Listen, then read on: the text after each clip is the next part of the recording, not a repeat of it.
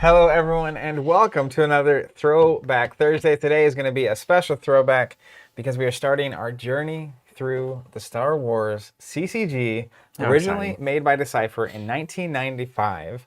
One of the very early collectible card games. I've seen a ton of people on our community platform and in chat and our Discord channel talking about this is the game that got me into tabletop gaming proper. Welcome to all of you. That's right. Many of you probably out there in the same boat.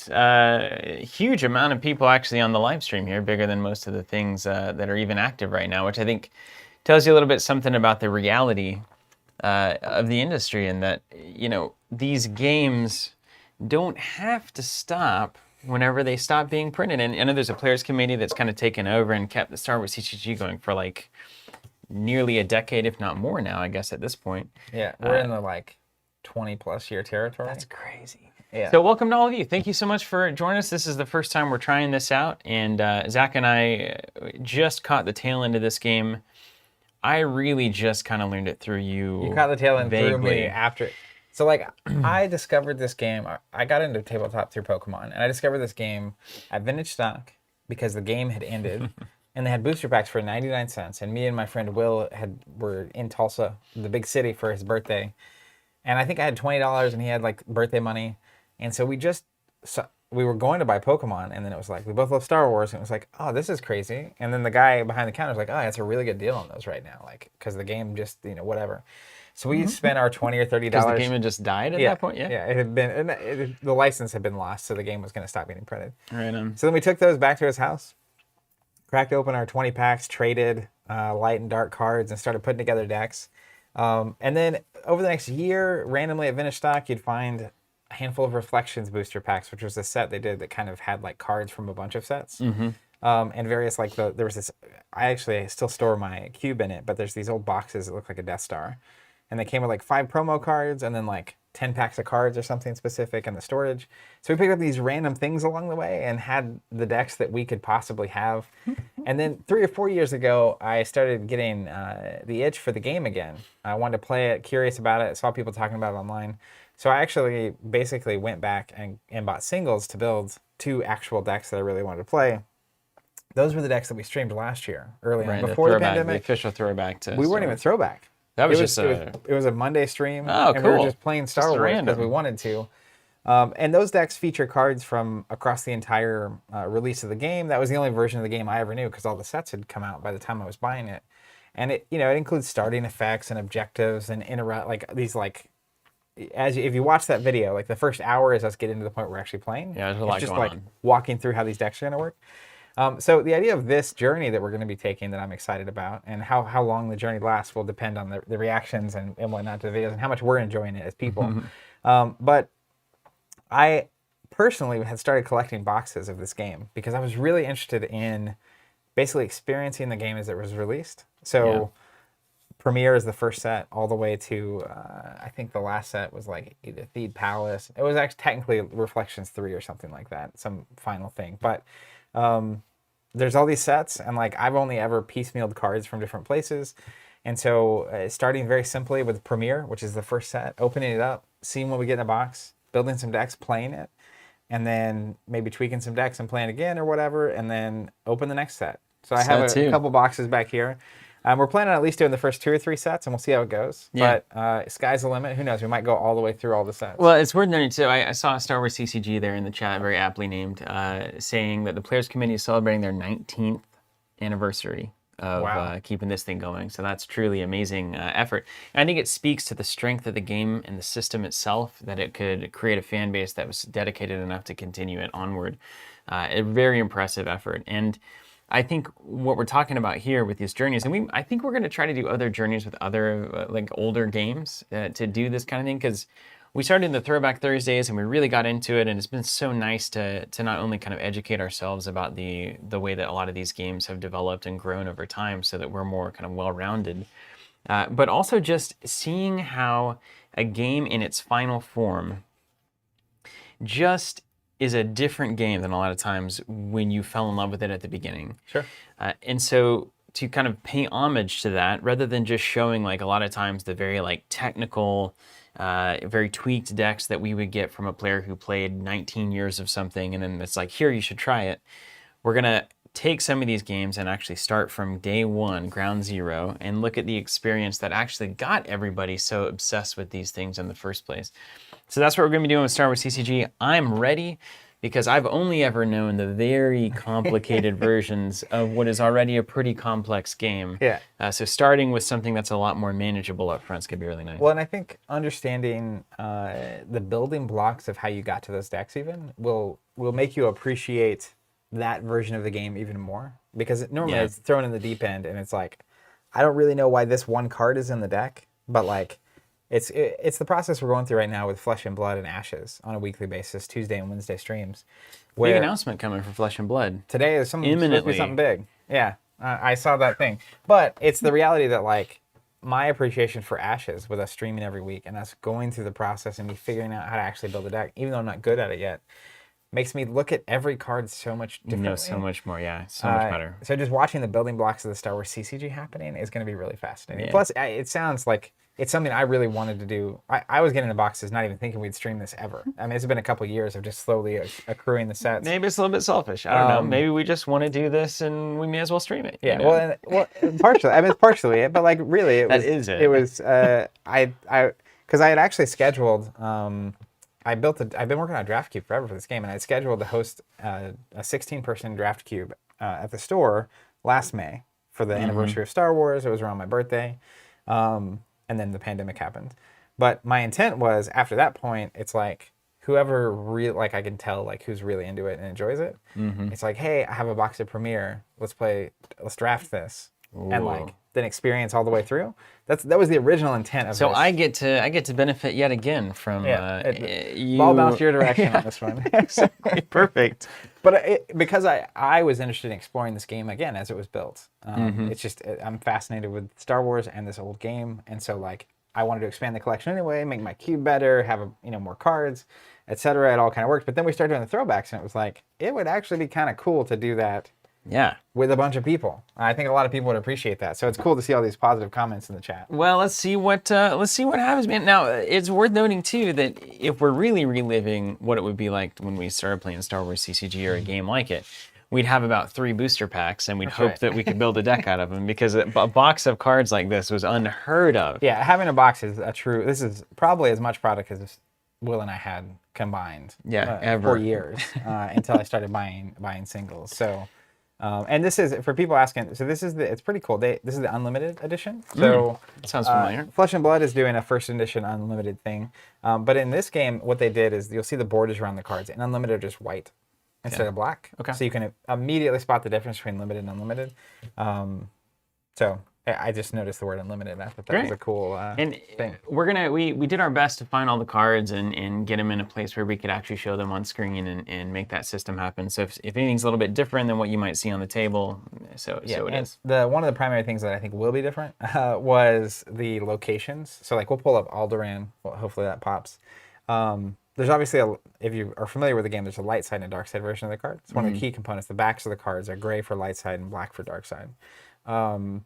And the tech team, Jonathan, thought that it was the same card just flipped a different direction. But really, it's 2 totally different cards. Okay. So if the location we say is not the one that's popping up on screen, particularly for this stream, we'll fix that by next time, I think. But then don't worry about it. We'll read the card. Yeah. You ready to do this? Read it upside down. Do a handstand. Yes. You want to give me a top-down real quick? Yeah, let's do it. So we're going to open a box. I've never opened a box of Star Wars CCG. I'm pretty excited about it. This is the Premier set. 95 cards to be looking for. The money. Oh, you actually have a list. I have a thing pulled up. So there's a before you say anything, I'm gonna have some guesses. I'm gonna have a guess first of all that don't look over here. if you're playing a Star Wars game, you wanted Darth Vader and Will wanted the Millennium Falcon. This is correct. That's from my Star Wars CCG days. So all of us, we play Star Wars CCG weekly. And I remember, for years, and we would just... the CCG, yeah. Yeah, and I know exactly what people's tastes are. So I know that was happening. So did he have a Millennium Falcon deck? Did you have a Darth Vader deck? Yes.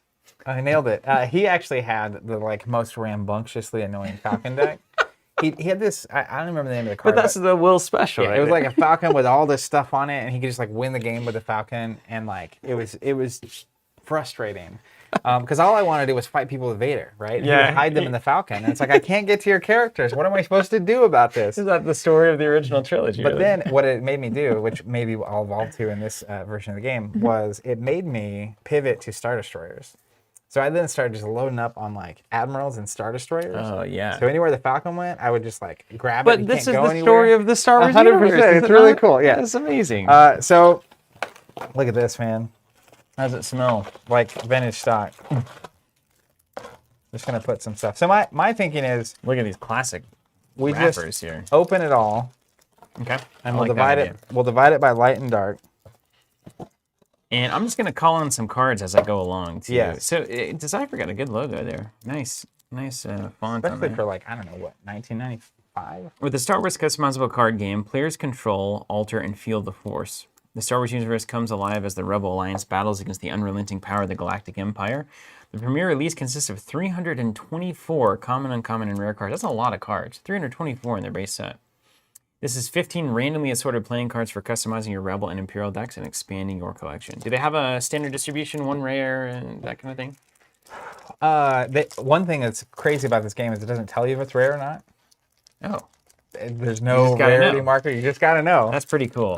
And I do These think, are impossible to open also. well, it'll be a good time.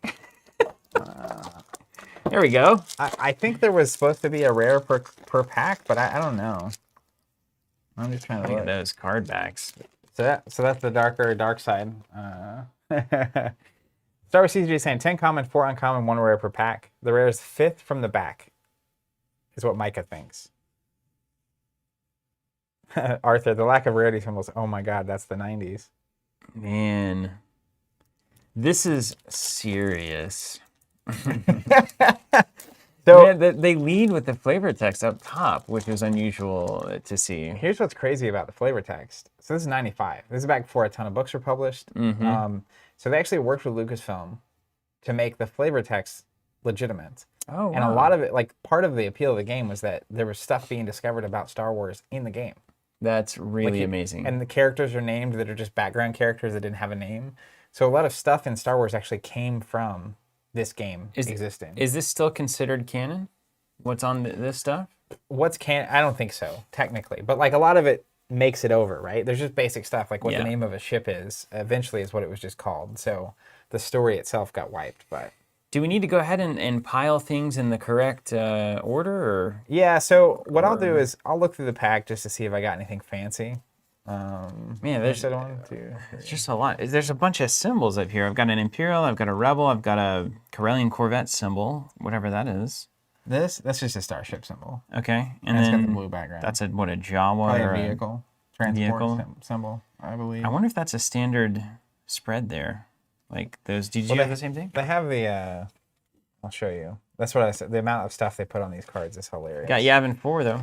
So this will educate you on the icons that are around. Ooh. So that's a light icon, dark icon, aliens, droids, and then starship, vehicles, weapons, devices, effects, and interrupts. Okay. Just kind of... Devices, effects, and you want to stack like the planets and the sites? The first thing you should probably do is just separate by light and dark. Oh, they're different. So the card backs are different, so that gets way easier. Oh. But I want to figure out real quick. Let's see. Just want to see if you got one of them bomb drops. Is scanning crew a rare? I just want to see if this is the right slot. So I think it's supposed to be 10 commons.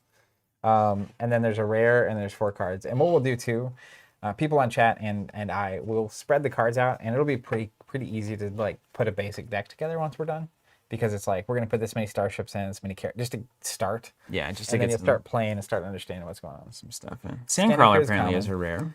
Is it CZ-3, CZ3 a rare? That was the 10th card.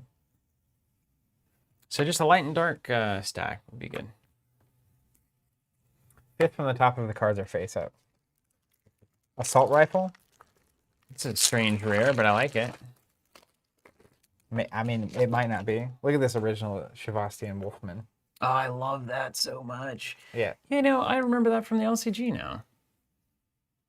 Someone saying Sandcrawler is rare? I love this, Ryan. I thought rares were 4th card from the top. Yeah, assault rifle is rare. 4th down, top. You got to spin your cards Good around. to know. Good to know. It doesn't really matter. So I'm just going to look through, see what my rare is. Force is strong with this one. There's a good rare. Why not? We'll just make a stack of rares, because I feel like that's what I'm going to have to build the deck around if I'm going to be building the deck. What did we say mine was? Assault rifle? Assault rifle, yeah. I like that. And then we can kind of see how the box went. All right. You'll know a big hit when you see it. And then this is dark side. This is light side. A blaster. Nice. Just a blaster. The Marison Model 44 blaster pistol uses power packs and high-energy blaster gases to shoot bolts of explosive, coherent light energy. Just a blaster. It was just a blaster. I love it.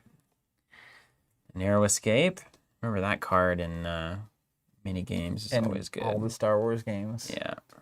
So here's a question: is how did we get into this mess? Or gold? I think gold one's got to be it. So it's gold leader. Gold leader. Dutch. Dark side right, light side left. I don't know which one of those is the heat. It's so crazy opening these packs. Do you remember how to play it all? If I could see myself now when I was younger. You wouldn't believe it? I don't know if I would. Great. My gold one was the card. Jury juice is the rare over here. A popular beverage served in many cantinas and tap cafes has intoxicating effects on many species. Favorite drink of Cabe Shadrafan, Thief of Mos Eisley. This is so nuts. You can literally just play a bar drink. Like I always joke that you can farm moisture, but it's true. You actually can. And deploy on any alien if Cantina, Mos Eisley, or Jabba's sail barge is on the table. That alien may not use ability in battles. Utini effect canceled by moving that alien to one of those sites without driving a vehicle. So awesome. Prepare yourself for the experience of a lifetime. So you got to go make him drink in the bar. That's awesome. We're gonna get to some really weird decks. And it's awesome. I actually really like the screen cap they got for this light repeating blaster rifle. They got some like Boca Stormtroopers going on back there. Nice. Two cores to play. Now, this stuff was like manipulated, right? This isn't all just from the movies, is it? So most of it is shots from the movies, but they also did like I don't even know where they got all the photos, but they definitely had characters in the game that weren't in the movie, and those photos came from weird places. Yeah, like where would those even come from? No Light's saying, can you quickly go over the different color cards, red, blue, green, etc.? What are the different colors? So, yeah, I can give you a basic rundown. Pull up a Jawa, a light side Jawa if there's a dark side one, but light side Jawa. So this is a character. They interact as you might expect. Everything in this game is very granular, so they're going to work a lot like you might expect them to work. The number in the top right corner of the Jawa is the destiny value. So that's the random modifier off the top of your deck that can add to fights. Their main stat line is kind of in the middle. It says power 1, ability 1. So power is how much they contribute to a fight. Ability, you need at least 1 to have presence somewhere. At 4 to draw destiny to have that random battle modifier in the first place. And then the bottom left, you'll see the white and black boxes. That's the cost. And then the forfeit value, which we'll get back to later. And then blue is like this gold 1. Our vehicles and starships and stuff. So very similar on the stat lines and whatnot, except for they have the hyperspeed value. It's how fast they can move between planets, basically, which we'll come back to later. And then green is like weapons and devices and stuff. So something like the fusion generated supply tanks. It's something you put into play. It'll tell you where to attach it or what to do with it. Pretty fundamental. And then red are your typical events and interrupts and that kind of thing. So like hyper escape is an interrupt. Says used interrupt in the middle that you play at a specific moment to do something. So they had access to all the archive of the footage that Lucas had recorded. But didn't necessarily use in the movies. So a lot of this stuff is literally just B-roll and stuff that never got it into the main films. That's crazy. How cool is that? Also, this is an example of what you're talking about like revealing things that you didn't know. Like this is called the Omni Box, 2 M's, O-M-M-N-I. So check this out, the flavor text. It's a difficult to play, so it's in the cantina scene. A difficult to play instrument which enhances music. Tech Moore plays one for Figrin Dawn. Figure and Dan. Yeah, and the modal nodes in the Mos Eisley Cantina. So it's like they're salting the music rather than actually playing additional notes. It's insane. Yeah, and then now when you go watch the movie, you'll see that instrument, and you're like, oh, that's that thing. And then obviously, the more you play, the more you dive into the entire experience. Yeah. Is Help Me Obi-Wan Kenobi? Is that the rare? It looks like Yeah, it. it is. You're like, yeah, it is. That's what it says in the chat. If Obi-Wan is at a site you control, he may apply any amount of his ability toward drawing a battle destiny at any other location. Wow. Ability uses this way cannot be used again this turn, or one rebel may move as a react to an adjacent battle site. That's a phenomenal card. Were they saying how awesome it was? They were saying how awesome this rare Utini is. Houdini? It's a Jawa trade language word for come here. Do you know that? Because of that card, I sure did. Jawas work communally and scavenge for equipment. Especially relevant now with the Mando. I'm excited for one of us to be playing Tuskens or Jawas. Sun's Down as a card. Deploy on any planet to cause nighttime conditions at related sites. During battles, both sides add one destiny to power only. Spies deploy free to sites under nighttime conditions. Yeah, so the spy deck. Of course Of course. So like, check this out. This is exactly kind of Star Wars CCG. This card is we're all going to be a lot thinner. So the first thing to note is that 6 on the destiny value is amazing. Mm-hmm. Plus 6 on a fight is like crazy good. But literally the only text in here is everything in the trash compactor is crushed, lost, so it goes away permanently, which literally means there's a trash compactor. Yeah. And there's a location that's the trash compactor. Yeah.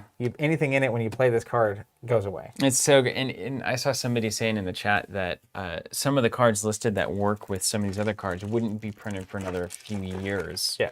It's like it works with Jabba's pleasure barge or whatever, but that's not in this set. Yeah. It's like later. Just wait. Just because they know that it's got to work with it if it ever happens. Yeah. So great. You know, the thing that's striking me about the game more and more is that you don't get the sense that you're playing. You don't get the sense that you're playing a specific side against your opponent. Like, I'm not controlling the rebel forces and you're controlling the imperial forces, although that's technically what we're doing. It feels more like we're both trying to tell a story in which we win. It's like I'm literally making the sun go down. Like, that's not something the rebels are doing. That's like I've got like omnipotent control over the narrative. Technically, the players represent the light and dark side of the force. Right on. That's cool. And then your deck is literally your life force, and once you're out, you're done. That's just great. You essentially are representing, again, that greater force presence. That's just great. I mean, it's just great. You have to love this. Alter, one of the most fundamental crazy cards. You cancel an effect by drawing Destiny. Less than the ability of your highest ability character on the table. So basically, you draw Destiny. Let's say it's a 5. If it's less than your ability of a character, so we'll pull up, I don't know, random Jawa, who only has an ability of 1, so it wouldn't work. But that's why a character like Darth Vader is so good. He has a high ability, so he can play cards like this. Yeah. Got the proton torpedoes. Hey, you used those on me in that last game, if you remember like correctly. A pretty important one. And see, this is honestly, this is something I remember, and the TCG did a pretty good job here too. It's like, but this is unrivaled. This game for just bringing in things that you had no idea existed. Yeah, it made Star Wars. You're gonna love it because it's way so weird. Bigger. Yeah, it felt way bigger, and then everything that Star Wars did, after that, made it feel way smaller. Honestly, if you ask me, but I mean, everything revolves around a Skywalker. But Banis Keeg doesn't care about Luke Skywalker. He has no idea that Luke Skywalker exists. He's just there. Who is this guy? Random alien. We don't know. And you'll see we him. Don't need at to some know. point, you'll watch a movie and it's like, he's in the corner there in that scene. Duros are famous spacers and starship engineers. Many are forced to work for the Empire. Some, like Banis Keeg, train pilots for deep space missions. Cool. That's his story. Yep. That's all that I care about. And he's a part of it. I got, it's not rare, but Wolf Yularen, Colonel Wolf Yularen. I always love seeing those Imperial leaders and admirals and whatnot. Also got a rare Skywalkers. If Luke and Leia are in battle together, you may add 2 battle destiny. What? Or cancel Imperial. This is what's crazy. Or cancel Imperial Barrier, Wrong Turn, or Attractive Ridge. Specifically, those 3 cards, you're canceled.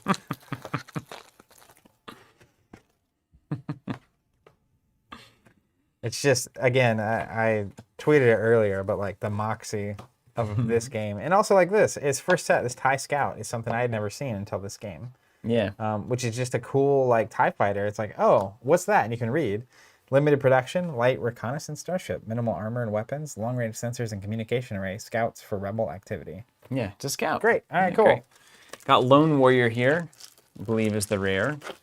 They're generally deployed in squads. I'll have you know that all Imperial warriors are trained in close combat techniques and have a reputation for ferocity when cornered.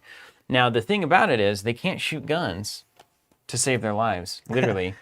But in close quarters, they are terrifying. Yeah, as long as they don't have to be accurate, they're terrifying. Although, according to Mandalorian, they need to get real close. And greatest scene. Yeah, this is pretty cool, too. It says, if any warrior is defending a battle alone at a site, add 1 to their destiny, battle destiny. Or if Tag is defending a battle alone at a site, add 2.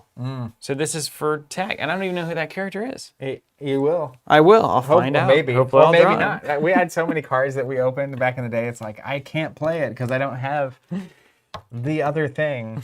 Got a turbo laser battery. This is what eventually let me Beautiful card. Look at that. overcome will. It's gorgeous. You just got to get Star Destroyers that can keep the Falcon in place and then blow it up. And all those cards you invested in are gone. Yeah, why didn't they think about that in the movies? They weren't trying to blow them up. They were trying to follow them. This card, Dead Jawa. It's just Dead Jawa. Many Jawas were killed by stormtroopers searching for R2-D2. They used banthas and gaffy sticks to feign a Tusken Raider attack, but Obi-Wan saw through the ruse. Oh my gosh. Check this out. This is so funny. If 2 or more stormtroopers are present where the opponent has Jawas, target as many Jawas there as desired. Draw Destiny. If Destiny is greater than that number, they're all immediately lost. Just murder them all. That's hilarious. I got a Bantha for what will eventually be your Tusken deck. I have no doubts. This kind of stuff I love too, like blast door controls. Literally a fact. Deploy on your side of the table. It cancels into the garbage chute, Flyboy, narrow escape, blast the door kid, and rebel barrier specifically. Oh, man. I mean, there's something to be said for the fact that you can control the balance of your game really well whenever you specify every possible thing that could happen. I mean, generic. That's why Sense and Alter, they're kind of generic cancels for specific things, were so good early on. It's like it's the only thing you can know you can count on. Yeah, that's defensive in that way. I got the Tag Seeker. Look at this, dude. You know Tag. You know General Taggy. Oh, He's yeah. reflecting there. Uh-huh. He's the one that gets choked. Yeah. Well, they all get choked, I guess. Use a force to deploy on an opponent's side at any unoccupied site, so where I don't have anything. Moves during your control phase, like a character, at a normal use of force. You pay 1 to move something. When at the same location as Tag or a warrior of ability less than 3, choose 1 to immediately be lost. Seeker is also lost. So this goes and finds either Tag or someone, and then it blows up. So you're going to want to use Lone Warrior, I imagine. Well, this is against Tag. It blows Tag or Trooper up, basically. Check this out. I got the Cantina. All right. That's Is that the light rare. or dark side version? The back is what's It looks light. It's light. Yeah. Light side Cantina. Cool. Someone's saying Seekers are horribly evil. There's Kessel. You can do the Kessel run, of course. Like the Cantina too. It's important. There's 2 resource locations. So if it's on the screen, the 2 blue icons is how many resources it generates for the light side player turn. The red is the dark side. So having 2s in general is usually pretty powerful. Very nice. But it comes with a downside. Ooh, yes. This is my kind of card. The circle is now complete. If Vader and Obi-Wan are at the same site, use a force to initiate a duel between them. Either Jedi is power +2 if they have a lightsaber. Loser of the battle is out of play, and he, the same persona, may not be played for the remainder of the game. So it's literally a 6 Destiny card that is only good if you have Vader and they have Obi-Wan. But you better set that up, you know? Yeah. This is the kind of game where you would, somebody else has been buying packs, you go down and say, hey, let's play a game. You have no idea what's about to happen in that game. We will know. No idea. We will know what each other is doing. That's what's fun, right? The decks we played on stream last time was a Trench Run deck versus a Death Star deck. Yeah. And that just makes it, obviously, way more thematic. Look at old Feltapern Travag. Good luck with that one, bro. Look at this. Look at that. Oh, yeah, man. Corrupt tax collector, Amel Gotal, bounty hunter, once sought a bounty on Obi-Wan, has limited sensing ability to droid emanations. That's awesome. Romanced Miyum Onith. You're like, I'm here for this party. Yeah, it's like just randomly something that can sense droids. Yep. Like, that's so cool. Yeah. So cool. You mentioned it, but I did get Kessel Run. Yeah, good. Deploying and I got the system. Deploying Kessel. Target one of your smugglers at another system. X equals parsec distance between the two. When target reaches Kessel, opponent draws destiny. If it's 0, if their destiny is 0, you lose your starship. Otherwise, by returning to the first system, you can retrieve X lost force. Lose Utini effect. Okay, so like if it's 5 away, you go there, they flip destiny. If it's a 0, you lose the ship. Otherwise, if you make it back to where you started, you can recover the force equal to the distance that you traveled. Ooh, yeah, you're just showing off then at that point, essentially. Just showing off. Look at this art for Panic. You love to see Or it. art, I guess, more like, just a snapshot. I got Figure and Dan, just so you're aware. Okay, we put the band together. The band man, yeah. I also have Leia's back, which is funny because it is just an image of Leia's back. There's Luke's back and there's Han's back as well. Oh, what's going on? And Kitik Kidkak, a female insectoid, very strong and easily angered, known for stealth, but also has good technological aptitude. Meat eater, loves eggs. There it is. You know. Is that the like mantis looking thing? Yep, perfect. It immediately lost him at the same site as overprotective mother, Calphon Syndros. Cannot board starfighters or enclosed vehicles. If your mom shows up, Yeah, you're done. You gotta go home. I gotta expand the Empire. It's a really good rare. You basically put it on a site, and it says expand your game text for that site to add to your game text at adjacent sites. So it basically mimics the effect on that site to the next two. Ooh. Which can be... I'm sure there's brutal realities on that. Yep. Keep rolling. Yep. What's your favorite card you've seen so far? Oh, impossible. Okay. There's Lieutenant Tambris. There's just so many characters that I have never really seen. Look at Trento Dwaba. Have you seen this? You remember that from the movies or anything? I remember the card. Loosely. A Stennis shifter, a near-human race, have ability to blend unnoticed into crowds. Trento profits from turning lawbreakers over to Imperial authorities. That guy's creepy. Trento Dwaba. Huh. Oh, look. I got her mom. Oh, you got the... Calphanol Sundros. Oh, which is a light side card. So we can have a little insect counterplay. Honestly, this is why I'm here. A female Korsav, a warm-blooded avian monotreme species. Overprotective mother. Freelance pilot. Has custom-built ship with tall corridors, lays eggs. Yeah, you see the legs? It's just the legs. You can't see the rest of the body. And in the movie, you just get one little glimpse of those legs walking by, and that's it. And they made a card and told the story. Wow. Wow. It says legs too long to board starfighters or enclosed vehicles. Love it. Dude, look at this Rebel Planners card. You can pay a force to put it on your Masasi war room or a docking bay.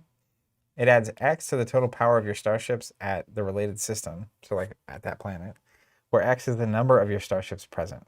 Just like strength in numbers kind of thing. It's like 5 things, you get +5 power. Like Rebels. Ryan says he loves that alien pilot. Set for stun.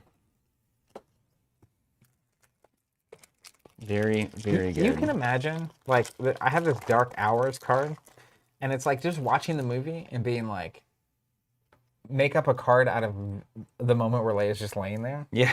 Like, because, you know, on some level, you've got to, like, figure that out.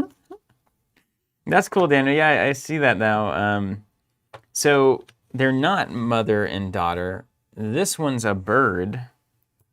Kiddick is an insect. They have no relation. But one's eating the other? But yeah, so she's an overprotective mother, so it's trying to eat the eggs of this bird, and I guess the bird is then discarding it. That's why if it's in the same area, they fight, essentially. That's hilarious.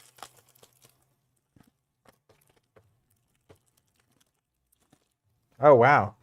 Demotion is a light side card. 2 forces to deploy on any Imperial, except Vader, Palpatine, or Stormtrooper. That Imperial is power -2 and cannot use its game text. So you can give him -2 power and blank an Imperial that's not Vader or Palpatine or a Stormtrooper. Oh, thank goodness. What else would it be, though? There's all sorts of stuff. It's like all the Imperial generals and admirals and stuff. Right. Mahdi, etc. Mio, or Mio, remember this guy, a regenerating, primitive, violent, desert-dwelling, fearless, mercenary-loving, Lyran Karn befriending, Cyclopean Abyssin from Biss. Calling him Monarch will start a fight. All right. I know what to do when he hits the table. What? Hans dice. I'm sure they're loaded. Dude, this is amazing. Yeah, they are.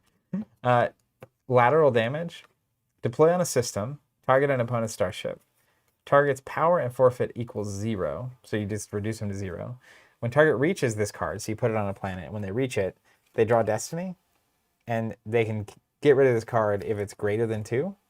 Otherwise, they draw again the next move phase, etc.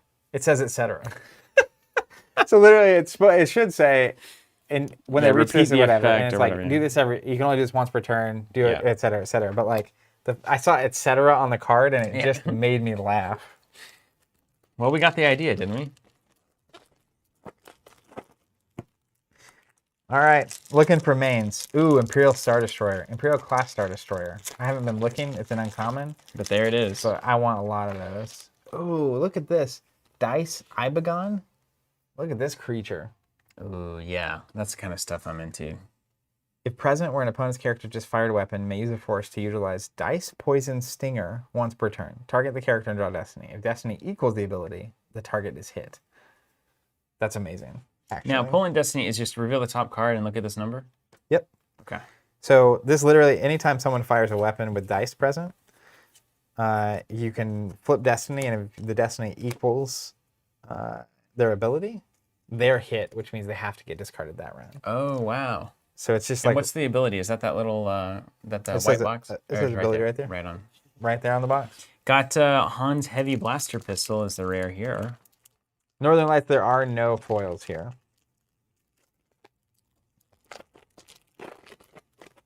You got what? Han's Heavy Blaster. You got the dice and the pistol. We're only missing one piece. The man himself. Check out Tatooine Utility Belt. Love it. Survival gear, food, and tools are stored in small compartments made from bantha hide used by Luke and other Tatooine inhabitants. I mean, it kind of, a lot of the older games we've been playing stem from a role-playing game idea and background before, like, the kind of Magic hyper-competitive stuff started. Sure. You can definitely feel where if I was playing this and also running like a Star Wars role-playing game, I could bring in so much material from this. The amount of lore and random things in here is crazy. Got Red 1. It's an uncommon. It's a good starship. And Admiral Mahdi. He's good. Deploys -2 if at least 2 Imperial starships are on the table. Rebel pilots at the same system have forfeit -1. He also adds 2 to the power of any starship he pilots. A beauty. Apparently, if you get the Tarkin from this set and Darth Vader together are just like brutal. Unstoppable. Prophetess. Renowned female psychic, predictor of doom. Agent for Governor Aaron of Tatooine. Tailed Jabba and his thugs to Docking Bay 94 when they confronted Han Solo. Nice. Yeah, that one scene, I remember that. That's not even in the movie. But it's awesome, right? Uh-oh. Yeah. Look at this. We got Han Solo. We're going to have a rockin' Han Someone's going to be here. Haning it up. It's cool, though, because like as we go through the sets, right, there's going to be other Han Solos. Mm-hmm. Same with like we get cards now that are for Luke, but we don't get a Luke. There are Lukes in future sets that are different. Right on, yeah. And they're all very different. But this one's awesome. Once per battle, may use a force to cancel your previous Destiny and draw again. So you don't like the card you flip, do it again. Of course, Han, classic. Adds 2 to the power of anything he's piloting. On Millennium Falcon, also adds 2 to maneuver and may draw 1 battle Destiny if you aren't able to otherwise. So typically, you have to have 4 ability at the fight to be able to draw Destiny. But he can do it no matter what happens. Because he's got Destiny. If he's on the Falcon, yeah. Good, nice. Well, I'll see your Han Solo and raise you a WED 151662 Treadwell droid. Nailed it. Equally as exciting. This one, also known as I-662, is typical of the thousands of droids to repair and maintain heavy machinery and starfighters. Well, I'm happy to know that, honestly. It looks like Wally. That's true. Wally. Towels. Towels. TLZ. TALZ, yeah. Lone Pilot. I'm seeing some repeats, so we're going to be able to build some decks here. Yeah.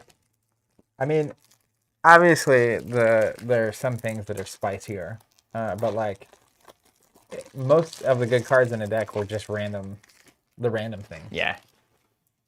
Ooh, collar. He looks like it's a little Java device, a handheld device that commands restraining bolt. Each collar can be keyed to a specific bolt used throughout the galaxy, also called owners. That's just awesome. Gravel Storm. Look at this. Don't you love this? So Gravel Storm is an interrupt. It strikes at Dune Sea, Junlin Waste, Beggars Canyon, Lars Moisture Farm, Java Camp, or Mos Eisley. Nice. So if you have those locations and your opponent comes to the party, you can be ready for the sandstorm, but perhaps they will not be. Dark Jedi lightsaber. Any lightsabers are good. I remember that. Dark Jedi were, I guess, that's nice. Yeah. Wait, whose lightsaber is that? It's just a random lightsaber. Where was it randomly a scene from a movie? I have no idea where that comes from. Anyone know? I got Labria, the Devorian. Tarkin Seeker. Ooh, we got 2 Seekers. Is that light side? Oh my goodness, those are apparently awesome. Use one force to deploy on an opponent's side at any unoccupied site. Moves during your control phase. When its same location is Tarkin or alien of ability less than 3, choose one to be immediately lost. So you just assassinate him. It literally moves once around. You pay to move it by 1, and then if it ever catches up, it just nukes someone. Oh, apparently, hold on. Let me look at Gravel Storm. There's some Fun stuff. secret text here. Once we get into the deck building, we're gonna need your help. Panda Baba.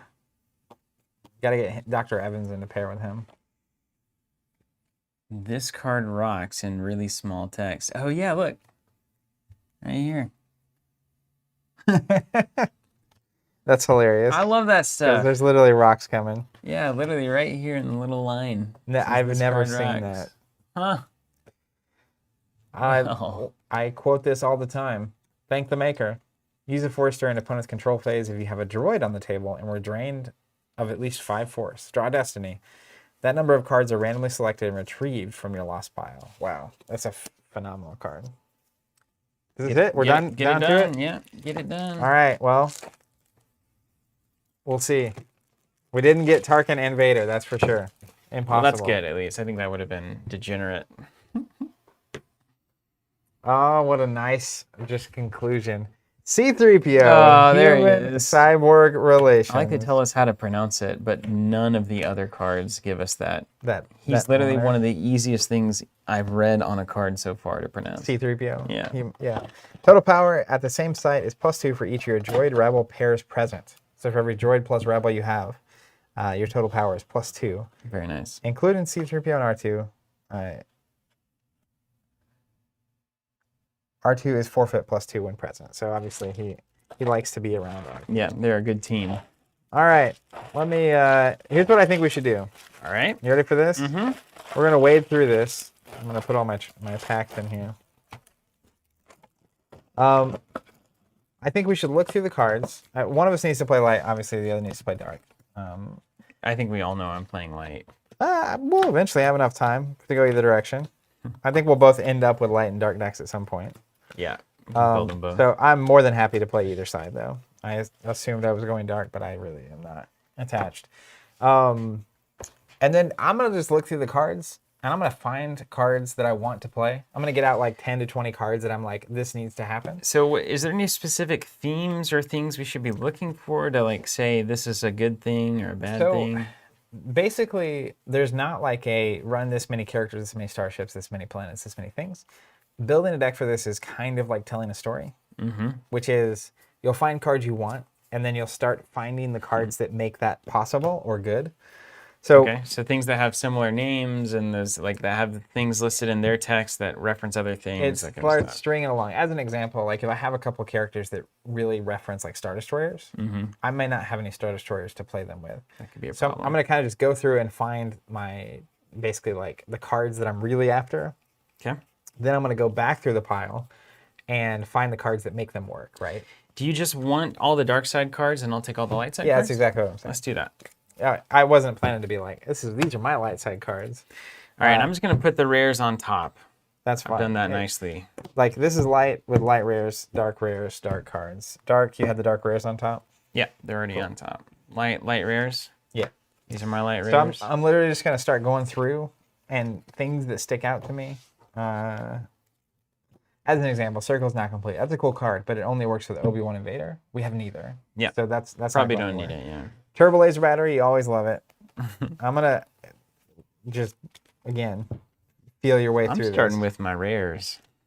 Yeah, of course. I like the rare cards. Jane Up saying 10 locations, as many characters as possible is a good baseline. I think it is a good idea. Probably, I'm just gonna get out all my characters. I'm gonna separate out into my piles. Oh, you know what? That's a smart place to start. Post rares. And maybe I'll just go according to like the colors of that the seems kind of helpful. cards. Yeah. Yeah. Do just that. And then we got characters here. Yeah, it should be the background of the card. We'll There's Han. get you into the fact you have Han C3PO is like I'm gonna be unstoppable. a very good start, especially because you got Han's blaster too, right? Yeah. So that's naturally like you just start. All right, now we're gonna keep moving along from there. I love getting to play all these weird characters. I knew you would love that, and like it's so thematic. It will very much feel like those characters are actually happening. Right now I'm somewhere between, just based on what I'm seeing, and like you'll start seeing on the character front. It's a good. This is actually really doing this is helpful. But like I'm seeing a lot of Tuskens and Stormtroopers. Well, So there's those are probably two different ways to take the deck. so do you have dark side Jawas? Yep. Huh. I guess they just don't have an allegiance. They do not. This makes it a lot more manageable too. And then eventually I need to remember how to win the game. So the win condition is actually the thing I complain about in other games a lot, but because it's built in, it makes sense. Which It's is mill, right? It's mill, yeah. So the cards in your deck are your life source, and once you're out, you lose the game. But you basically, the basic structure of the turn, you activate force. So like Tatooine, we'll pop Tatooine up. If I'm light side, all the light side icons, I get one force from that. So I take it from the top of my deck and I put it in my force pile. Right. And that's my resource. And that's yours for the turn. That's right. And whatever I don't spend can technically stay. But then you do control. So any location that you have at least one ability and your opponent has none, you can drain equal to however many force icons they have on their side. So and you don't, and if like you have 8 and I have 1, does it just cancel, or is it the highest number of ability at the place gets to drain? So it's if you have one or more ability and there's no opponent ability present. So they have to be none there. You have to control it, Okay. basically, completely. So that's the control phase. Then you deploy, so you can play things to planets and locations and stuff. Then you battle. So you pay a force from your force pile.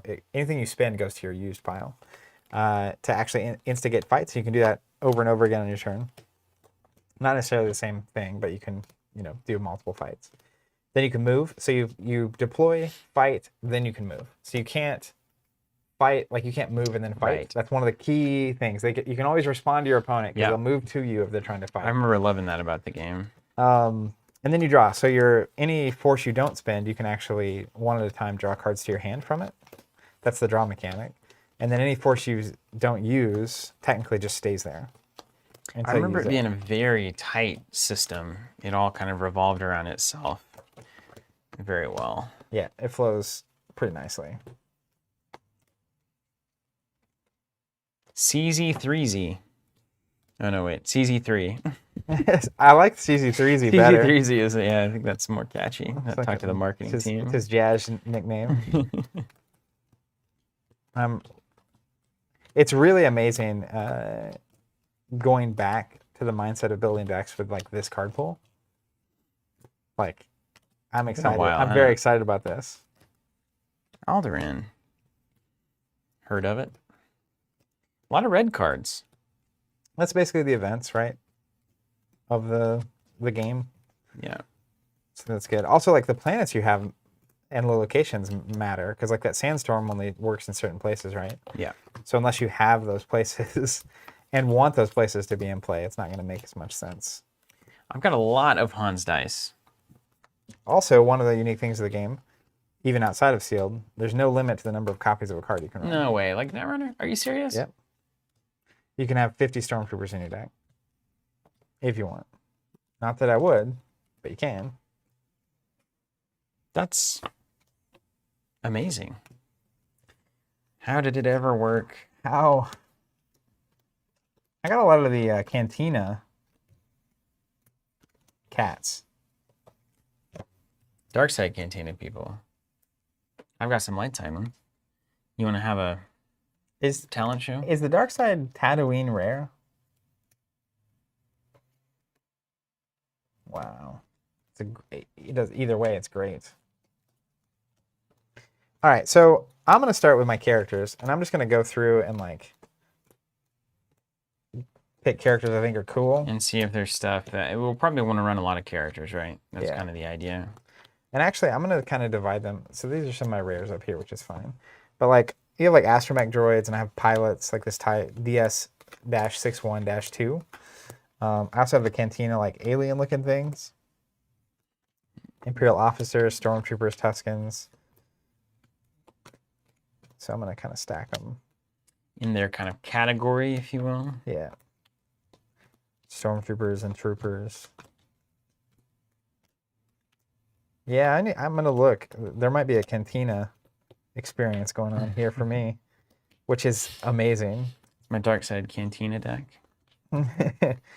You can say that, and it can make sense. I also love that you have like one Han Solo, right? And it's like, well, you might never see it. You might discard it for, you remember you discard it for like Force or whatever, and then it's like, well, there's Han. Yeah, the when you lose Force, you can technically do random. You can effectively know you're going to see him at some point if you want to play in such a way. It's possible to not make that mistake. That's good. But yeah, you have to know what you're doing a little bit. Trevian saying here, include as many high ability characters as possible. That makes sense. Every copy of Sense and Alter. A few maneuvers and Omnibox, apparently very strong. Okay, stacks. R2. That's a Starfighter card. Yeah. Owen Lars. That's a moisture farming card. Yep. Good ability. Ability 3 on Owen. That's not terrible. CZ. Yeah, I mean, I think a named character of any kind is probably going to be like someone you know, Lars being one of them, the Wolfman. Wolfman. So they actually have see the dots next to the Sebastian Wolfman. So I think you can only run 3 of those in your deck, or have 3 in play, is what that means. Okay. I don't remember which one it is, but chat will confirm. They're not like unique. Is Tals is just a race of people? So it's not unique. It's just the number. Because you look at Han Solo, he doesn't have the dot. Power 2 under nighttime conditions. Ooh, it's worth knowing. Lays mines. That's what it says. Just lays mines. What does that mean? The LINV8K? 11.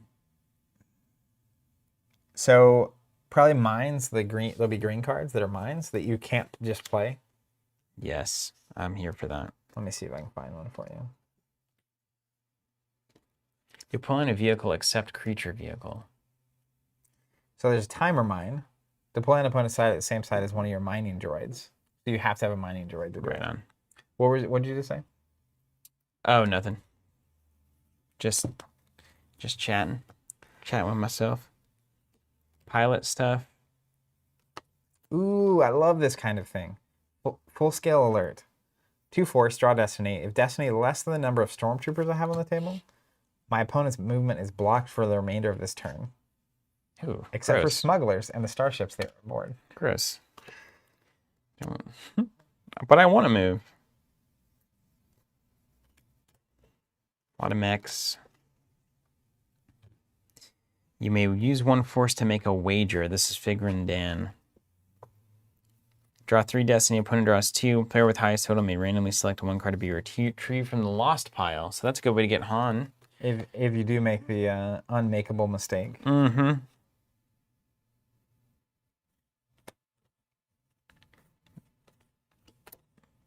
Good with Luke. Tons of Jawas here. Pilot, I'm gonna guess, is over there in the starship side. Now, if I have a character in play that's unique and I draw another version of that character, what happens? Do I do anything with it? Can I heal with it? I don't think you can do anything. Just sits there. You can just lose it to the Force. So check this out. Literally in the entire box, I have a Star Destroyer. One. Well, you know, they're not cheap. And then, like, I have TIE fighters. And this is another thing about the TIE scouts we saw earlier. They're the only TIE fighter that has a hyperspeed. So these TIE fighters can only move around with the starship. Right. These can actually go from place to place. But I got to be careful. Just draw your Star Destroyer. Yeah, just make sure it happens. The dots is the number you can have in play, not the number that you can Makes sense. actually have. Another thing I'm going to do is I'm going to put all my locations and planets together that go. Here's Han. I'll run Han. Yeah, you probably have to run Han and C-3PO. Wow, how cool is this? Dice Ibagon. If present where an opponent's character just fired a weapon. That was the guy I was saying earlier. Yeah. Keep going. Now, you can use a force to utilize Dice's Poison Stinger once per turn. Target that character that just fired the weapon. Draw Destiny if Destiny equals ability. Target is hit. Yeah, I see it now. Really That's awesome. pretty cool. It's just like, you shoot me, I sting you.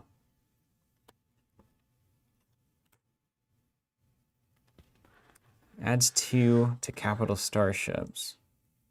Huh. Wow. What is it? Just this Cal, Bren, what have you. So, like, another interesting thing for you to do just for context, I sorted my locations by, like, this is Tatooine, this is Death Star, this is Yavin, this is Kessel. Just so you can get an idea of where you can even play the game, actually. Pretty good thing to have in mind. You get to start the game with one location in play. Mine's probably going to be Tatooine. Also worth knowing that you can move, characters can move from one docking bay to any docking bay. I remember that. So that's how you get around to planets. Like, if I don't have Star Destroyers to cart me around, that's how I'm going to actually make it happen. Okay, and then this is land stuff. You know, I've got a lot of ships. Luke's land speeder as well. Nice. So, by the way, this is another thing that I can toss your direction. I'm basically going through cards that I can and sorting them in a logical sense. As an example, I have Tuscans. I also had a Bantha, or a couple Bantha. I also have Gaffy sticks. So they would go together. Yeah, same with like Stormtroopers, and there's Stormtrooper utility belts. There's also like ion cannons, which are going to go on my ships, etc. So I'm just trying to sort so I can start seeing what I even have enough cards to like reasonably do. No astromech capability, so that means they can't go on the starfighters. Sounds like. Okay, so here we go.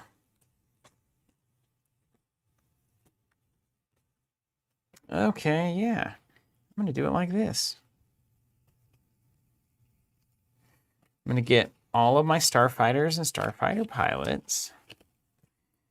And then I'm going to get all of my land stuff and land pilots. Yep.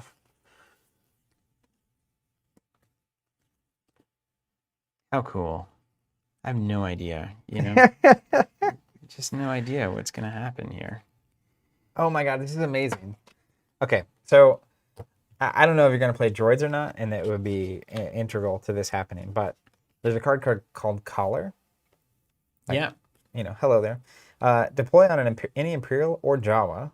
During your control phase, you can steal a droid at the same site if it is controlled by a restraining bolt. Mm-hmm. After a droid is stolen, restraining bolt returns to hand. Shoot it, call it. Restraining bolt, deploy on a droid at any site. So, droid cannot move and cannot utilize its game text. During your deploy phase, restraining bolt may be transferred for free to another droid. So, literally, I can restrain bolt a character, a droid, and if I get the collar later, I can actually steal it. That's great. It's the theme. It's the theme. It's phenomenal, honestly. I'm just basking in this is just amazing in its own sort of way. May carry 4 passengers. Deploy and move only in interior mobile sites. May move without presence aboard. Also may move as a react only to a battle or restrain. What are these lift tubes? Are those like land? So basically 4 people at a time can move. What do you attach it to a vehicle? Is it a vehicle itself? Yeah. It is a vehicle itself. Yeah. It's like a sandcrawler. Yeah, so you basically hop in the tube and you move from one location to another with 4 people. So 4 people moving, normally, I think they can move together as a group anyway, but it lets you move 3. It has a 3 land speed. So you can move slow things very fast from various locations that are at the same location. Put them in the tube. All right, great. 007 Nick asking what's happening here. We found an old unopened box or something. So I had a box of Premiere. I have boxes of other sets as well. And we're basically opening boxes in the order they were released and building decks and playing. And this is the Star Wars CCG from '95 to see what it was like to play these games literally as they were released, which is going to be a fun experiment to say the least.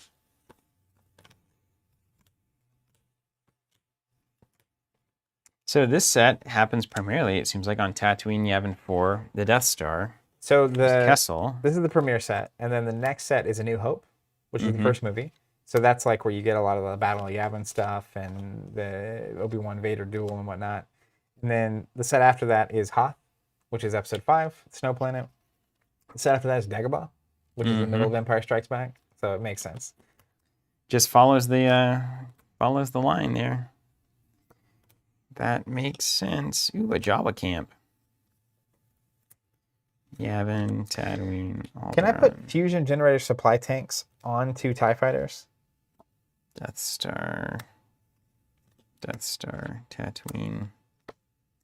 Yavin 4, Tatooine. Yavin 4, Tatooine. Death Star. Kessel.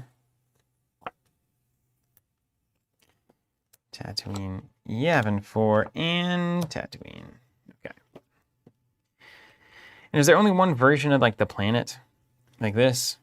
So you have a version and I have a version, and they're different. It's like my Tatooine has 2-1, 2-4 speed for me, and I think yours is the opposite. And then the abilities differ depending on which card's in play. Okay. Tatooine. Death Star stuff. Yavin 4 looking good. I love the art on these planets. I love it. It's one of the best things about the game. Truly love it, yeah. Dantooine, too, coming out of nowhere. Yeah, I have a Dantooine, but I don't have any...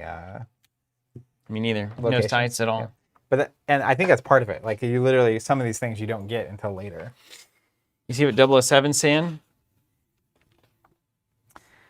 I have all the cards, still have 2 decks on my coffee table. Nice. Garbage compactor, essential for the rebels. Gotta be able to take out the trash.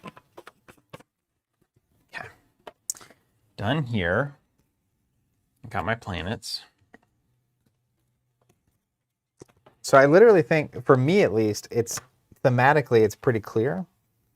Where a lot of these cards almost have to go. That makes sense. Like, they have to deploy to certain places. So like or this certain ways. full scale alert is an event, and it's only good if you have a lot of troopers. So like I have a stormtrooper stack, and I'm sure like if you have a Jawa stack and a Tusken stack and a droid stack and and you know how far to dive into all that, I don't know. But like this Tusken Scavengers, I'm gonna guess as a Tusken card. That's a pretty good guess. Yeah, it literally references Tusken set for stun, stormtroopers. Apparently, sense and alter are just autos.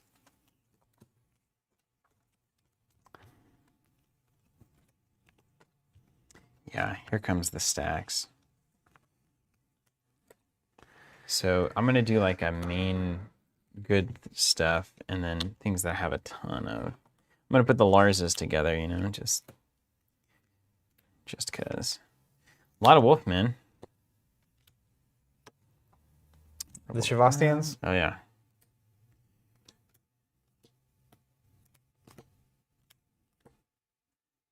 Figuring Dan, yeah. A lot of Tals, a lot of Wolfmen. Cabe. Rebel Guards, Rebel Troopers. Okay. That's more, that's easier to digest. To appreciate. Brother of Obi-Wan Kenobi, Owen Lars. Did you know that? I don't think that's technically true. Disapprover of Luke's desire to leave Tatooine. Well, it was at the time. It definitely was. He's got ability 3, I can tell you that. Deploys for free at his moisture farm, in case you were keeping track. Classic. Yeah. Jawa pack. To deploy on your side of the table requires 3 force from both players' force piles. Cannot deploy otherwise, all your Jawas are forfeit +1. So if they have 3 force, you can play this card and they have to spend it. That's hilarious. What are these towels about? So nighttime conditions would be good for me. The Wolfmen are just seem like kind of, you know, doing Wolfmen things. You got droids. Yeah, copy. Okay, next up, did you do like devices? I feel like green is next. I did do devices. There's actually a few enough of them that you can sort them by card. Yeah. And man, I'm gonna start putting them in my planet stack. It's clearly there's things that want to be on Tatooine. That is absolutely true. Like the Vaporator. Use 1 force to deploy on any Tatooine site. Cannot be moved. Protects all characters at same site or adjacent site from Gravel Storm. Well, there you go. Corin saying, who's the maker of this game? It was Decipher back in 1995. Andrew, you can find the boxes on eBay if you're wanting to get an idea of what they cost. Rebel or Jawa? Okay, so this will go in my Starship stack. This will go in my Droid stack. Jedi lightsaber. Use X-Force upon any warrior. Is warrior just a character, or does it have to say warrior? Warrior is this blue gun symbol. It's like Colonel Wolf Yularen. Pop him. Oh, I can put it on a Wolfman. Yeah. Wolfman with a lightsaber? Found my deck. Han can also have it. Yeah.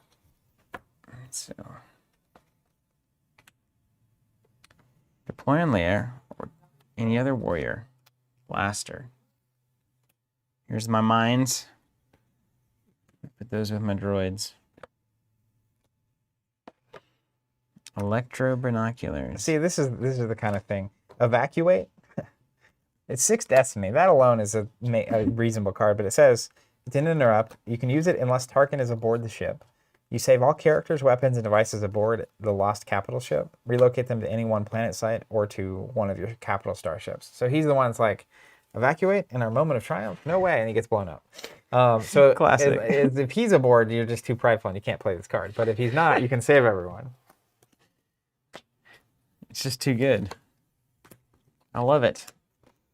I love it completely. All right, generally good cards there. Tatooine. Restraining Bolt. Yeah, there's a lot of dupes here, so you can actually get a hold of it. Yeah. Ooh, the blaster rifle. Yes. Oh, this is so cool. So I have sundown to make it nighttime, like you do. But then I have macro scan. You can use 2 force to put next to your deck. At any point, I can pay a force to look at the top of your deck. Hmm. And if it's nighttime, anywhere on the table, I can look at the top 3 instead. You just become better at seeing in the dark? Is that what you're telling me? Yes. Ooh, Leia's Sporting Blaster. Yes. Han's going to be using that. Let's be honest, I'm not going to draw Han. Tatooine Utility Belt, Restraining Bolt, Vaporator, Tatooine Utility Belt, Proton Torps, Han's Heavy Blaster, that's what we're looking for, and a Tarkin Seeker. Okay.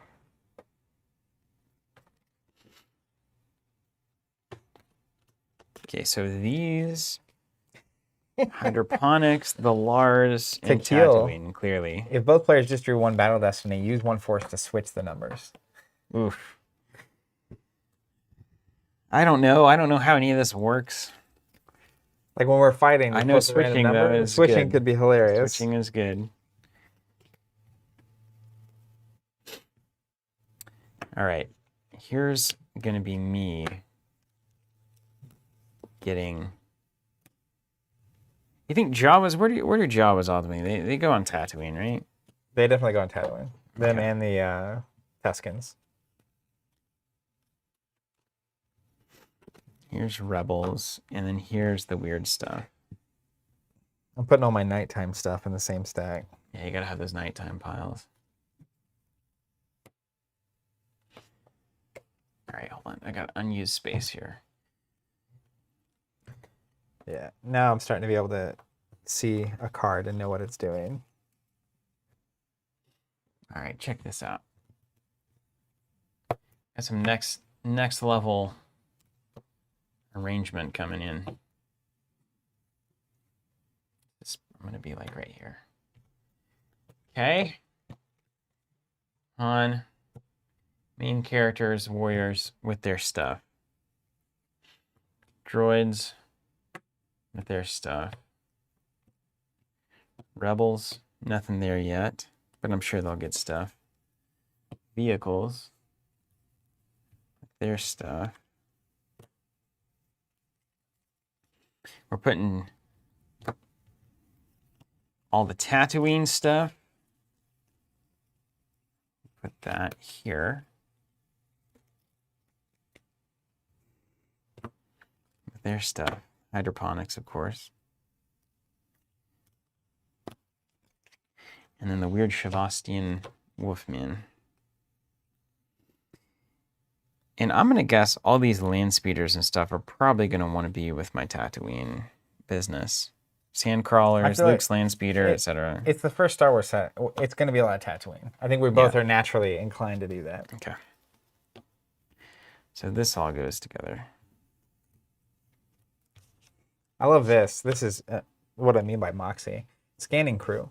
Use 1 force to glance at the cards in an opponent's hand for 10 seconds.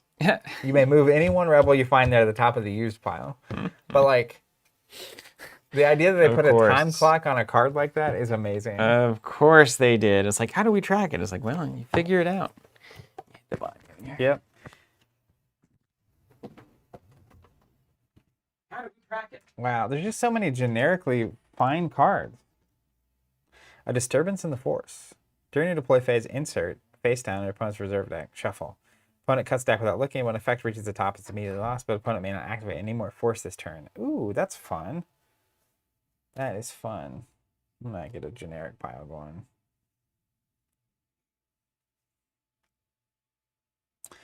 Ket Malice. Deploy on any non-warrior character to give that character the warrior skill. Or deploy on a warrior, +1 power. It's fine. I like all this night. I'm looking at like a nighttime Tatooine deck, I think.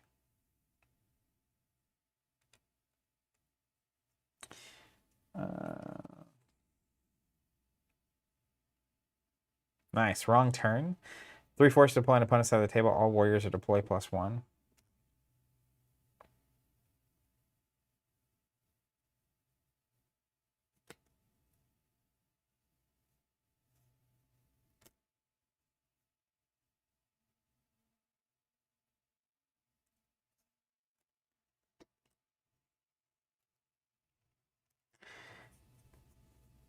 Precise attack. That's only good with a lot of weapons.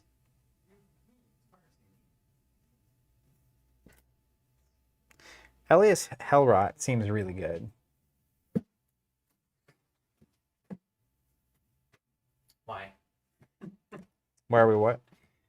Why does it seem good? Because of the name? Well, yes. He's also creepy. But you can basically flip your destiny and then pay that much to move characters from any number of locations from one character to the next, to a different one. So like you can go from like a random Tatooine site over to Yavin 4, even if they're not docking bays. Flip destiny, it's a 2, you pay 2 force and they go. That does seem good. He's just like a transport you hire. Yeah. Which is really fun.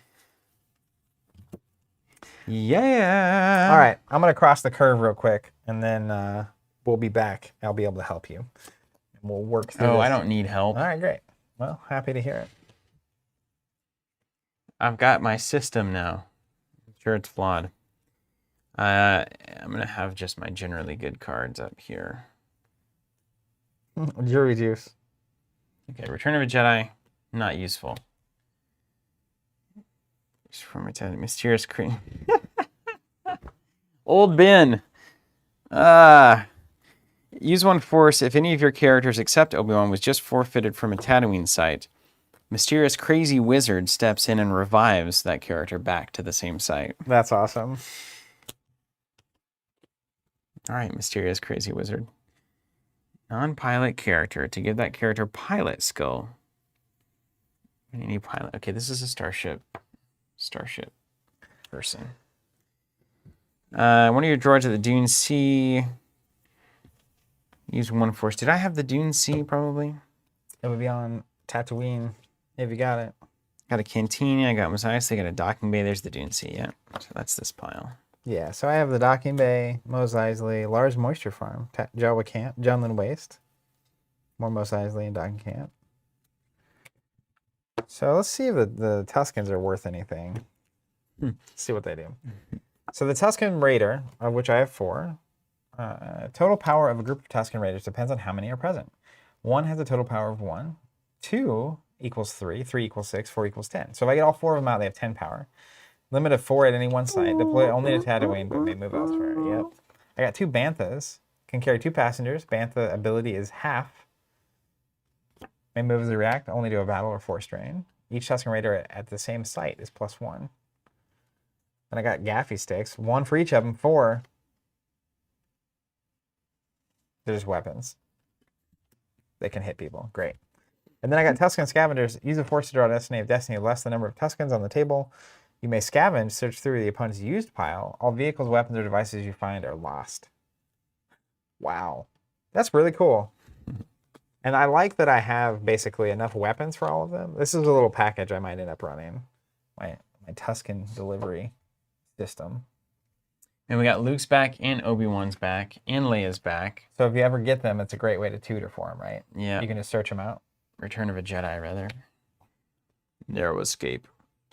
Jawas are less exciting for me. I think I got a Sandcrawler somewhere. I definitely have one. It's rare. We're doomed. Can you imagine, by the way, me and Will just trying to figure this out? Having to read the rules and, like, it was a lot. Yeah, that's too much. So I think the Jawas are out. I'm going to scan through. Friendly Fire. Hilarious. The Bith Shuffle. Gotta love shuffling. 1 vehicle or starship. Yeah, glance at the top 10 cards. You move each Jawa. Tusken Raider. So it's good for a Jawa and Tusken deck. And/or Tusken. Saitor Kalvas. You make things warriors. I like that. Okay, yeah, that's good. I'm going to put that in the generally good pile. Beru Stew. Brew stew. That's funny. Great. Okay, can make the stew. Luke's back, of course. Not needed. Deploying any non to make them a starfighter thing. There we go. Hyperspeed, sense. You said we have to always do sense? Sense and Alter are really good because they cancel bad stuff from happening. Little bin. Collision. Could be worse. Seems like it's going to be a good card.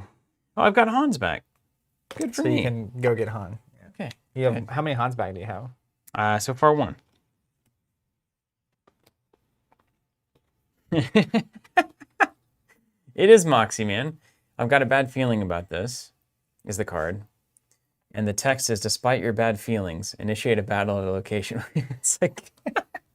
They're just leaning into it, man. Yeah, they're really just talking to not you. apologizing about it. That's nuts. If Han is present, losses are tripled. Oh, yeah.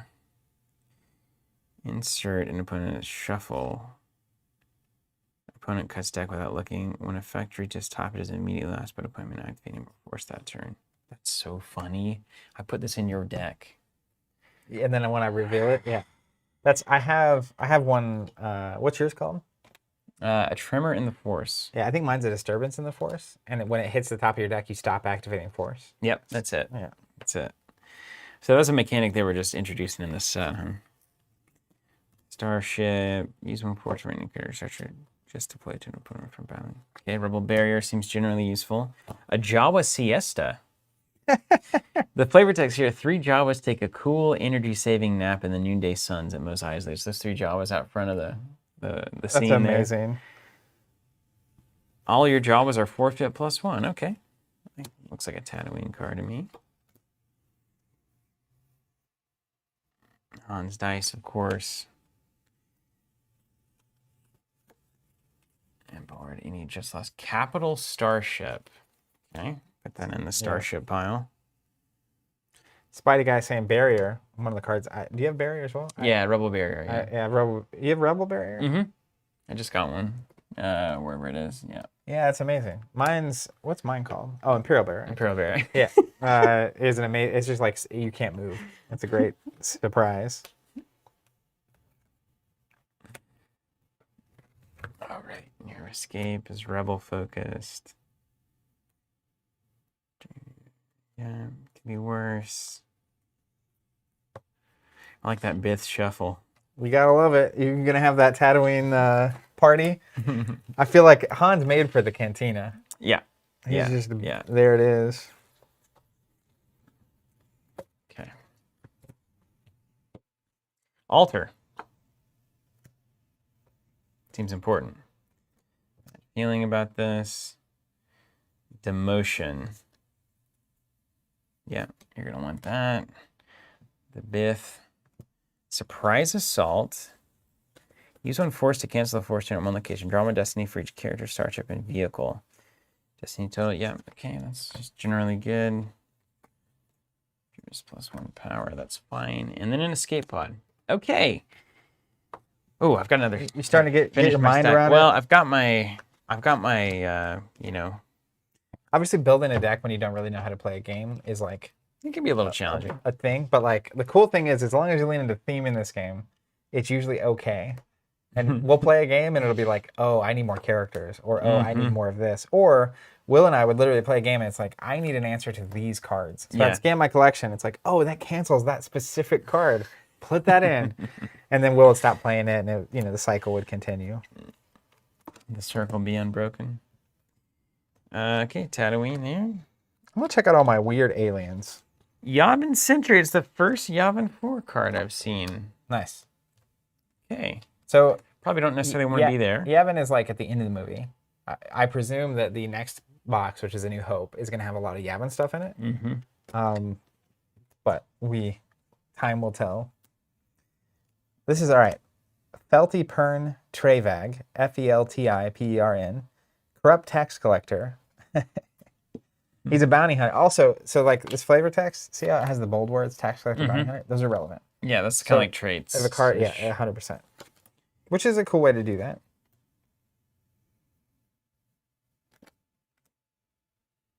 The old Tuscan Breath Mask, Utini effect. What is the Utini effect? Is that a special thing in the game, or is that just... So it'll say Utini where it says, like, on Talon Roll, you'll see used in a route. Right here. Lateral damage is an Utini effect. Yeah, I've got one here too. Yeah. What does it mean? Does it just reference itself for various things? So, Utini effect has a specific. My gosh, this card is amazing. Yeah. This Tuscan Breath Mask, you guys need to follow along with me on this, because, like, this is so cool. Utini effect. Kind of effect generally compelling a character, vehicle, or starship to move to a specific location in order to cancel a negative condition or initiate a positive one. So that's what is. Check this out. Deploying any Tatooine site where you've just won a battle, and this is the Tuscan Breath Mask. Okay. Target one of your characters not at Tatooine. Upon reaching, target takes the mask. While on Tatooine, target's power and forfeit are +2 and has immunity to attrition of exactly 3. That's so amazing. it comes in and grabs the Tuscan mask and becomes awesome. Sign me up. Isn't that wild? Like, Yep. Yep.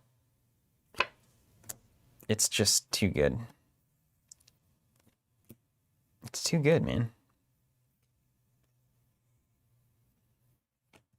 Vehicles, droids, weapon here instead of once each turn. Good for me. Makes you you have a memorial. How good is that? Oh, goodness gracious. Dude, some of these aliens are amazing. Like Mio, M-Y-O. He's +1 if he's present with Lorin, Karn, or a bounty hunter. If he's lost or forfeited as a result of a battle, he regenerates, which means he goes to the top of your used pile. So if you loot... He just keeps coming back? Going, yeah. But if he's lost to a fight, basically. So you can... Does that just mean basically you can like sacrifice him as the kind of... His forfeit value. So you have a forfeit, right? And then okay. So the white value is the forfeit value. So when you lose a battle, that can pay for the cost. Like if it's 12 power to 3, I lose by 9. And so Mio would count for 4 of that. Right. Yeah. Right. The other thing is when you draw, like if you have 4 ability present during a fight, you flip a destiny and it adds the destiny value to your total, right? Yeah. Even if you win a fight, you have to lose whatever your opponent drew in destiny. That's right. From the fight. That's attrition, right? So it means you can't just like, it's a comeback mechanic, right? Yeah. There's a cost to doing battle, no matter how far ahead you are.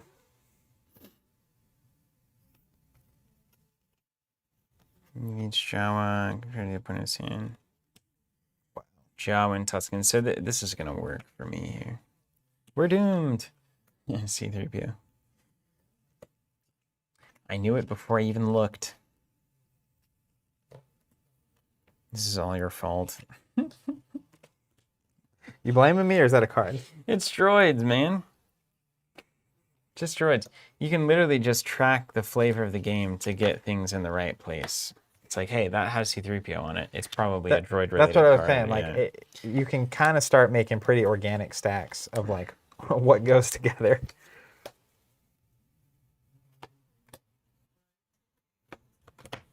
Han's back. Oh, that's the second one.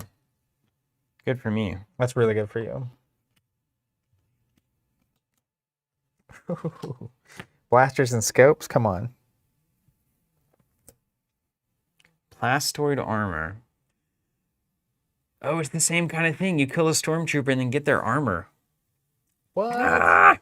Yeah, it's a Utini effect. So whenever you win a battle and you kill a stormtrooper, something comes in. Just so we're clear, I have a lot of stormtroopers. Steel armor. Character gains spy skill. Power +2, forfeit +2, and immunity to weapon destiny less than 6.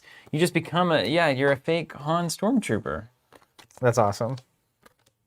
You love to see it. I do love to see it. Yeah, precisely. That's what I'm saying. Like, there's just something about how much this game leans into its own flavor that is hard to... It just doesn't happen anymore. Yeah, it doesn't, does it? Okay. Obviously, cards with Han generally are going in the Han stack. Going in the Hans, yeah. Little barrier. Narrow escape.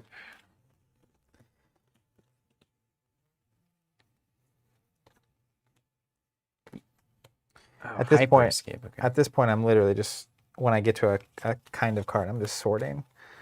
It's easier than continuing to go through the stack and hoping I find something I like. You notice this resource symbol on Scanning Crew? The little box? Oh, yeah. It's the Destiny resource token. we're inspired by that Well, ourselves. the literal, yeah, I was gonna say the literal token in the Destiny game is that icon. Of course, our resources were, as you said, inspired by, compatible with.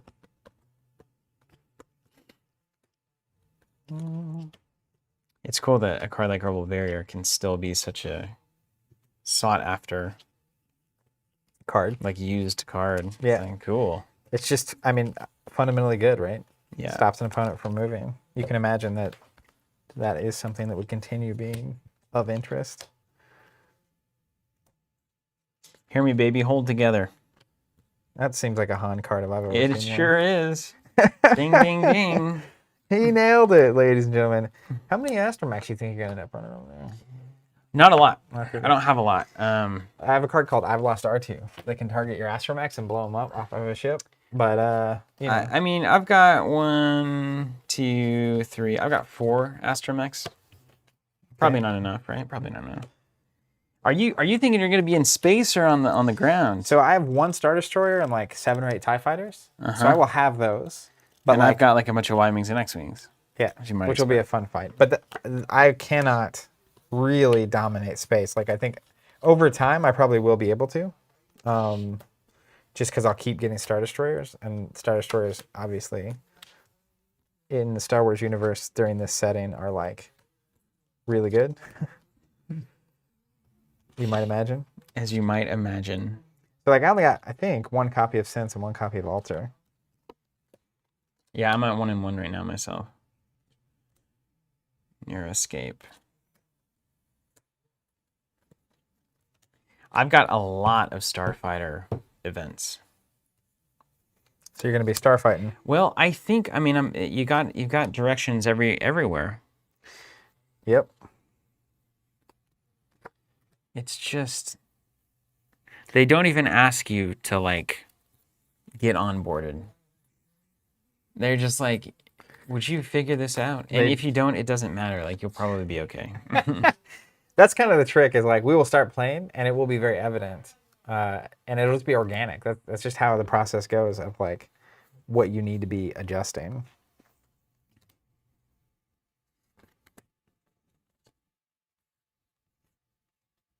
Skywalkers. That card's amazing. Help me, Obi-Wan Kenobi. If Luke and an Imperial are greater than 2, you may add 1. No, that's never going to happen. I don't have Luke. And finally, Utini. That's in the Jabba pile. Yep. I know. It's surprising. So yeah, so here's I'm here. Yep. I'm here. So basically, I mean, something kind of handy to. I'm gonna try to get this in a place that's relevant, just in case somewhere, sometime, 1,000 years from now, somebody's actually trying to do this. This with this game. At least try to be as helpful as possible here. So let's bust this out. So I've got basically a stack of characters. This is all my warriors, stuff that works with warriors. Han is like my main character stuff. Yeah. These are my droids and everything that works with droids and that droids want. You might imagine, here's all my rebel stuff.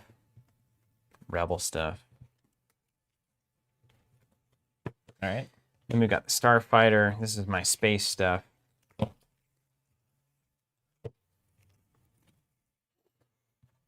And then we've got all of essentially this is all just Tatooine stuff here. And then we've got General Shavastine Wolfman. I'm just gonna put these in towels. These are fine.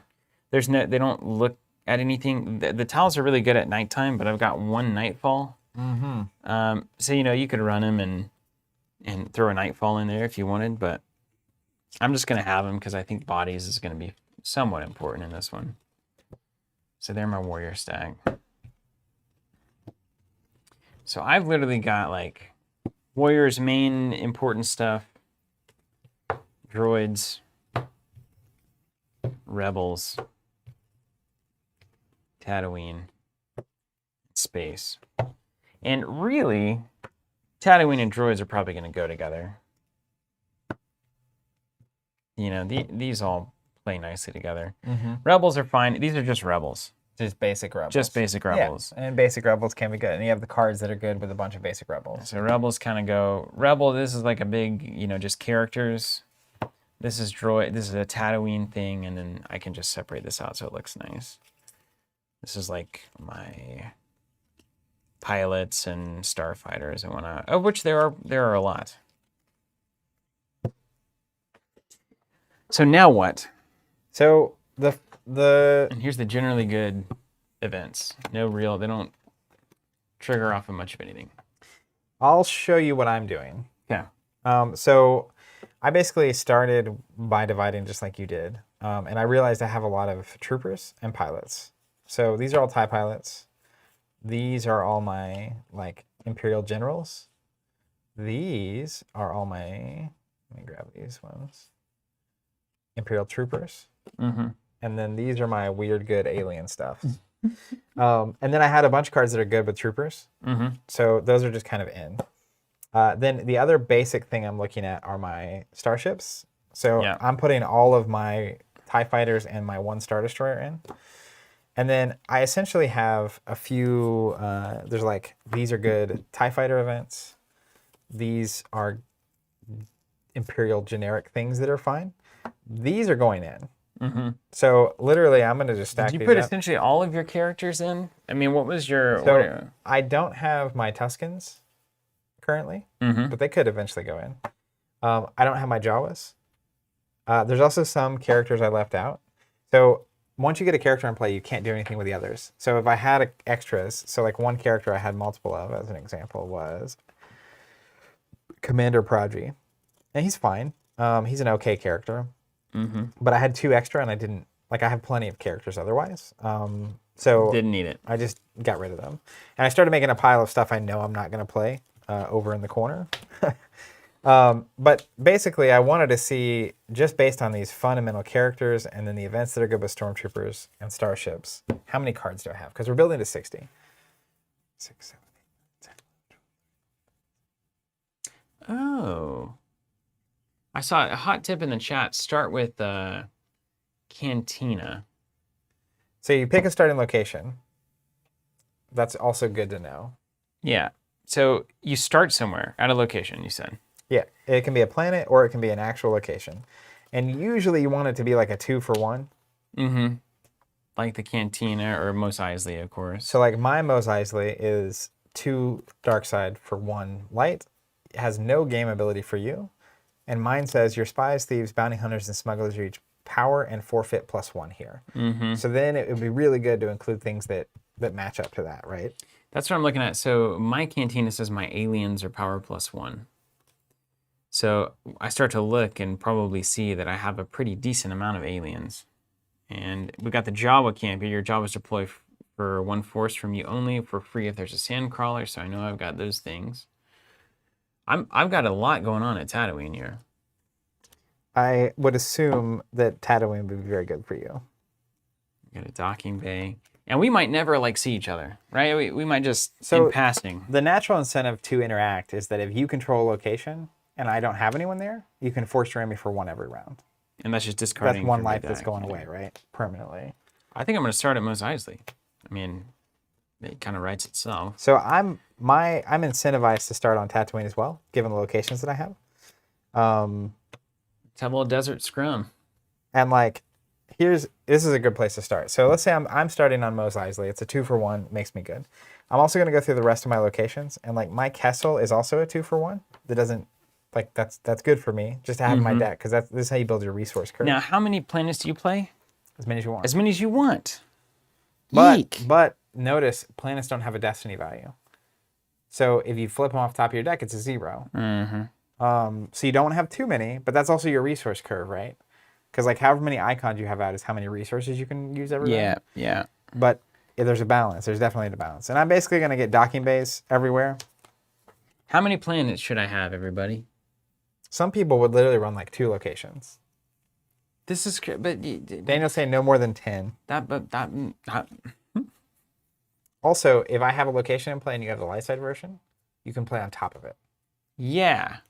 So like if you have a really important location, sometimes you'll run a backup in your deck. David says no more than 10 locations altogether. Now, what is a location different than a planet? No. So planets, there's sites and it's like a rectangle square situation. You know what I mean? All sites are locations and all rectangles are squares. Daniel Wick recommended Steven do Tatooine only. Okay. So basically the planet and then locations, probably one of each that you have from that place is a good start. So like I'm going to have, let me find, where's my Tatooine at? Do I have Tatooine? Oh, there it is. Okay. So literally, this is a good place to begin. So I have Tatooine, and I'm just going to grab one of every Tatooine location. You don't need more, right? Not like if I have 3 Mos Eisley's, am I running 3 Mos Eisley's? Oh, I don't think so. Unless you fear me replacing it with mine. I don't fear anything. Great. But to me, so what I'm doing is just getting a start. If that makes sense. We'll see how I feel about it after we actually play. But and then I'm gonna go ahead and do some Death Star stuff. And so the point is really to have things on locations that have lightsaber icons for you, and then drain your opponent. Yep. And control the ones that have their lightsaber icons on them. So you don't get drained. Yeah. Drain and no drain. That's really what we're looking at here. That is the macro objective of the game, yeah. Okay. All right, let's put these away. And do you think I should, can you do space stuff and Tatooine stuff? If you came to the table and only had Tatooine stuff, and I came to the table and only had Tatooine stuff, we would just be at Tatooine forever. The whole game? Right? Yeah. Which is kind of fun. It's interesting. So I'm literally, just so you're aware, 4, 5, 6, 7. I'm literally running Tatooine as my only planet. One of each of my Tatooine locations. I'm going to cut one. I'm going to cut 2 because I don't have Tuskens or Jawas. But like Jundland Waste would be really good if I was playing my Tusken package.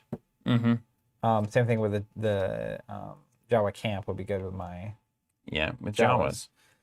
And I might end up flexing to Tuskens at some point. I have enough of that stuff to actually. And you think you have to be that specific, right? Where it's like, I have to do Tuskens this game. Tuskens are fine, but they're like a strength of numbers kind of situation. Their literal power is equal to the number of them that are there, and it scales up. So they're not really that playable unless you have the other Tuskens. All right.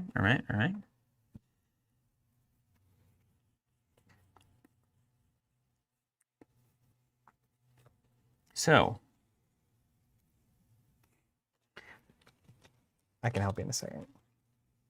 Let's put some Larses in. I know that name. It's a good name. So let me put this aside for a second. I'm going to stack these out so I can clear the table. Van suggesting to do Tatooine only on the first game. I think that's a good That'd be cool. suggestion. I'm going to clear these out of the way so we can build a deck. Do you want to get yours built? Well, do you want to build mine or yours first? I don't care. Let's just do yours. Obviously. All right. So this is your Han stack. That's basically all warriors. And these are all different characters. So like, in my mind, having more than one figure in Dan, probably not worth it. Just like one of uniques. Yep. Is what you're looking at. I'm going to go ahead and drop a Shavasti in because you have 3 here. Technically, if you get them out, you don't want to have dead cards. Classic. I guess you can run 3 Tals if you want. But I'm just trimming. These aliens? Did they say that somewhere? You just have to know that they're aliens. You know because of this icon in the corner. Okay, cool. And they're all +1 at the cantina. Yeah. So like Jedi Lightsaber, X-Force to deploy on a warrior. That's still a good card. I know. Yeah, it's like, yeah. Han's Blaster, Leia's Blaster, all this makes sense. Blaster. Electro binoculars. What do those do? Use a Force To deploy a warrior at any time, you can peek at the top card of your deck by using 2 force. You may choose to move that card to the top of your force pile. I don't want any of that. So I think that's not good enough to know what I'm looking for. So there's also like a limit to how many weapons you actually want. Yeah, you know, you gotta have things to play them on. Like that's unique. You can have 1 out. So these Seekers are great though. Would do again. And these are just good Han cards here. Do you have Leia's in there already? Yeah, Leia's Blaster. Okay. I think. Yeah, it's right there. So we're just cutting some dupes for right now. You're just doing one of uniques. Yeah, that's currently the mantra. And I don't know what these do yet. That panic is hilarious. Dana says 2 Figure and Dan is good enough to have in this deck. Main retrieval engine? What's a retrieval engine? You get stuff back from your lost pile or whatever? Probably, yeah.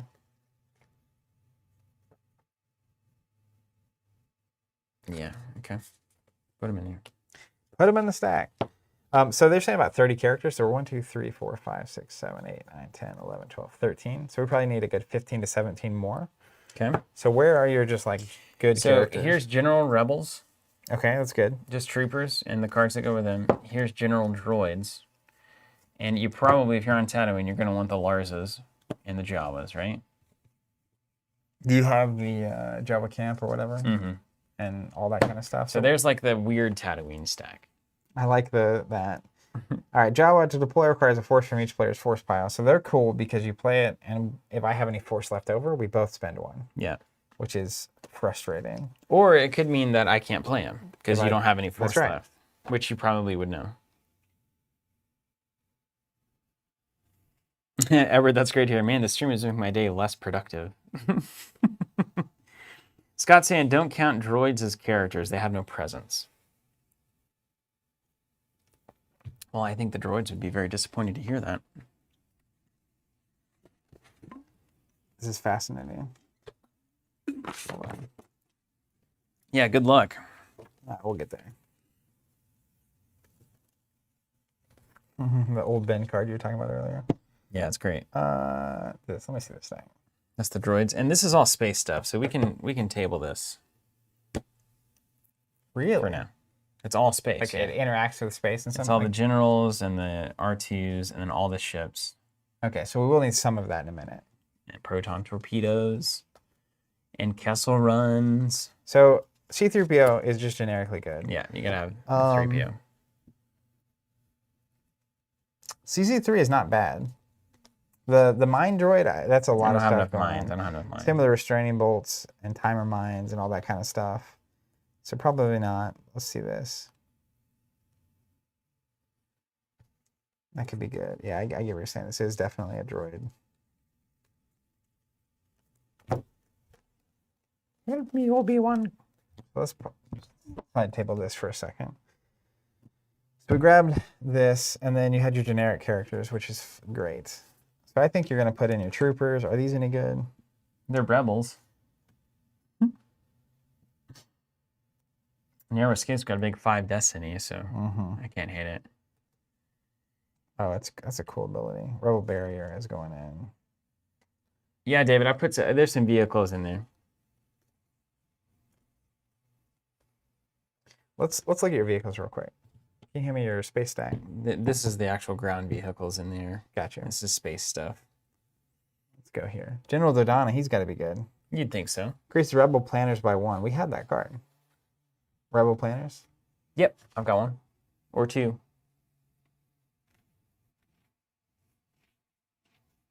He's the Evan 4 guy, I get it. You have pilots with the ships. Mm-hmm. So let's look at your ships. Good ones. The named ones are probably going in. Gold 1 and red 1. You have generics. You gotta love those generic X-Wings. Oh, yeah. So the thing about the X-Wing is it has this pilot icon. So it already acts like it has a pilot in it. You don't have to play a character. Those things are phenomenal to me. We won't get too fancy. And then the other icon means you can take an astromech, basically. There's Rebel Planners. Yeah, it's its own little thing. I'm going to put that with Dodonna just because it makes sense. Do we have enough pilots for these guys? Well, you can put like adds to the power. So anything with a pilot icon here, let's see. That's a pilot. The long legs. She can't get in these though. Legs are too Oh, long. tiny. Maybe can't run them if we Yeah. can't fly them. Well, you have these like pops. I haven't ever even seen pops. You have rebel pilots, which are fine little characters that can also pilot those ships. It's probably worth having capital ships. They have permanent pilots. The Y-Wings have permanent pilots too. Really? That's really nice, actually. So you've got to have pilots for the cool stuff. Yeah, yeah, because they're cool and powerful. I mean, is there any thought process going on? Yeah, I'm just seeing what you've got because Okay. it kind of dictates. Are you thinking anything, or are I you have just no moving idea what cards the, around? what the point of the decision trees are.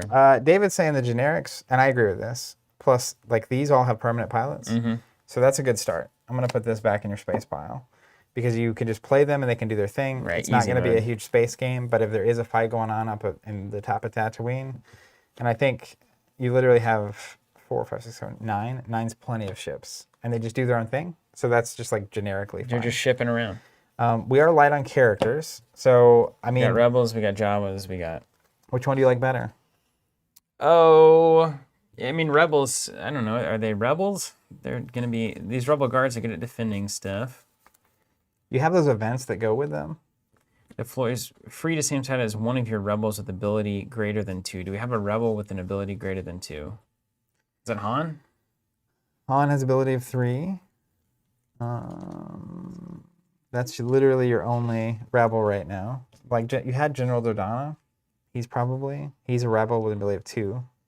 So you don't have many of those. So these troopers, it just doesn't feel like Rebels are Technically, Owen Lars on the menu. is a rebel with the ability of 3. Really? Owen's just swarming these Rebel troopers. Mm-hmm.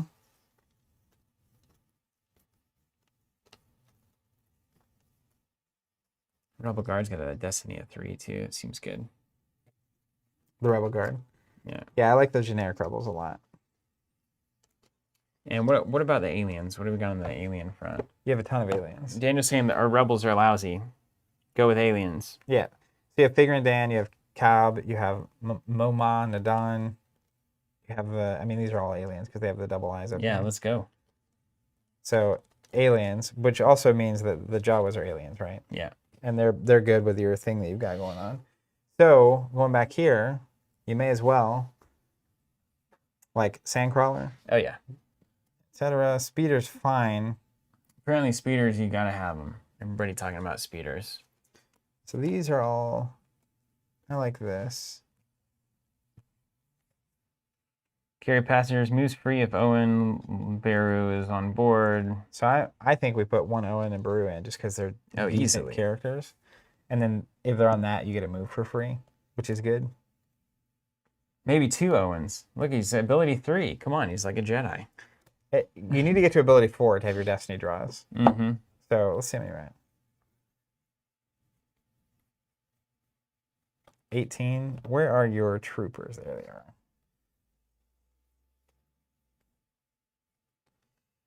Put you at 28 with the troopers. Is that the number we're supposed to have? Actually 32 here, so we can drop a couple.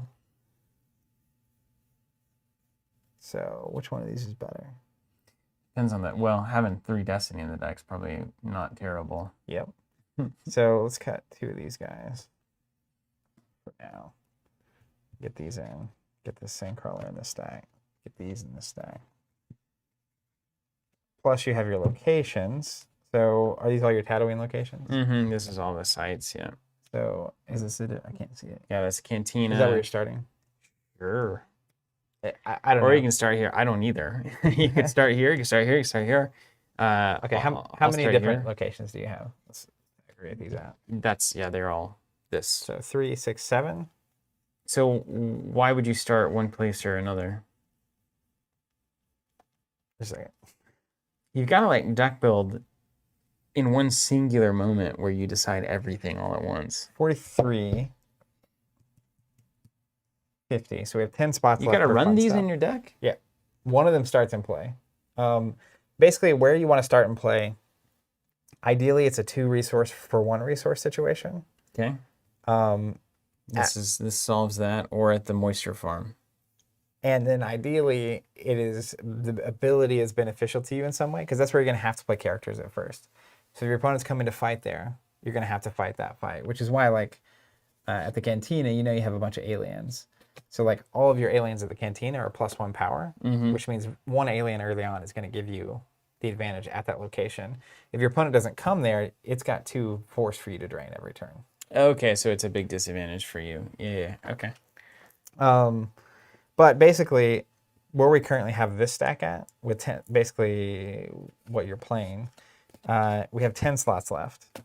These are the things that we... Really? All those red cards and we got 10 slots left? Goodness. So that's where, again, it's a ton of characters. And then you have your starships and your planets. So it's like 30, 10, 10, which gives you about 10 flex spots for now. So then we can literally just pick 10 events that are good. We know Rebel Barriers is good. We gotta do the altars and the senses. The senses. I think there's one of each. Is this you? That's my stack there. Okay.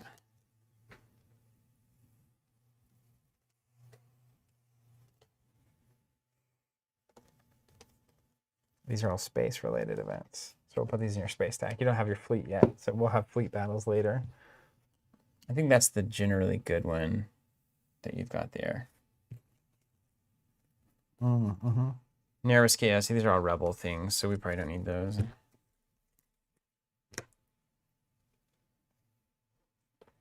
It could be worse as a nice little card.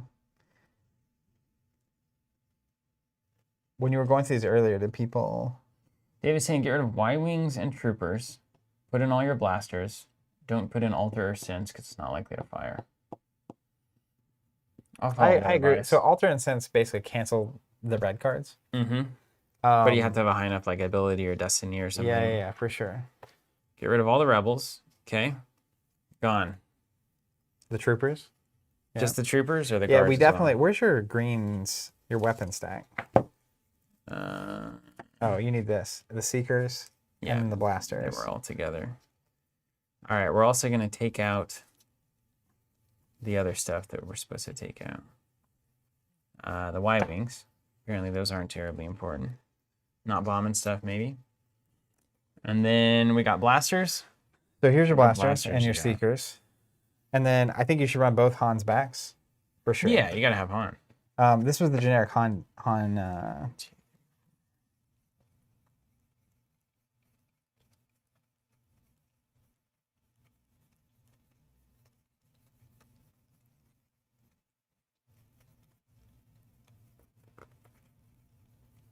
Wow, I've got 48 slots. I've got a bad feeling about that. It's amazing. So good.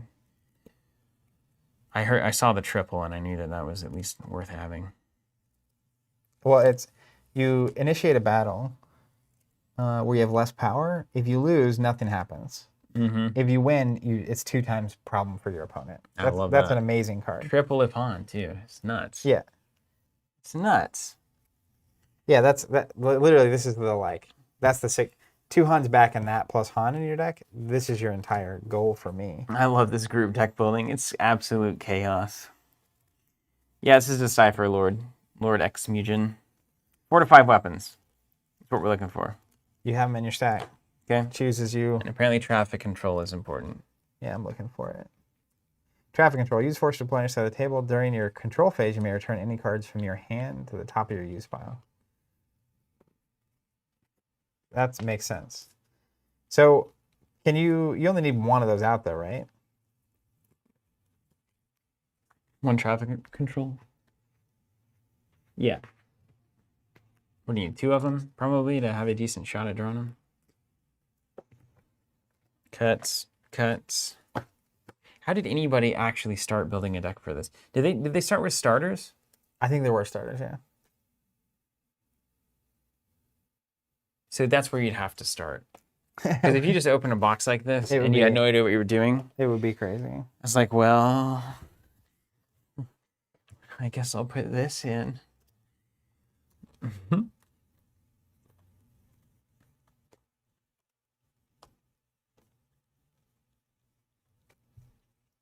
Sorting. So Chris says 45. it was wild. The starters were random. Oh, Lord. That's impossible. 45 cards here. Got a bad feeling. Yeah, definitely those are going in. 48 cards. So this is very specific as much as I like it. 49.50. Yeah, put 2 of those 2 in. traffic control. This is generic. Restricted deployment seems good to me. Okay. 51. 3 rebel barriers. 53. Wait, 54. These are rebels. You don't need these. And did you count these? 5, 6, 7, 8, 9, 10. 61. Tatooine. So you need to get down to 60. Okay. Cutting a rebel barrier. No, I'll cut the restricted deployment. I don't have a dupe of it. I won't see it. It's not consistent enough. All right. So there's your stack. All right. So then what? Do I start out with these 2 are going to be in play when I start? 1 location. It can be either of those, but not both. But I can play this without playing the planet it's on? Well, then where is it? If there's not the planet? The way to get there is to either play the planet or play a spaceport. Or we can both deploy directly here too. But yeah, it just starts out. That's where it's at. What? This is for you. How can you have a cantina without a planet? Now I've got to build really quick. Literally back-to-back chat. Someone says start the cantina. Someone says start the planet.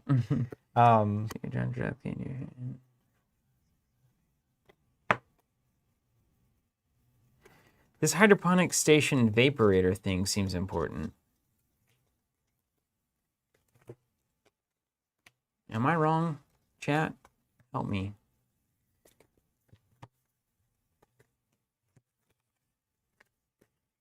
Okay, vaporator, hydroponic station. They play off of each other.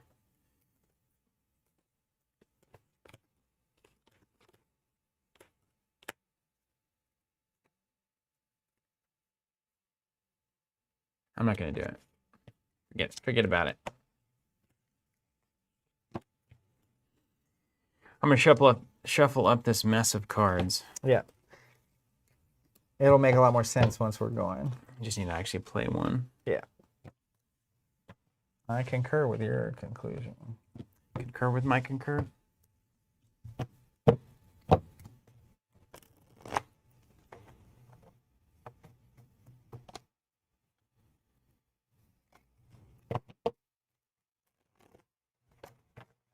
Let's get Power. Got a question or a point here. You only have 1 system, so until you find it, all your ships are dead. Can I deploy them to your stuff?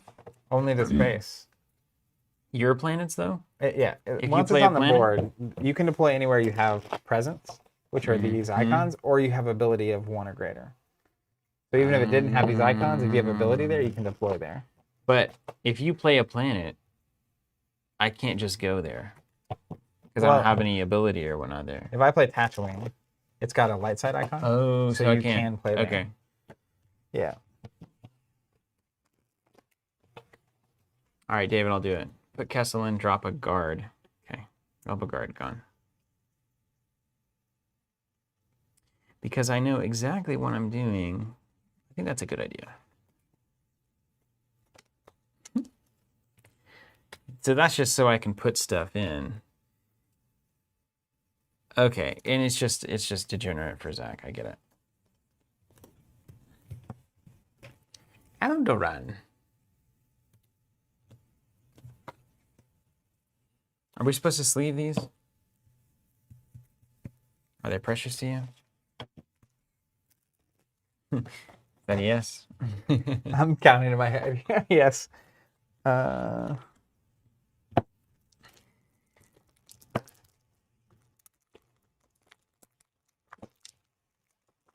I get it. Yeah. So Kessel is the 4-strain central.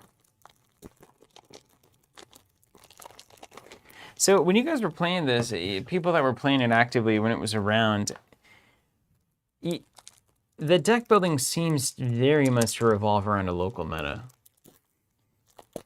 Like in a real way. Like it would be very difficult to build a deck and go like to a big national tournament and have any idea what you're supposed to do. I mean, I think you build a deck to do what your deck does, and see that one of the biggest complaints of the game, I think, was that you could often basically be playing next to your opponent instead of against your opponent. Unless you like agree to like, hey, we're all gonna play Add Tatooine, for instance, or we're all gonna play the. But like, you know, once you bring that Death Star deck to the tournament, then my deck building revolves around anti-Death Star stuff and playing Death Star locations and playing Rebels. But if nobody's playing the Death Star, that stuff's pretty useless. Yep. Next throwback needs to be Tomb Raider, the CCG, huh? Laura Croft. Let me actually. But yeah, that's part of what like you can imagine. In a local environment where it's like, oh hey, we're gonna make it where this week it's like everyone has to play on Tatooine, or everyone it's got to be Rebels and Imperials, or it's got to be. So stores just had to get their act together. Yeah, or local communities make it fun. Yeah.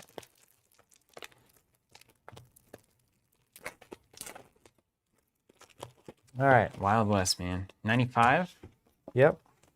95.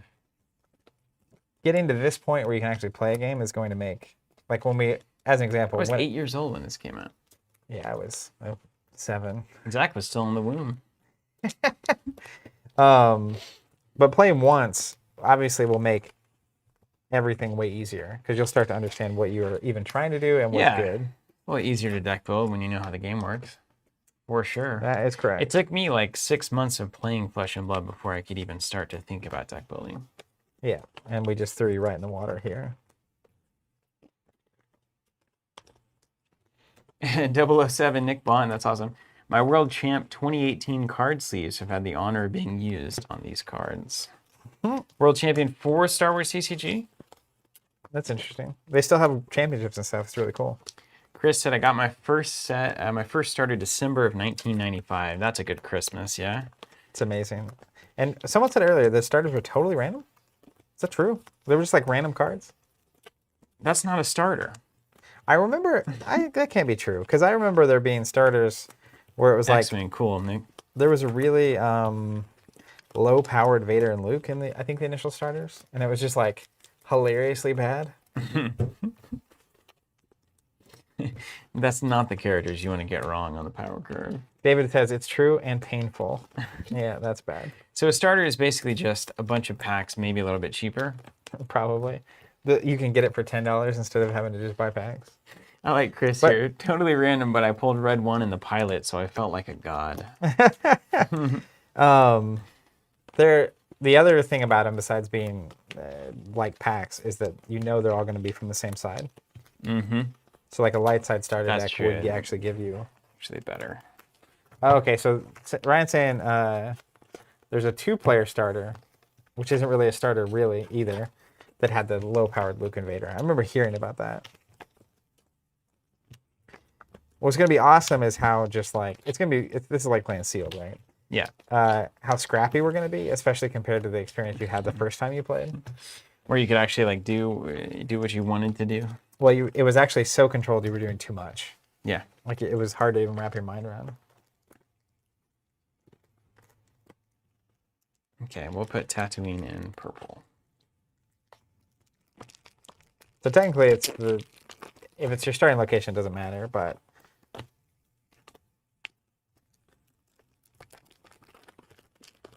And I think technically if you reveal the same starting location as your opponent, you each have to search your deck for a different location. Oof. So sometimes that could, like if you played someone early in the tournament, imagine later being like, you want to be on this thing, I'm going to not allow that. Yeah, you just stuff them right up top? Yeah, that sounds right. All right, I'm going to start. Can this ever get discarded? It can't get discarded, it can only get played on top of. Okay, so having a different sleeve at whenever messed me up.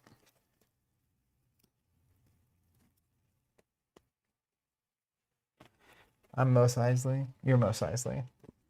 I'll do not Mos Eisley. I can go somewhere else. I can play that planet like people were saying. Well, as long as you were playing Mos Eisley, it's cool, because like I can go there. That's right. I'll just play something else. I'll play this planet, Tatooine. There we go. So we can do it. Let's do the dang thing. A few things to note. Tatooine. Only a few things, Yeah. right? I put the dark side icons towards me. Yeah. It's planet. There are technically possible locations that are like outdoors. So if you look at Mos Eisley, it's got the sun setting on it, that icon. So that's outdoors. But if there were indoor locations like the cantina, you basically form indoor, outdoor, and then if there's a docking bay, it goes in the middle. Okay. So is the docking bay between an indoor and outdoor? It is indoor and outdoor. Okay. Because the ships have to be able to leave through it, obviously. Okay. And then when you're moving, like you'll see characters have like if we pull Baru up, she'll have a land speed. That's how many locations worth she can move in a single move. Okay. So there are like 6 Tatooine locations, and she has a land speed of 2 or 3. She can only jump 2 at a time. And do you always build them out this way? You can place, I think, left or right, as long as it's like outside or outside, or inside or inside. And this is one of those games that, if depending on who you were playing and what your deck was, you might have like taking up 20 square foot of table. It can get pretty wide, that's for sure. Power says dark side deploys a starting location first, then light side deploys. So if you did play the same location, one is deployed, and the next is deployed on top of it. Cool. That's cool. So you'd end up there. Nick says you can place anywhere you'd like. Okay, see, it's not like set. But you kind of want to make it them. nice, don't you? You can't move them afterwards. You could basically put like an outdoor location between 2 locations, but you can't move them, if that makes sense. But it's not necessarily telling me I have to go from the outdoor into the indoor into the outdoor. Does it matter where they're arrayed, or can I go from any outdoor to any outdoor? So it matters how they're arrayed. But like if there were 2 outdoor locations, like if I did this, let's say this was outdoor, and then this was the docking bay, and then this was inside somewhere, like an indoor location. So if I wanted to play another outdoor location, I could put it here, here, or here. But I couldn't put it here? Because this is the docking bay. So the docking bay goes to the inside. You can't put it here. Okay. But if you're deploying an indoor location, it could go here or here. Right on. But you can't ever do this. Like that would never happen in the middle of the game. Does that make sense? Yeah. And the cantina apparently has to be next to the docking bay. That might be on its text. Or who knows where that lives. Could just be something we needed to do, needed to know. All right. So I'm going to walk you through it. You ready? This is your little reference thing for the turn. So I've done this a few times, so it'll come back quickly. Once we get in, it'll be clear. We shot 8. Okay. There's no mulligan in this here game.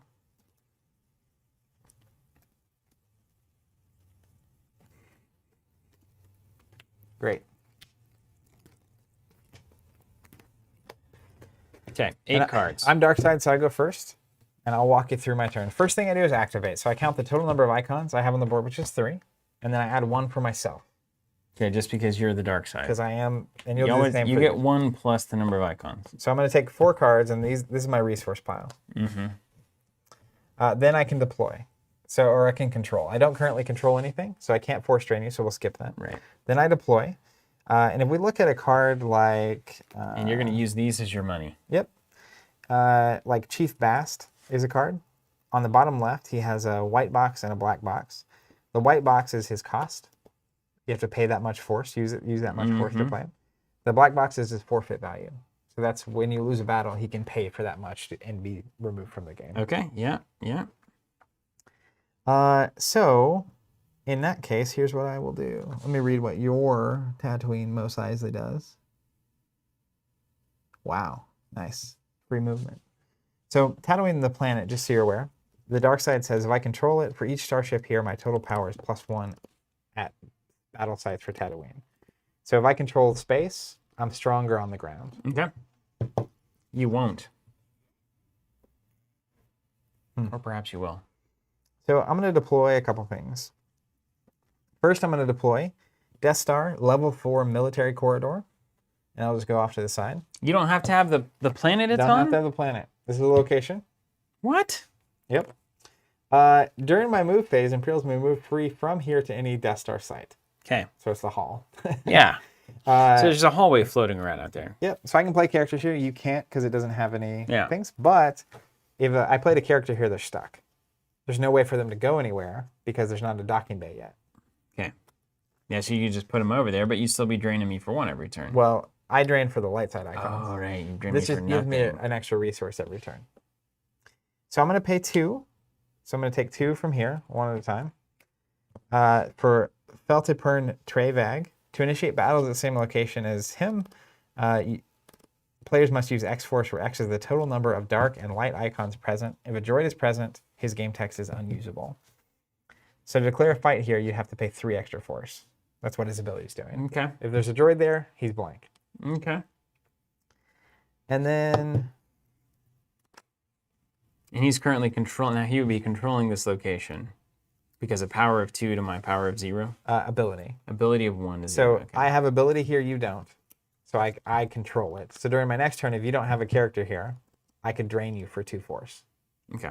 Which will come back around. All right, I'll have one. And then... I better. And isn't there some kind of actual way you're supposed to do your piles? Yeah, so people got really into it last time we played. I think it's a triangle. So your deck, this is your resources, this is your used pile, and then this pile goes back onto your deck at the end of the turn. So I'm going to spend 2, and I'm not going to spend any more. We're going to go to the battle phase. There's nowhere for me to fight, so I'm not going to battle. Move phase, I could move stuff around at this point. I'm not going to. Draw phase. Now I can draw 1 at a time, any number of cards from my force pile. So I'm going to draw 1. I'm going to go ahead and draw a second. Then it's going to be the end of my phase. This is going to go under, and it's going to be your turn. Okay. So the first thing you do is activate force. You have a 3 total on the table, plus 1 for yourself, so 4. So something that says moves during a control phase like a character. So if I put something like that here, it can't move anywhere because it moves like a character. So it would just sit there if it was a seeker, for instance. Yep.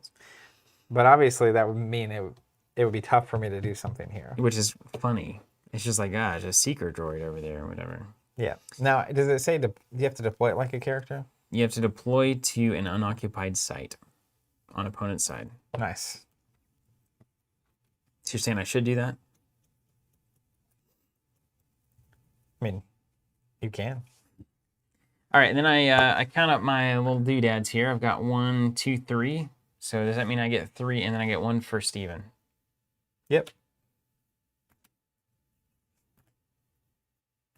4 force deployed. Okay.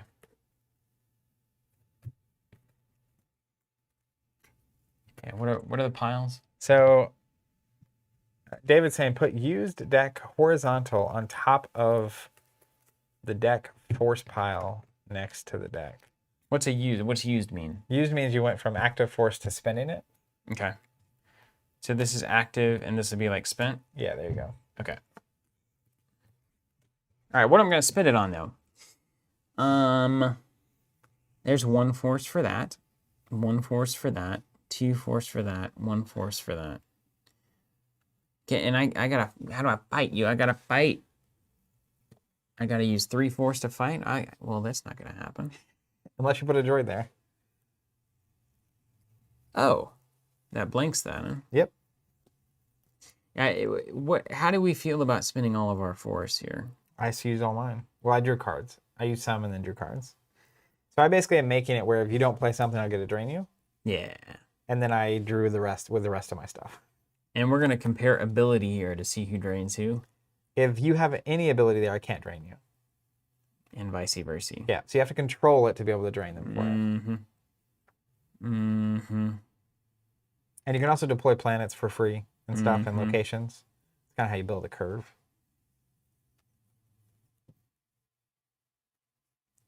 But I need to be able to control that before I play it. And then, let's see, 7 minus 3. What's 7 minus 3? 7 minus 3 is 4. Yep. Sure is. Okay. Okay, and then there's this. Owen in a hydroponic station there. Beru making it happen. And there's no hand limit, yeah. No hand limit. But if you get to the point where you don't have any cards in these stacks, you lose the game. Right, okay. So technically you could have 30 cards in hand and 30 on the board and you'd still lose. Okay. All right, you know what? We're just in Mos Eisley. Let's put Moma Nadan there. Cost me 2. So technically the way the deck's supposed to do its thing is you generate force, it goes to the left. Okay. You use it, it goes sideways above your deck. Okay. When you've lost it, it goes to the right of your deck.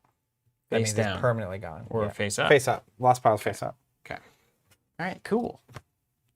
Feel like a real Star Wars CCG player now. All right, so I've used 2 to play Moma Dawn here onto the site here. Now, if we start fighting, what happens? So you have to spend a force to initiate a fight. Mm-hmm. Technically, because of his ability, you would have to pay 3 extra. Well, what if you initiate a fight next turn? How would that resolve? I have to pay the extra 2, side note. But Okay. let's just say that ability didn't exist, just so you understand what's going on. So let's say I fought. I pay 1, a fight starts. Technically, starting with a dark side player, we fire weapons. Mm-hmm. So if we had a weapons attached, we could use them, and that can affect stuff. And then after weapons phase, then we essentially total up our ability. If you have 4 or more ability present, you get to draw a destiny. Mm-hmm. So you'd flip, and like, if I flip this random card, it'd be +4. Mm-hmm. Add that to your total power. Whoever has the highest power wins. Whoever loses has to pay the difference in force. Right on. So, and then win or lose, you have to lose from the battle forfeit value at least equal to the destiny value on the flipped card. So ability is just there to try to get to 4. Yep. That's the And whole, then there are cards that you can't play unless you have ability. that's the whole thing. Okay. Then let's go ahead and pay 1 more to get old Towels in there as well. So now we got 4 ability. Yep, that's really good. So it's a humdinger. Yep. Being able to draw destiny is huge. Huge. Huge. And then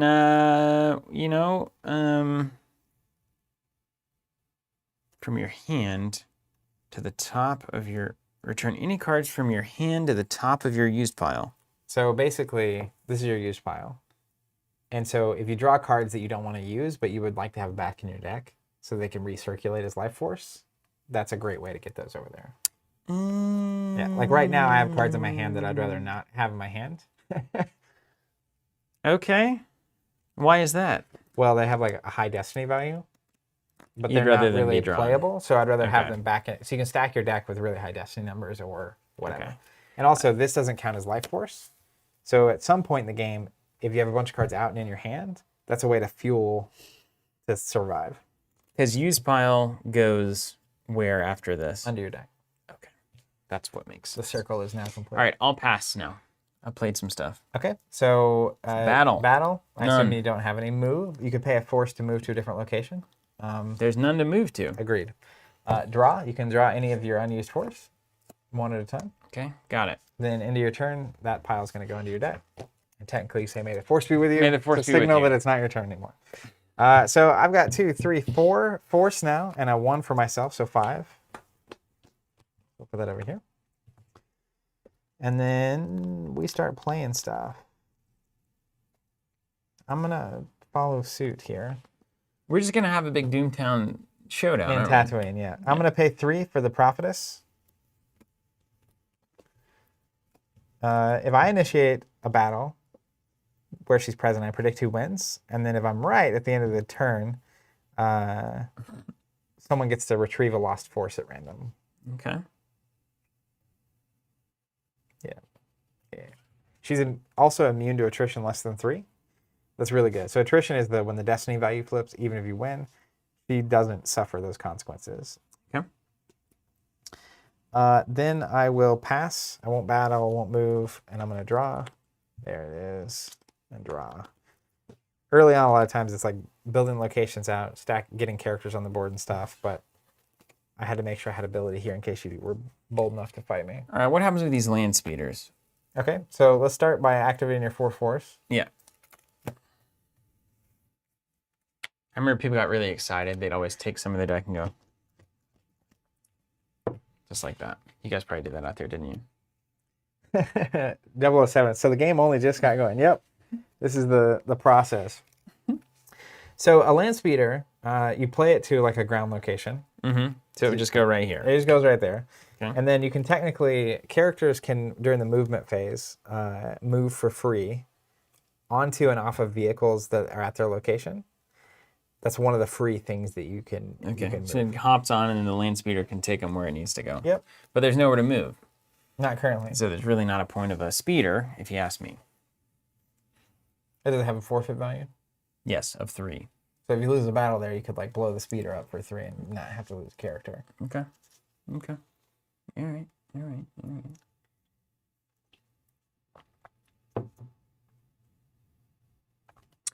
Okay. All right, here.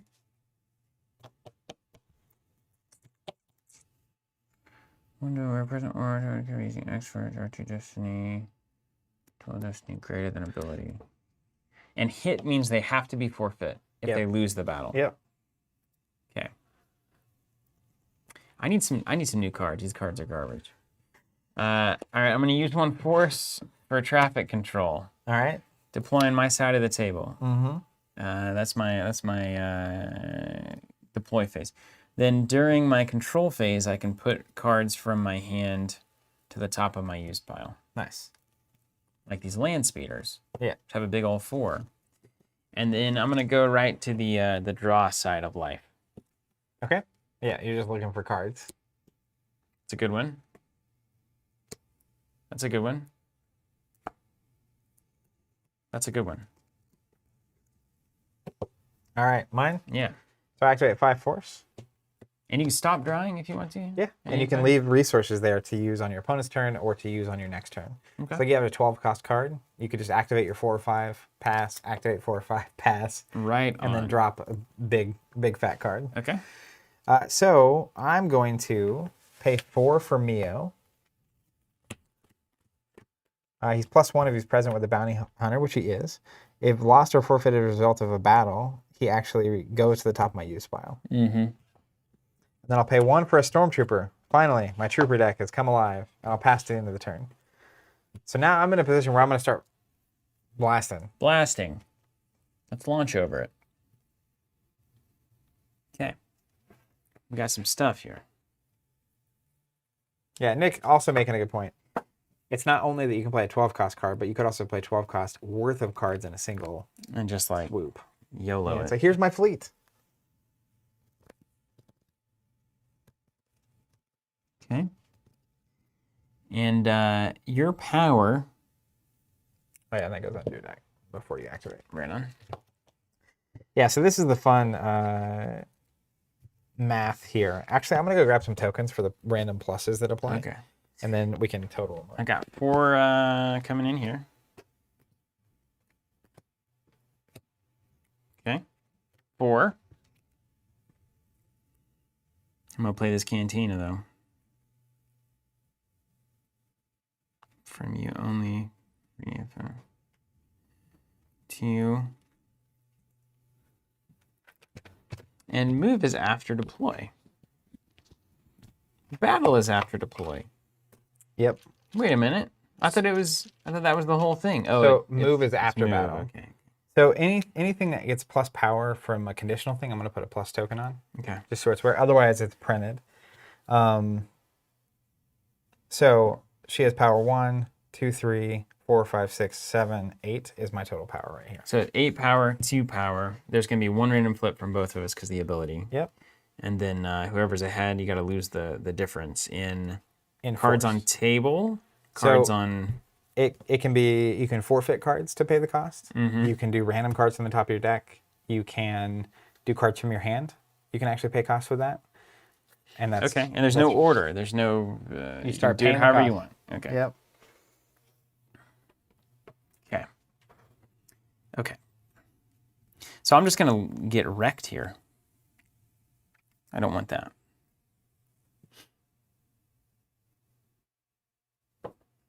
I don't like that at all.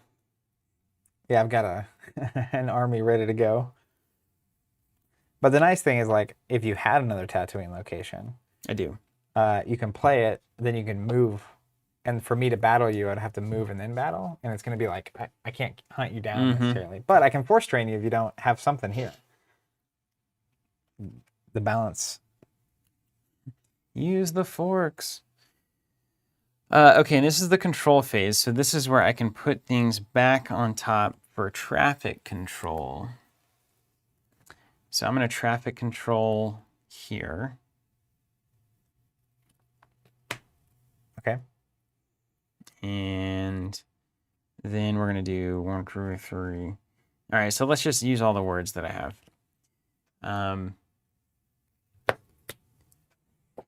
We're going to play the cantina. Okay. I'm just going to move the Death Star over here. Okay. Star location that I played. Cantina. Okay. Done. Then we're going to play land speeder here. I love this. So the cantina, my aliens here accept my Tusken Raiders. You have to get forfeit +1. No, nobody wants those in the... So funny. Nobody wants those in the box. So that cost me 2. Moves for free, so what's it cost to move otherwise? 1 force or something? Yeah. So let's put Beru Lars here into play. Nice. And then... oh, apparently this is good to know. Land speeders can't move indoors. Oh, right. Of course. So if that changes, whatever you're going to do, feel free. Yeah, sure. We'll unpay for this. I'll tell you what. No, I'll tell you what we'll do. We'll just put a Jawa camp out here. Oh, nice. Yeah, great. So then I'm going to do the following. Yes. Now, it's really annoying for me to leave something insignificant there, so you have to initiate a battle just to drain me, right? If you leave one thing and I battle at like 8 to 1, because I've got to get rid of all this you gotta pay a lot. So like the 2 is better, but like that's the pressure of the game. You can't just let me be unchecked. So I just need to bail forever. But like it would be better to be unchecked for a turn or 2. All right, so that's all my deployment stuff. Okay, so then you get to battle. I don't think you're going to be battling. I'm going to battle. Okay, so then you can move. So you can, yep. It's free because Bear is on board. Perfect. And then they get to move not for free? They each have to pay 1 to move. Oh, hold on. So let's put Tal's in the speeder. It can carry 4 things. Yep. And then pay 1 to get him over to the cantina. Is this an alien? Yeah. The 2 right. symbols up there. Right on. For Moma and Adon. Okay, then I'll pay 1 to get Moma over here. Yep. So this is pretty cool because you're now pressuring me. I have 2 locations I either have to move to or take drains, which is going to be fun. Yeah. Okay. All right. My turn? Yeah. So I generate 2, 3, 4, 5, 6. May the force be with you. That's right. 7 plus 1 for myself. Oh, so I give you the advantage immediately after I play stuff. Yeah. Gross. That is the balance. Gross. You give me a resource advantage. But obviously you gain positional advantage, so on and so forth. So we'll actually go to the control phase. I control this, so I can drain you for 2 cards. So did you get discarded? You have to lose 2. It can be from your hand. It can be from the top of your deck. I like these cards. Let's get Han out of here. There goes Tatooine. There goes Jawa. It's a fine loss. And if you were really good and you knew your deck very well, you would know your lost pile and what like odds of drawing Destiny cards or what specific cards are even left in your deck at some point. We are not there. So I have, as we said, 2, 3, 4, 8. And I'm going to have to, so like think about this, right? What's this Jawa camp do? Yeah, these guys are inside the speeder, right? Do they have to get out of the speeder? So when you move, they can hop in and out of vehicles for free. So what happens if you go here? Can I initiate a battle from a speeder? Yeah. And there's no downside to it. And the speeder has a forfeit value, so even if you lose, you can get rid of this, and the characters would just pop out. Okay. Okay. All right. Sounds good. Why should we get out of the speeder? Is there a downside to being in the speeder? Someone saying they don't add their power when they're in the speeder. Okay. Nice. Okay, that makes sense. So you can move there, and you can still hop out of the vehicle for free. Okay. I'm with it. And you could like leave it later for someone else to come use it to transport themselves, which is fun. Give somebody the keys. Well, I gotta deal with Moma and Adon. Man, I need more Star Destroyers stat. Like a real stat. I'm gonna put this over here because I'm not using it. So let's Can't just allow this to go on.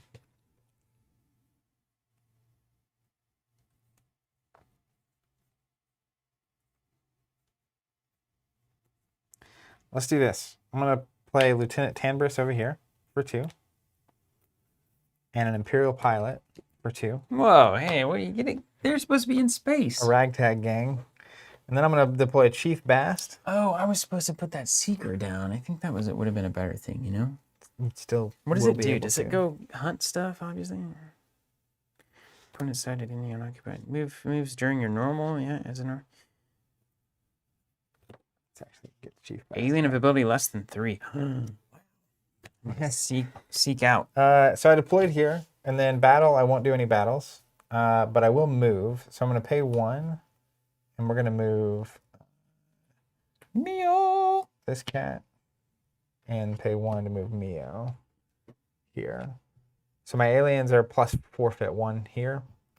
So worth remembering. I think I have 3 ability here. Oh, no. It's fine. It's fine.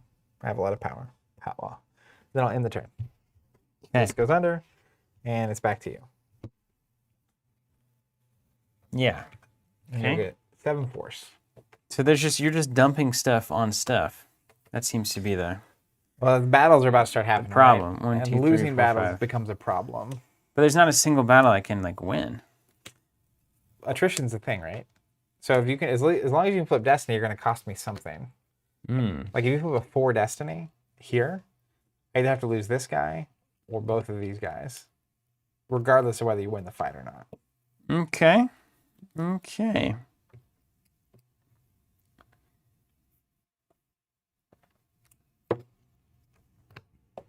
All right, I got my stuff. What I got? 6 total. 1, 2, 3, 4, 5, 6. Plus, 1 for me. Yeah, 7. Just 5 plus 1. Yeah. What's that guy over there? Ooh, It's a planet. Tatooine. another one. I need cards now. How many cards you got? 4. Ugh.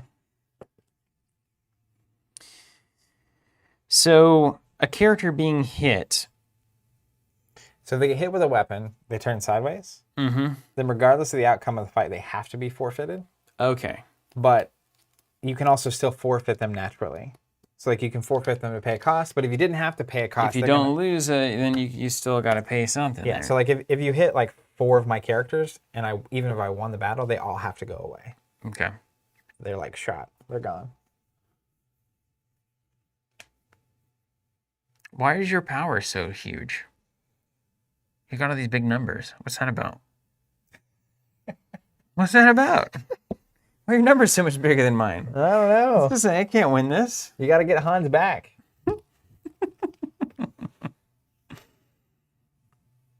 Okay. 007 Nick saying being hit is bad. A lucky rebel trooper can take out Vader. I have unfortunately seen that. Later on, there are going to be the big characters that are immune to attrition. That's like a critical stat line. All right, so hold on a second. 4. This is cool. Chris was saying earlier, basically a macro of how light and dark are balanced against each other. And so Daniel adding here, he says dark side has more power, but generally has a lot lower forfeit value.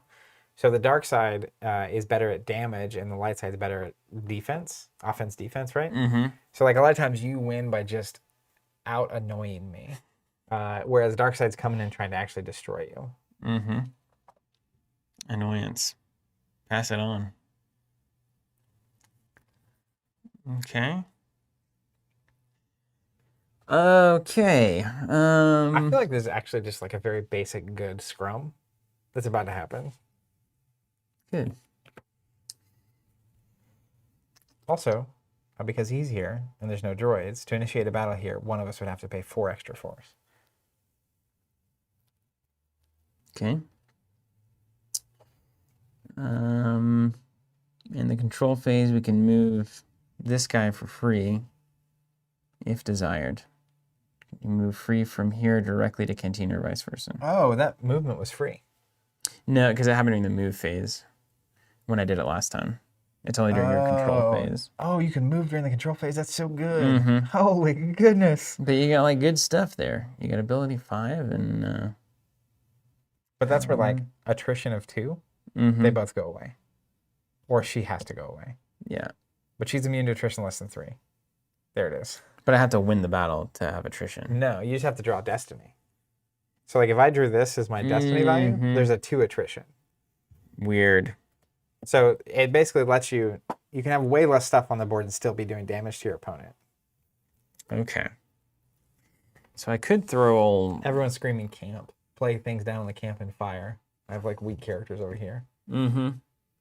But I've only got this little thief. He's a 1/1.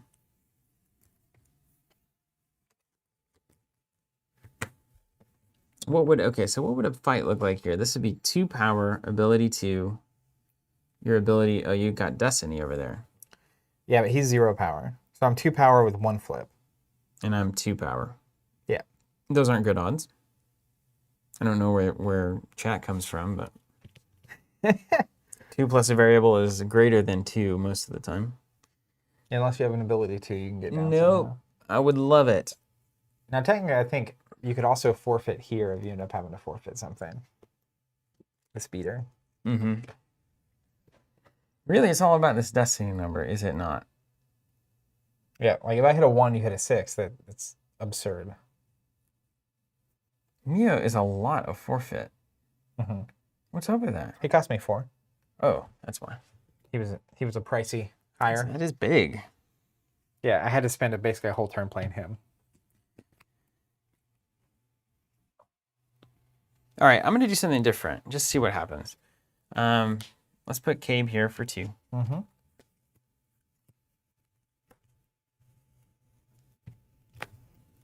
Then let's play a Jedi lightsaber on Momonadan. It's going to be 7 minus 3 because ability 3.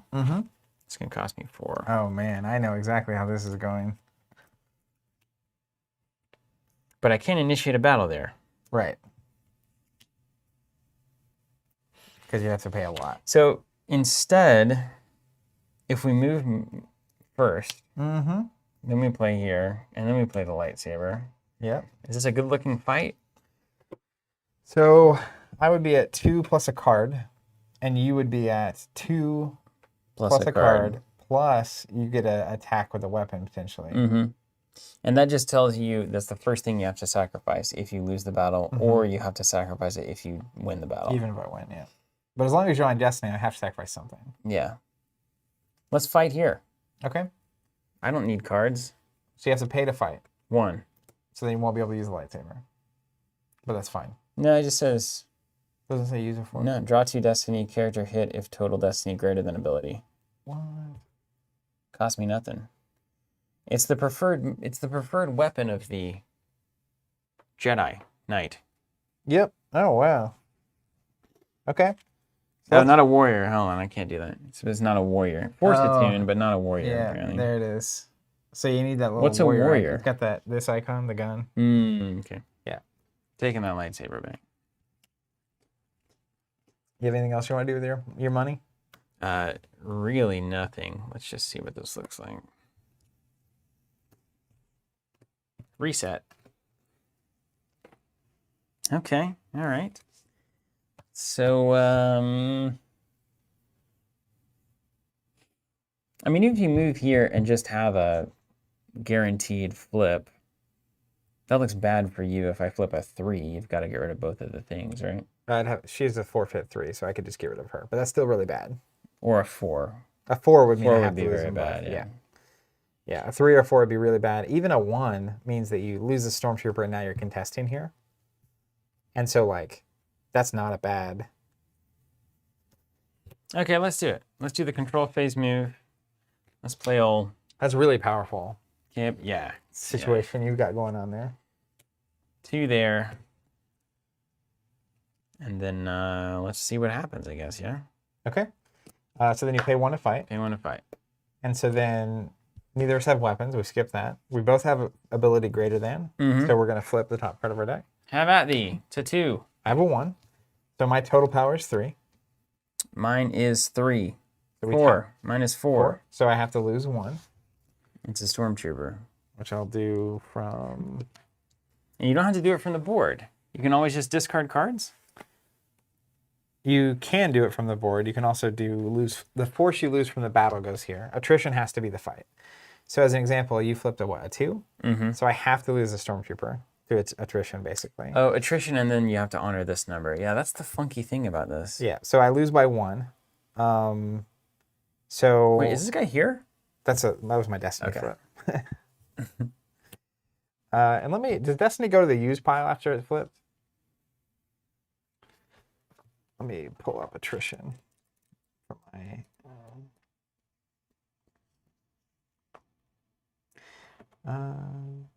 Used says, yeah, used goes to used. So I do believe I've lost by 1. Now, here's my question. Can I pay for the 1 by forfeiting the Stormtrooper, and does that also meet my attrition requirement? I'm asking chat. Which one? Yeah, which one do you do first? God, look at this rule book. This is insane. This is the glossary. It's got like every specific card. Oh, this is the glossary? Yeah. Where's it? That's our little turn order. All right. Battle summary. Let's just walk this down real quick. Initiate the battle, pay a force. Both players must have presence, which is the ability. Weapons, power, damage. All actions taken to satisfy weapon hits, attrition, and battle damage alternate between players, beginning with you. Although each player may take such actions in any order, it is recommended that new players follow the sequence below. All cards hit by weapons must be forfeited. Each player's total battle destiny causes attrition for the opposing player. Each player who is affected by attrition must forfeit enough cards to satisfy attrition. If you have no cards left to forfeit, or if all of your cards remaining are immune to attrition, any remaining attrition is ignored. The loser of the battle then suffers battle damage equal to the difference. So the Stormtrooper goes first. Lost. Okay, lost. Then I still have to pay the 1. The battle damage. You beat me by 1. Total. Okay. So now I have to pay the 1, which I can pay this one from hand or top of deck. So you do the fight, and then you do the destiny number, in that order. So you do the attrition first. So the direct damage from the battle. Attritions are all the power comparison.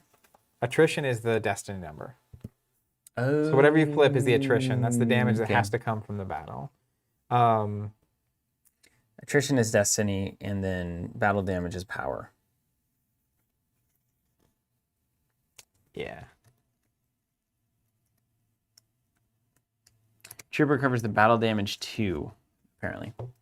Battle damage as well. Okay. So when you forfeit, it covers both. So I'm going to forfeit the Stormtrooper. It covers 2. That covers my attrition. And then we get to the difference. I lost by 1. So it's covering still. Okay. Because I've paid at least 1 there. Still covered. Yeah. And then that's going to go to the use pile. All right. Then we go to the move phase. So does losing it cover both because it was a 2? So it's 1 for attrition. There's two attrition there, right? I won the battle by 1. It was attrition 2. Yeah. Destiny 2. So I forfeit it, and I have now. That's paid the attrition, which is separate from the battle cost. But I have a 2 forfeit floating. Well, it seems like kind of like a moribund kind of thing. You forfeit stuff, and then you look at battle damage and say, does this also pay this cost? Yeah. Seems like and I had 1 destiny, so you have 1 attrition you have to pay. Really? Yeah. Oh, right. Yeah. Oh, no, that's not good. And that's from anywhere or from this? Its attrition has to be from this battle. Oh, gosh. All right, this goes. And they go to the dead stack? The lost pile. Oh, Yep. That's horrible for me. Now you've got the flippy and I don't. If you just swing back at me. 100% chance of me losing that.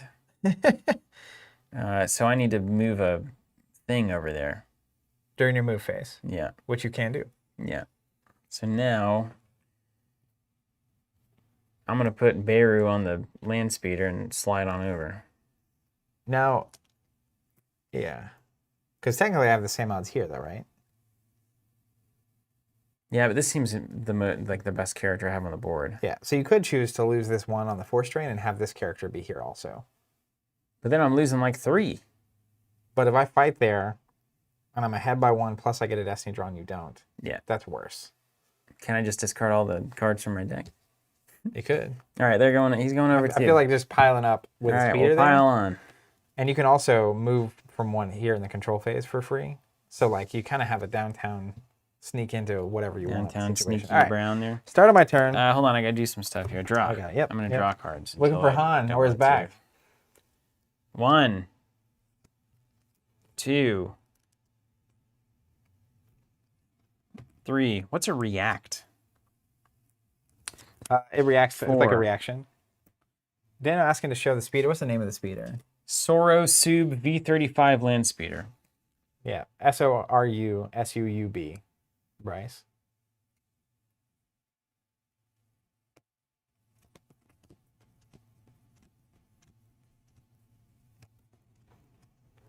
Okay. Done. Okay. So I get 2, 3, 4, 5, 6, 7, 8. What's the leave tiles and react? Do you have a reaction in your hand or something? React? How would I react? Is there something on the board that reacts to stuff? React where? Yeah, I don't see any reactions. Oh, wait, hold on.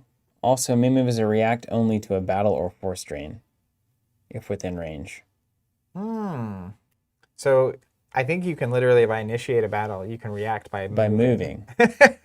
So if you do this, but then you got to pay 1 to move barrier, right? Mm-hmm. She's not moving for free. Yeah. Is that better? I guess. Star Wars CCG saying if the dark side battles the speeder first, then the speeder can no longer react and Tiles gets beat down.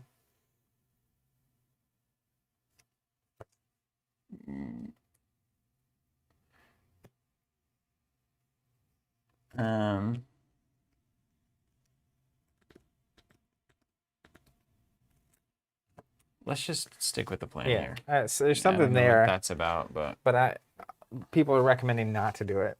It's people are recommending to do it and not to do it. That's why we play, I suppose. But it just sounds like maybe it was a react only to a battle. So you initiate a battle, the speeder moves, right? The speeder with whatever's on it moves. Yeah.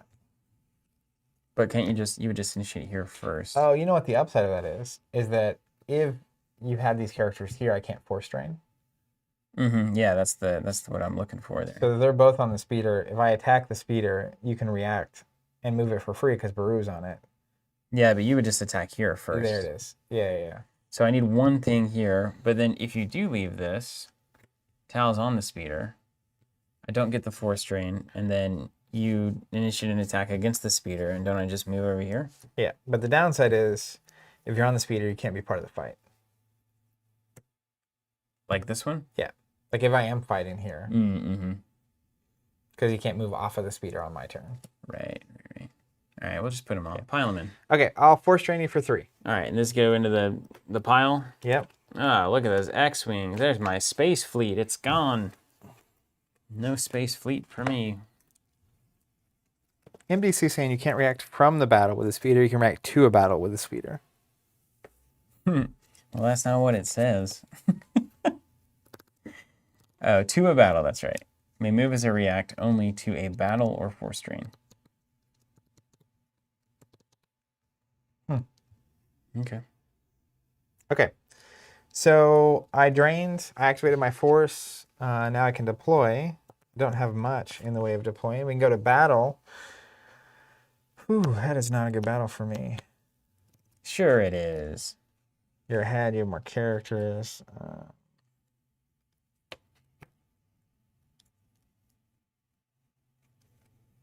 I love nobody knows the rules.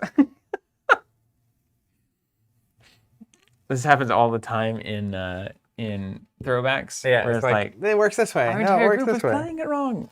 For a decade. I'm gonna not battle. I am gonna move though. So I'm gonna move Prophetess because I don't want to play this game with you. Here. And then I'm gonna draw. I need cards. It says me move to an adjacent side as a react. That's all it says. Can I react to anything? So yeah, I think. Let me make sure. Probably like a react to a battle, if I had to guess. React. This is a special form of deployment or movement granted by cards that say that they can react that may occur during your opponent's turn. A react occurs just after your opponent initiates a battle or force drain and allows you to deploy or move one or more cards to the location of the battle or force drain. Battle or force drain, okay. You good? Yeah. I moved Prophetess. I'm not deploying. I'm just going to draw. Yeah, the cards. Draw again. No. We don't have a titling document yet. Draw again. There it is. Draw again. These are good decisions. Draw again. Draw again. And draw again. I'm just loading up. This is going to take me into the mid game. All right. I got some turns coming up. And this goes under. So now you activate force. All right. 1, 2, 3, 4, 5, 6, 7. Mm-hmm.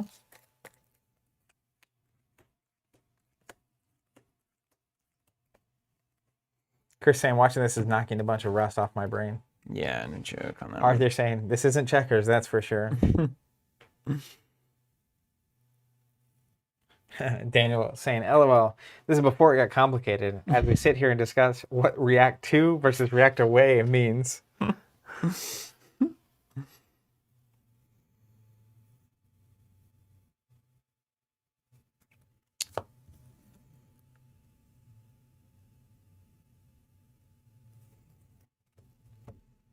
Dang, so you got to pay 4?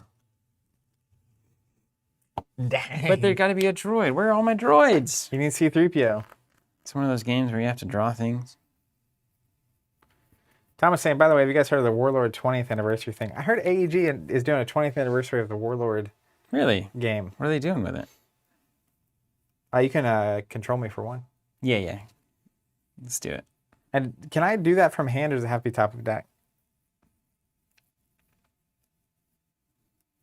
Thomas, I haven't heard of it.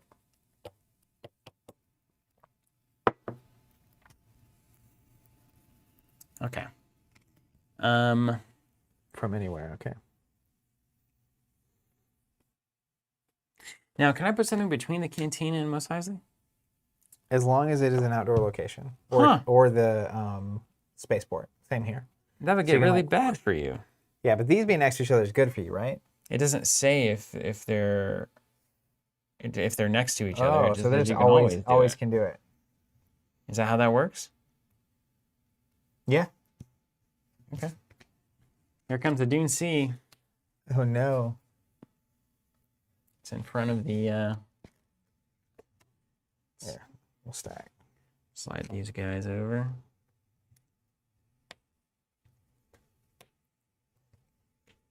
How did you guys ever Play this? This is insanely. Yeah. How many people? All right. Go ahead. Okay, then I'm going to do what I've been trying to do. Have a Tarkin Seeker. Jeremiah, I actually have the new VTS box set, but it's really good with lots of players. We're still in pandemic mode, so maybe at some point we'll play that. Tarkin Seeker. Use one force to deploy on opponent's side at any unoccupied site. Moves during your control phase like a character at the normal use of the force. So you'll have to pay 1 during the control phase. Okay. To move it. When at the same location as Tarkin or an alien of ability less than 3, choose 1 to immediately be lost. Oh no. Oh no, I'm trapped. Oh no. That's awesome. What a great card. Okay. And now, Eternity. I don't see why you couldn't split up Cantina and Mos Eisley, honestly. There's no reason. Is there some dot somewhere that we need to pay attention to? I don't think so. So good. Didn't realize how funny that was. Okay. All right. Now the next step over here, you've got ability 4, 5, 6, 7, 8, which is just 4, so you cross the threshold. Yeah. And then you're at what? 3, 4, 5, 6, 7. Power is 2, 3. You're just 3 power over there? Yep. That's nothing. I'm too weak. But boy, it's really all about that ability. They know that the Force is what you're there for. Arthur, I'm not sure the question you're asking, but I'm happy to answer it. You can play, as long as, like Tatooine Mos Eisley, if it pops up, as long as you have icons that match your color, so red for dark side, blue for light, you can deploy there. You're talking about VTS? All right, hey, I'm gonna do a downtown. Wait a second. What's up? Someone's saying the Seeker.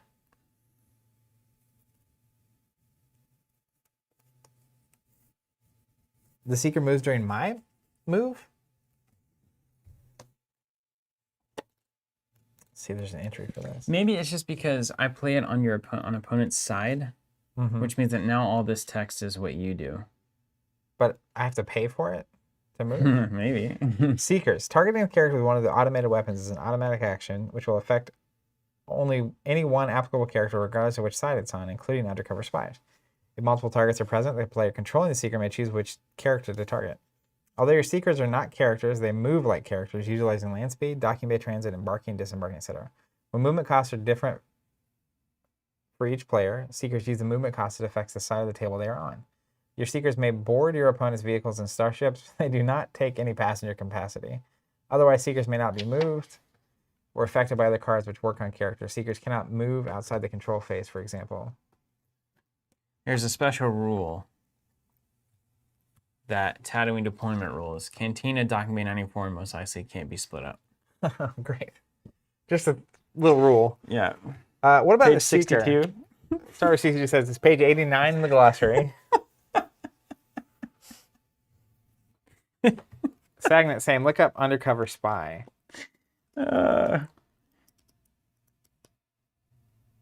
Undercover. Oh my God. So in my head, this is how this is going to work. Yeah. On my next turn, I'm going to pay one that's going to move here.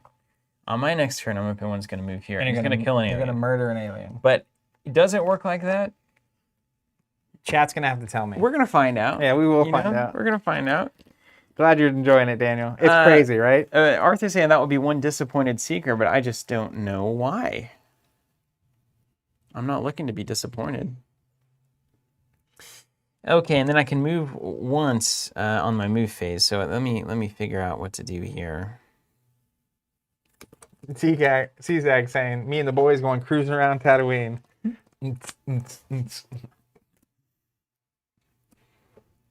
I think it's time to blow this thing up. Daniel saying, I was thinking this would be so much simpler with Premiere only, but here we are looking up location deployment, Seeker rules, and reacts. Sagnet saying the Seeker moves in the dark side, move turn, light side pays the force to move it.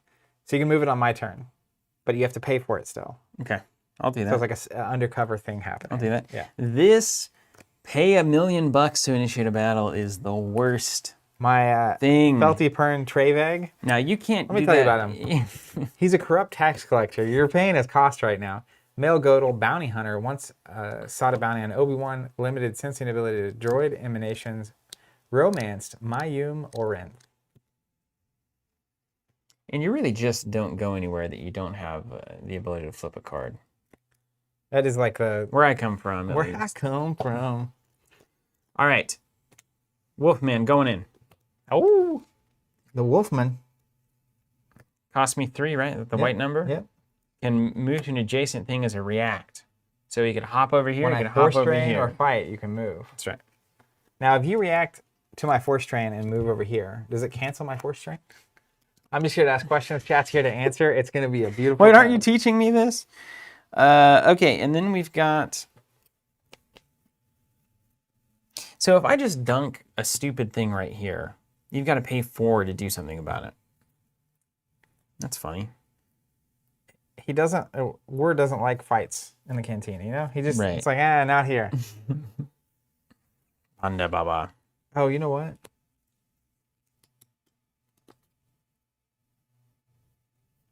If you play that here, the Seeker's going to kill the alien. Oh! It's not just opponents' aliens.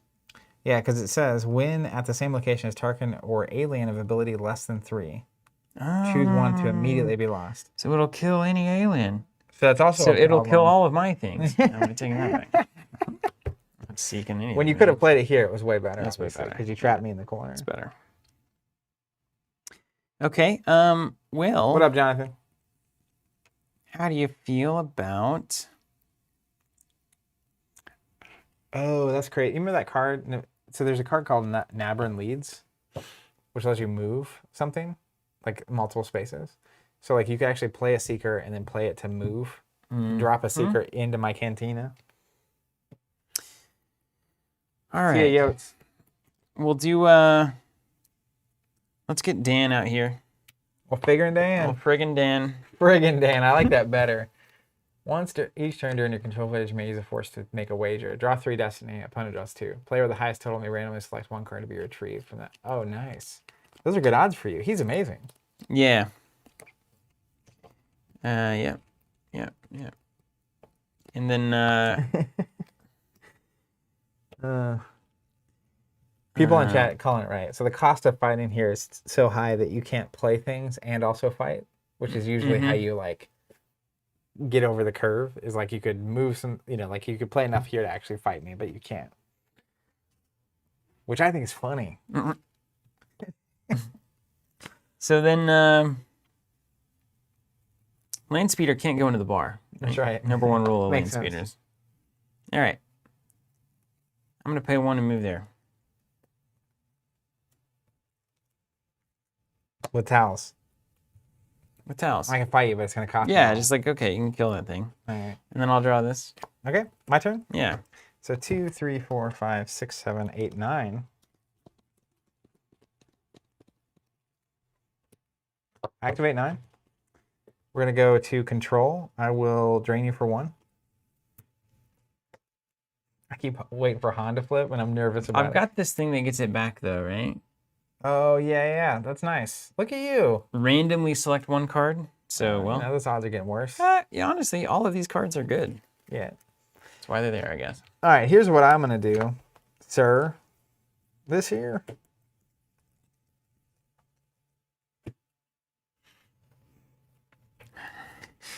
I'm going to pay 8 for an Imperial Star Destroyer. There it is. You found it. All of mine are in the discard pile. And then I also have a TIE Fighter. It deploys -1 to the same system as any Imperial capital ship. So it just plays for free. And then I'm going to also play the Death Star Docking Bay. It's got a light side icon. I can get in there. Docking Bay transit from here costs you 2 force. So it's free for me. So if I have a character, I can go to any other docking bay for free. You would have to pay 2 to move it. But now you can actually go get you some Death Star if you want. And I'll go ahead and just play Stormtrooper. A classic. Here. An absolute classic. Just to, and special rule, I can't drain you on the Death Star. Oh. So like that's not going to drain you a force. But I could drain you. You could move here and do all that kind of stuff. Yeah. Okay. And then that'll be then my turn. So this will go under. Mm-hmm. And it's up to you.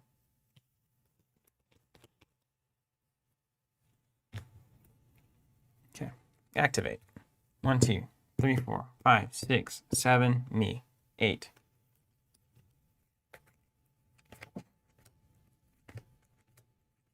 Stagnant saying you can drain on the Death Star. I thought you couldn't. Oh, I maybe had an objective that meant I couldn't do that. So I can drain you. Come and get some on the Death Star. Sure. What could go wrong?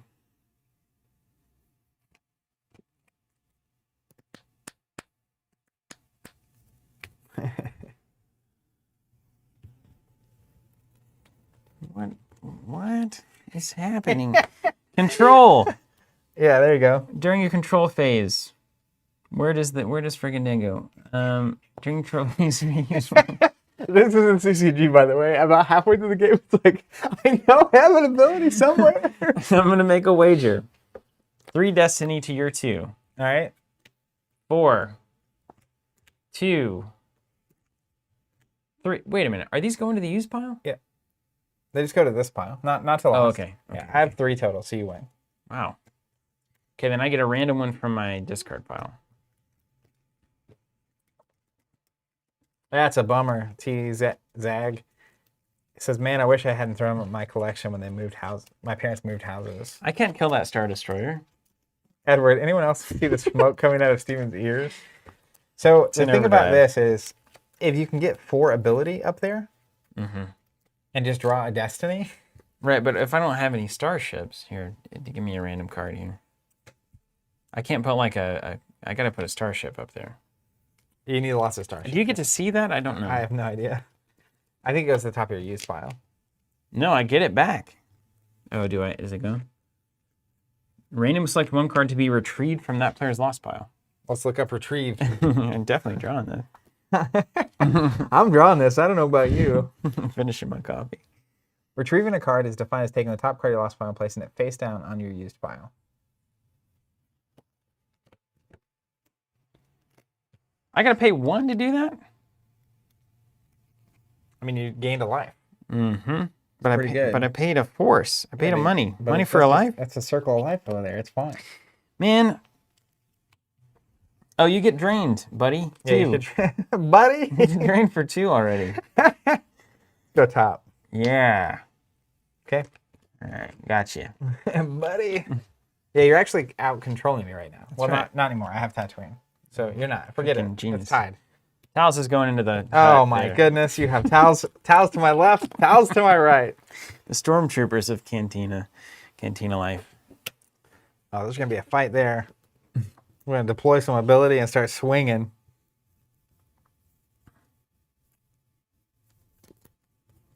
Okay.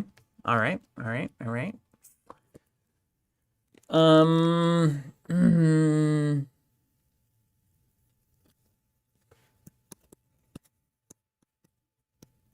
At some point, you're going to come unload on the cantina. Am I right? Well, I got to have a droid to drop in there so I can actually pay for it. Well, I mean, like, so these all move for free, Mhm. right? So you can move in and then pay 5 to fight me. Why is it? Oh, is it 5? Is it additional 4? Yeah. 5. Why am I going to waste 5 money for that? Do you think you can win? Yeah. Probably. Once you start winning, you get ahead, and I've got a problem. So the John Madden quote. That's right. You know, the team that gets the ball in the end zone the most times is probably going to win the game. So what's your power going to be right here? 3, 4, 5, 6, 7. That'd be 1, 2, 8. 3, 4, My token. 5, 6, 7. You know what? Okay. All right. Daniel Wick saying 100% Tails is still going to be in Steven's deck whenever we get to Hoth. All right. I don't need to draw any cards. That's what I'm saying. Let's win the game. If you can go out, if you can win a fight here, you're going to be in a distinct advantage. Can I react to my own? Wolfman's out there in the dune, so nobody cares about him. All right. So they move for free there. They move for free, courtesy of Mos Eisley's ability. Mm-hmm. But have I got news for you? Now, this lane speeder, does this count as controlling this space? Oh, you're reading. No, it doesn't. It doesn't have any ability. So you have to have one ability to have presence. I hate that stat. Or It's to always... have control. If you control for each starship here, your total power is +1 on Tatooine sites. So like I have +1 fight at each of these locations because I have a starship up here. Agree me? Uh-huh. So let's do this. But you only have 3 ability. Yeah, I don't get a draw. Oh. So that's what I'm saying. Like, I've got a bad feeling about this. oh no. But despite my bad feelings, I'm going to initiate a battle at a location where I have less power than the opponent, which is this one. Mm-hmm. If I lose the battle, no result. If I win, opponent's losses are doubled. Yeah, that's exactly what you should be doing. 5. Still got to pay the cost. Anytime I initiate a battle, no matter what the... Yeah, at this with him present. So I'm at 3, 4, 5, 6, 7, 8, 9 total power. And I'm at 2, 4, 6, 7 total power. Do you have modifiers somewhere? Just aliens +1. Mm. Do you count that? You're at 8. No, 7. She's not an alien. Bear is not an 7. alien. How It's dare 7. you? 7 to 9. I'm 7 ahead to by 9. 2. Here's the flip to 2. The tie. What does that go to? What does the card say? If you lose the battle, if you win the battle, does the attacker get the tie, or does no one get the tie? I don't know if anything happens. You don't win or lose. Surely the attacker. I think in a game like this, you can't ever say surely. Don't call me Shirley. Nothing happens. Awesome. Okay, well, that was exciting. Thanks, Owen. Oh, traffic control is real. Well, that was definitely worth 5 money. Good trade for me there. And then I'll draw this card. If it had been a 3, I would lose by 1. I would technically, it would be doubled, so it would be 2. Do you still have to lose the flip thing? attrition or whatever? So the card says if you don't win, nothing happens. No, it said if I lose, which I didn't. He didn't win. I didn't lose, though. If you lose... Yeah, Power's saying still attrition. Okay, Yeah. attrition's still a plus. Yeah. So it still resolves, but nothing else happens. So it was attrition of 2. Yeah. Well, now I can fire What is back. this? What are all these cards? Oh, that's my All money. right, I'm going to attrition the guy that was making it cost more to fight. Cool. Yeah. Got it.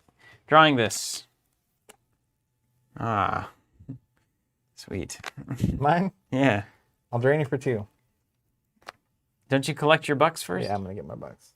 2, 3, 4, 5, 6, 7, 8, 9, 10. And then I get 2 drainies.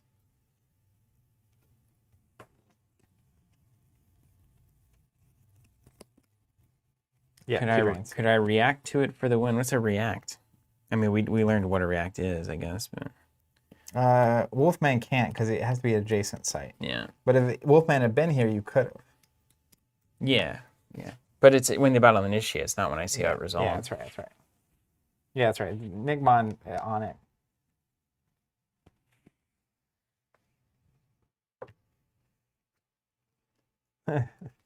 All right. We're doing it. We're doing it. All right, I want to play a bunch of stuff here and just fight you. You know what I mean? All right, we're going to go into the cantina. Here come the Imperials. 2 for DS-61-2. 2 for Commander Prodigy. 2 for Chief Bast. Mm-hmm. And then I'm going to initiate a fight here. For 1. For 1. Nice. Nice. Here's your big number. 3. Hold on. You got 2, ability. 4, Flip it 6, to 7, 8, 9, 10, 11. All right, 12 plus 3. 15. 15. 2, 4, 6, 7. To plus 3, 10. Okay, so there's a 3 attrition floating. So we do attrition first. And whatever I attrition, I should also use as a cost. kill, essentially. So I've got to drop what? Barrier seems important. Ice ability 3 is too good, though. So I'm going to... Sorry, Barrier, you're dead. Use Commander Prodigy for attrition, which is 3. And then I won the battle, so nothing else happens for I'm me. using Barrier for the 3. Okay.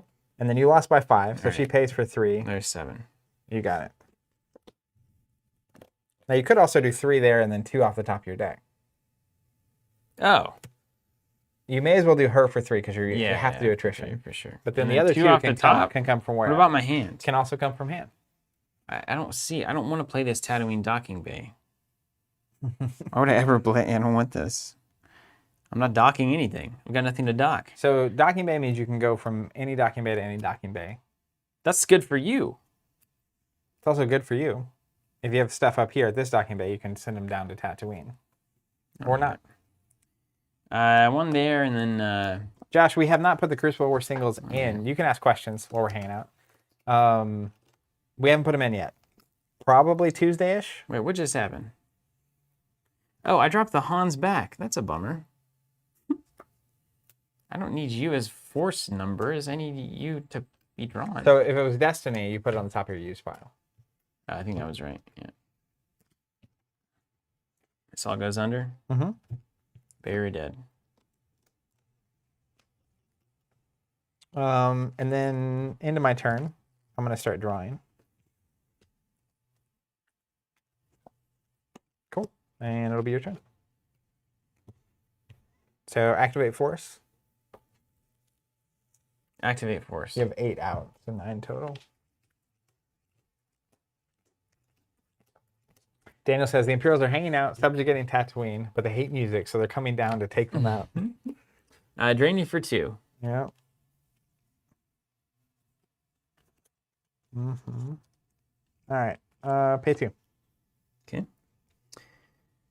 Okay. Wolfman, I feel like you need to be doing something.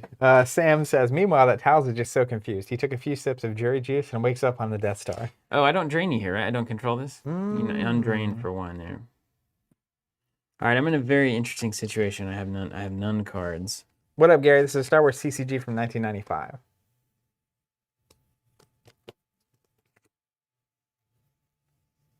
What's this word? What's supposed to be? You're supposed to have lower attrition values than me. So like you have 4, 3, 4, and I have 4, 3, 5, 3. Cool. Okay. Yeah, well, that tracks. 2, 3, 2, 2, 2.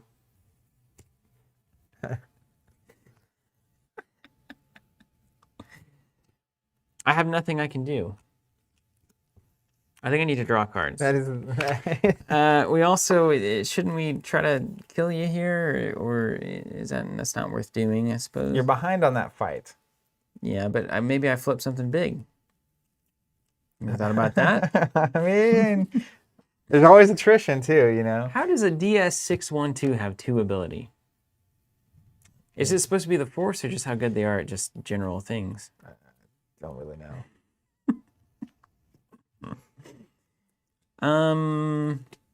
Like another pretty valid.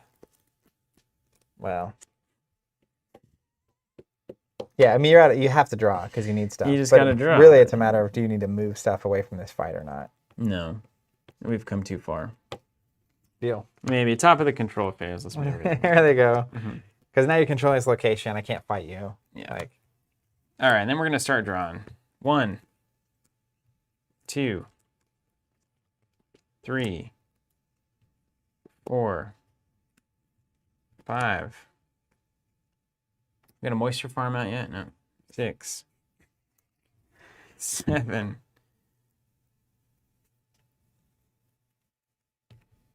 8, 9. Okay. All right, done.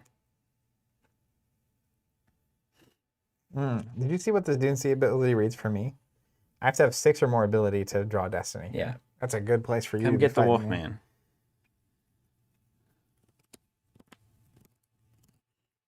Oh, I can't drain here, yeah. So I drain you 1 more because it's during the control I move, and then I get to drain. Nice. Yeah, that makes a lot of sense. We'll do here.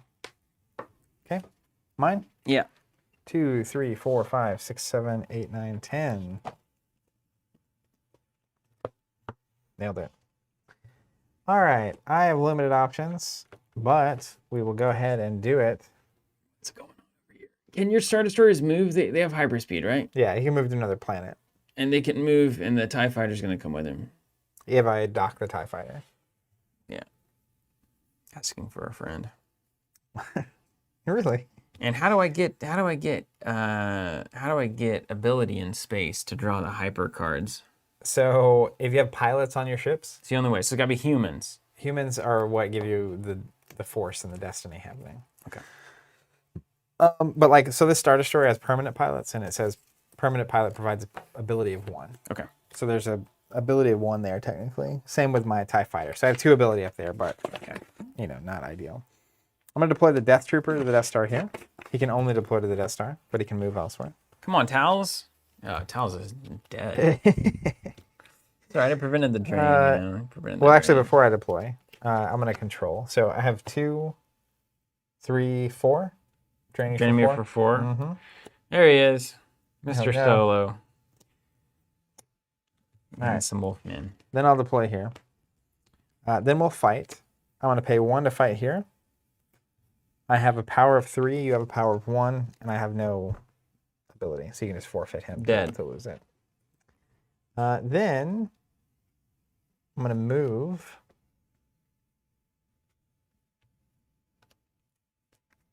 It's really you being able to move during the control phase is so good. Yeah. Because normally I would like leave someone here with some ability, and move 3 so I can contest you.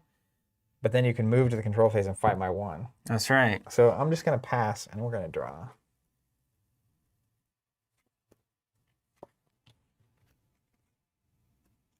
Excellent.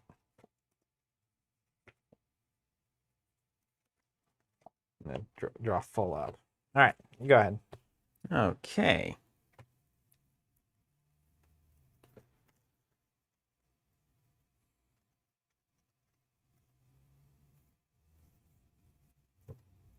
Where are all my weapons?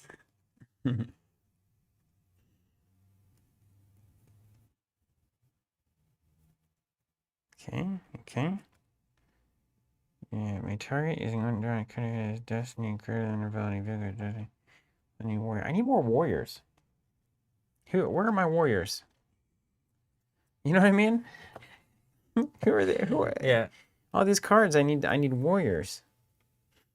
Activate and drain. Yeah. Okay. Right there? Yeah. Activate So 9 2, still. 4, I think. 5, 6, 7, 8, 9. 9 indeed. Yeah, he knows he needs a blue astro icon. He just doesn't have it. All right, I did that, and then I'm gonna drain you for 2. Chris says your troopers were warriors. Get drained. That's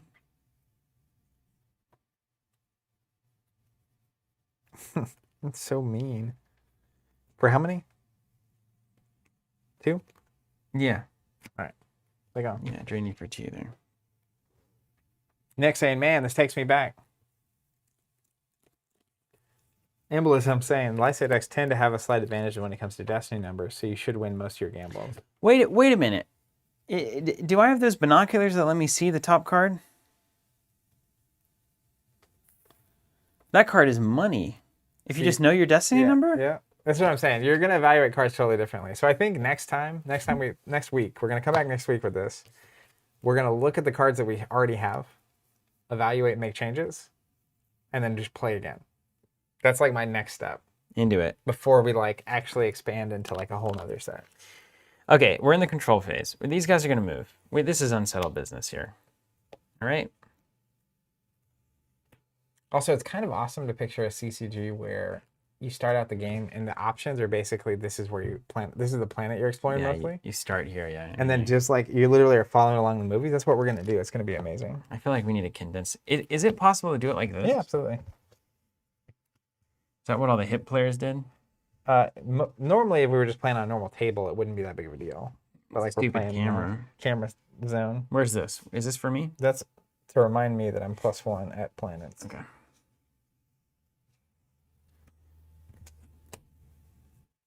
I do seem to remember things just kind of being stacked up. Like it's kind of a beautiful chaos, honestly. All right, who's laughing now? Let's also gamble. Bigger and Dan. 1 force. So right, I do 2, you do 3? Yeah. 5 total. 7, 8, 10, 8. Yeah, you're going to win that almost every time. Okay. Wait, now these are going to look the same. This should be here like this, I think. All right, random card from here.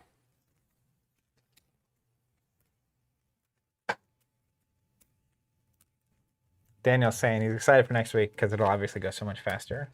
I don't think so. I mean, I think just understanding how to play. That definitely helps. I mean, I've played like multiple times. Yeah, but like fresh. Give me a rando. Make it Han, would you? Did you look at it? Yeah, it wasn't that. Okay. There's that. Now we got to put the heat on. Here comes a moisture farm. Oh, yeah, boy. So it can't go here. I'm going to put it in the middle here. Stuck in the middle. Nice. And watch out, because Owen's deploying there for free. He was built for that farm. It's farming. Drain you for 1. Yeah, that's nice. What does it say? Beru, Lars, and Luke deploy -1. Okay, so that's nice.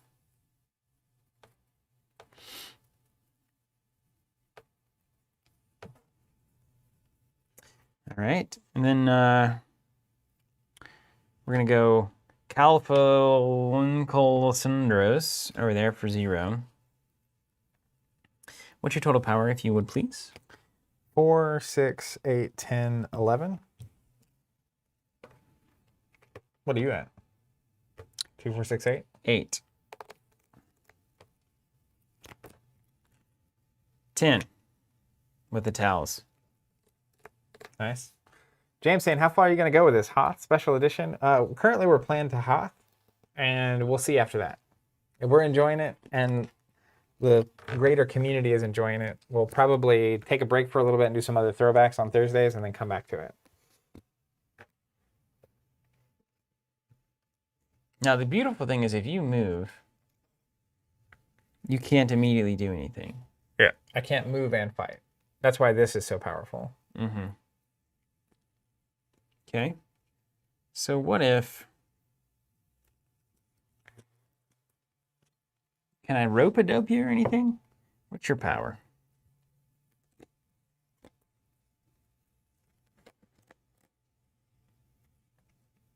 The Star Destroyer is an 8. All right, here's what we'll do. Let's throw Kessel out here. Okay. Its hyperspace is 8, so it's right there next to it's right 7. there. Yep. Let's drop an X-Wing on it. Yep, nice. And I'm thinking, if you want to come get it, you'll have to leave, and then I can hop over here, and then you'll at least not have +1 there for a turn or every now and again. That's correct. And if I don't go do anything, you have a 2 drain. You set out. That's right, yeah. And I think isn't it like +1? If you control 4 drain is +1 here. So you can't let me have Kessel. Come on. Yeah. Isn't that crazy? It is crazy. That's why those X-Wings are so good. Permanent pilot and ability 1 means that, like, they're just hot little ships. Hot little ships. These land speeders, I'm not sure about.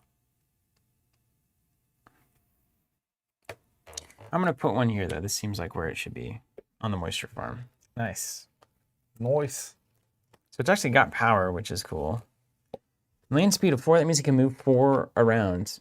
And so if Owen's in it, we can take off and roll. Yeah, he can basically go anywhere outside right now. Okay.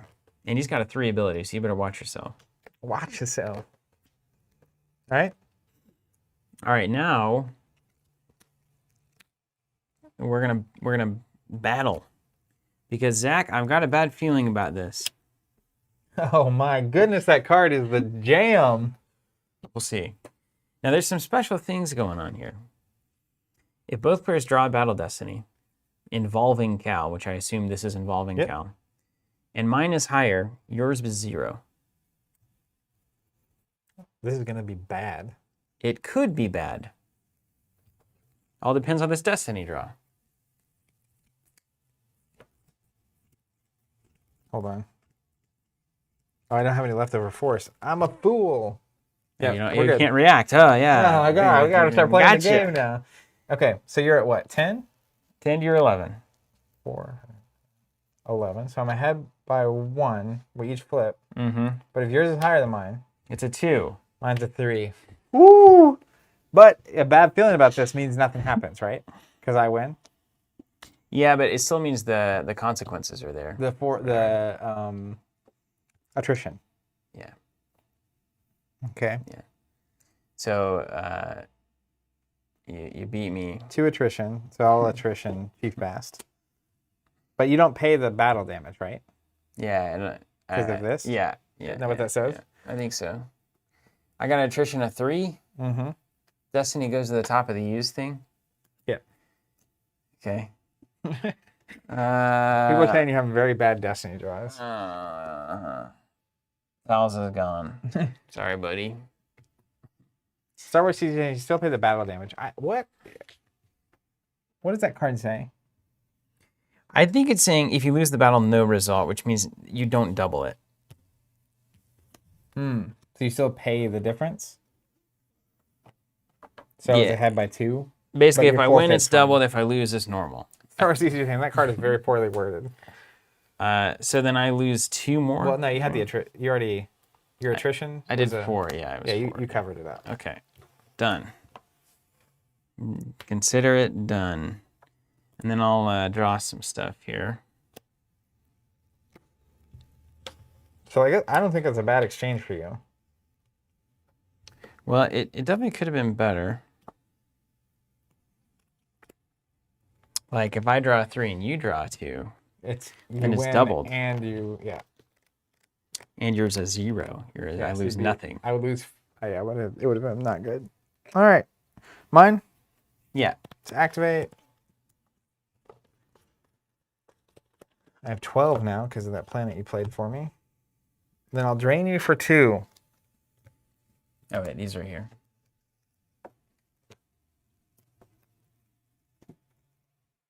Drainy. Oh, my second Han's back. Han's in the discard, though, so... Well, you get him out of the discard. Oh, really? You can recover him from the lost pile? No. Yeah. If on his loss, use 1 to retrieve him from the lost pile, or use 3 to search through your deck and take him into your hand. That's amazing. Yeah, it'd be sweet. It would be sweet someday. One day. All right, let's deploy. Lose cards from your hand for sure. Oh, for the Pain battle damage. the thing. We're already there. All right, I'm gonna play a TIE Scout in downtown. It's a measly power 1. I guess I should think about my life.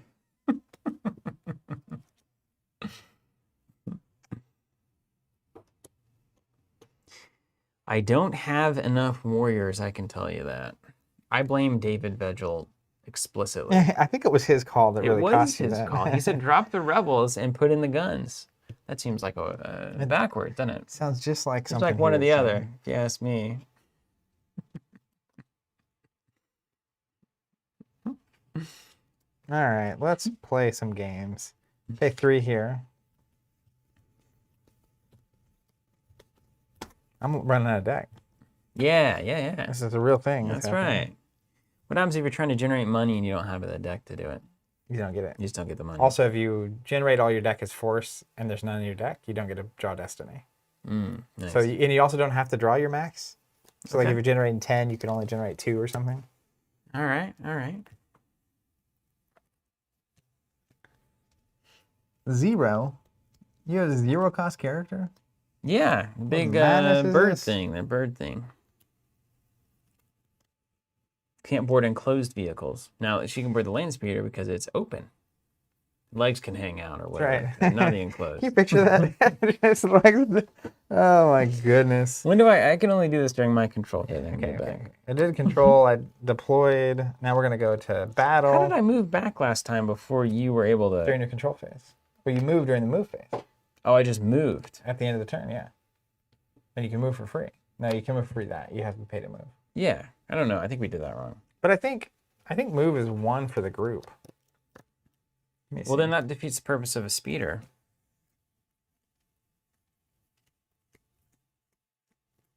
No, only during like docking bay transit. They can move as a group for 1. Okay. Okay. Well, it's probably party time, don't you think? Excellent. I think I'm gonna deploy him here instead and just let you have it. Oh, you don't want to let me have Kessel. 3 is fine. Crazy? Well, if I move there, you're just gonna move over and I'm gonna lose my benefit right. down here. The rebels are masters Your of plan logistics. is working. Okay.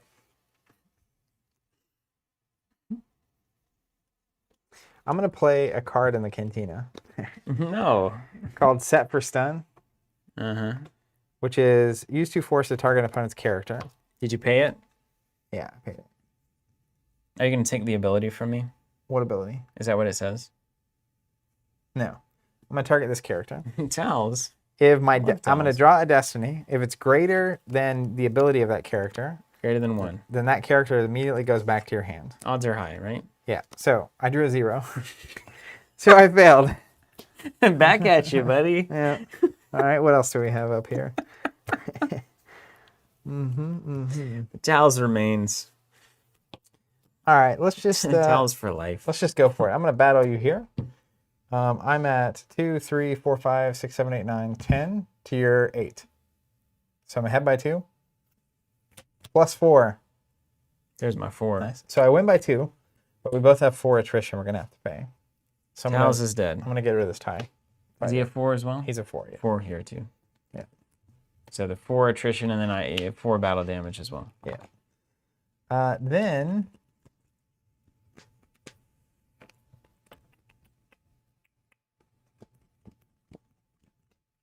I will draw. Oh no. Draw.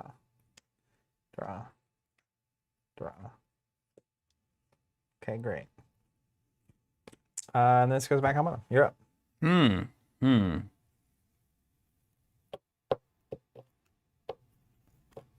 Daniel says, wow, that set for stun could have been awful. Yeah, because if I get rid of the towels, it's you're -2 again. So you would have lost by 6.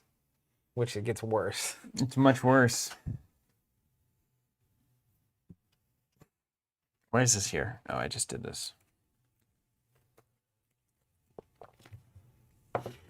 All right. Well, I'm going to activate my cards. Chris says, Talos dusts off the mist stun shot, then rips off the pilot's arm just before the Star Destroyer shoots him from space. Is it 9? Kaboom. I have 9. 2, 4, 6, 7, 8, 9, 10, 11, 12. If you want it. We're down. We're down to the end of the game here. Okay, so, hey, get drained. 3, 4. And then, you know what? I'm going to throw some stuff over here. This is, again, it's still not a fight that I'm... 3, 4. You're slightly behind on it. Hold on a second.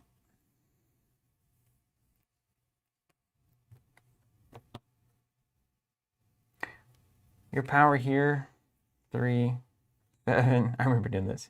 11? No, 3, 7, 8, 9. +1. 10. I'm at 8.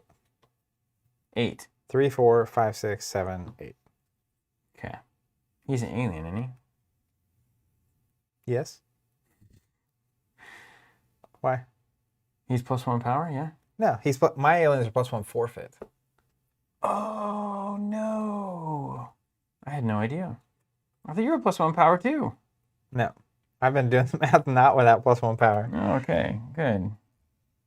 Are you playing figuring in, or he was already out? No, he's already out. All right. 2, 4, 6. 6 to 8. 4 to 8. Just taking a look. Daniel, Steven finally realizing why Cantina is so great. It's really amazing for you. Yeah. 4 to 8. 4 to 8. Okay. That's right, embolism. Man. Deploy. I guess I should just start loading this Wolfman up because he's the only guy that can have weapons. So get ready for Wolfman Jack here. That's right. 1 force. He's got a blaster. Are you not gambling with figuring? Yeah, that's fine. I can do that. Pay 1, you probably get a card back. What is it? 3 from my main deck? Yeah. I have 4 total. 2, 4, and You got it. more. Okay. Gambled. Here, we'll just do a quick... let's get Han back in there. Now, do you see this card? Do I see it? Anybody see it? Can you always look at your used pile? No, I don't know. Maybe. I'm just going to put it there. Okay. And hope it's on. No, look through my discard pile and find out. All right, Blaster, going on a Wolfman. Yeah, some embolism. I know I could move to stop the drain there, but having +1 on all my Tatooine sites is kind of like preventing 1 or gaining 1. So it's a little bit of this, a little bit of that. I think I'm a little bit ahead in terms of total card count. So I'm also okay taking a little bit of heat there if I can just put the pressure on. Daniel says you can't look at any pile other than your last pile. Okay. Can I have more than 1 weapon? Oh, hold the phone. For each starship here, my total is +1. Oh. So I'm at +3. Buyer beware. Here comes the fleet. We're out of here on the control phase. I don't want that.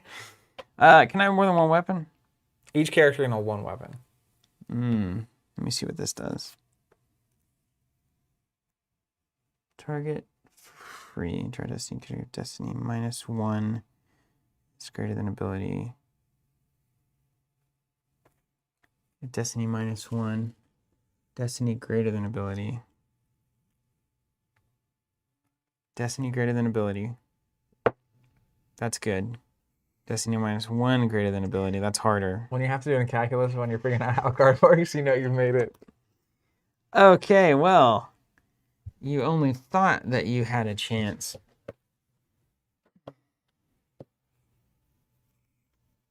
Is this going to turn into a space battle? No. No. I wish it could turn into a battle. Battle of any kind. You're going to love the next set. All right, well, here comes a Corellian Corvette for 4.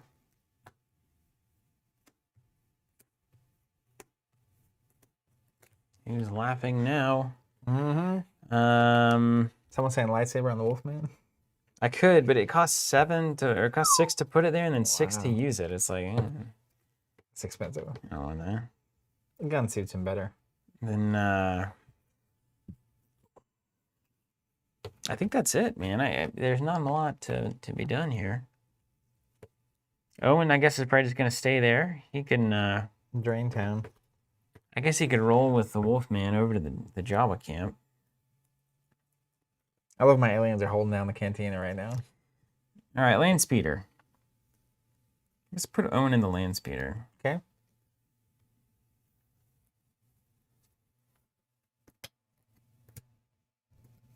And can we pick up the Wolfman when it hops in here? I don't know. If you're at that location, yeah. I'm at it. During movement, characters can board and embark and disembark on ships. Cost me 1. Let's put old friggin' Dan over here. Friggin' Dan is the best. Move 1. Also, there's special lightsaber rules, right? So if you have a lightsaber out, it like either contributes to your force drain or it contributes to your force total or something crazy. Well, where's it written? In the rules I'm playing a card game. I'm not playing a manual game. Well, you signed up for the wrong experience, but you'll eventually love it, I promise. All right. End of the round? No, I got to do this thing. Use 1 force to play. Someone says it's on the card. Keep reading that lightsaber. You just got to get to the last sentence. During your... You may then use as follows. Add 1 to force drain where present, or target a character by using X force. Okay, I get it. Yeah, probably put it on there, but... All right, I'm supposed to do this in the control phase, but you don't really mind, you. Top of the use pile. These can't be played. So we'll hold on to the equipment. Put these back in. These would technically be on the bottom. I guess that's the whole point. You guarantee you don't draw them. And then I can start drawing these guys. 1. Yep. Oh, a blaster rifle. It's another card I need to deploy onto a warrior. 2, 3, and 4. Okay. Over to you. All right, activate force. Drain for 1, 2, 3, 4, 5. Hold on, I have a react. Can I do this? This says react only to a battle or force drain within range. Can I throw these guys over here? Yeah, absolutely. Ah! I've not done the math, but I just am tired of this draining. Yep. So you only take 4 drain. Okay. I'm going to take it from this hand. 1, 2.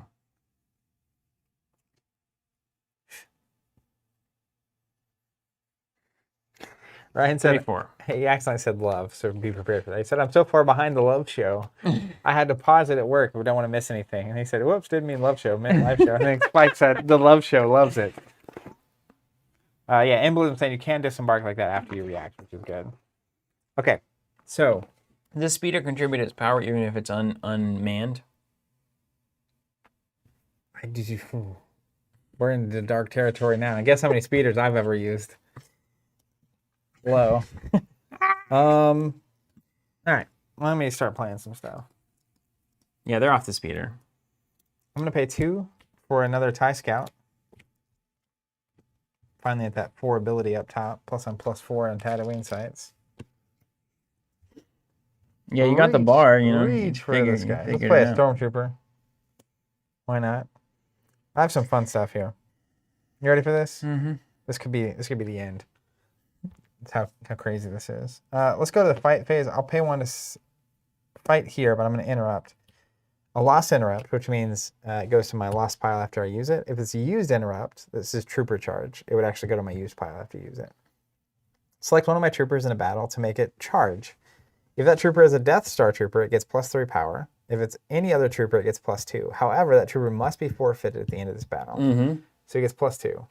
Okay. For this fight. I'm also +4 generically from old Star Destroyer town.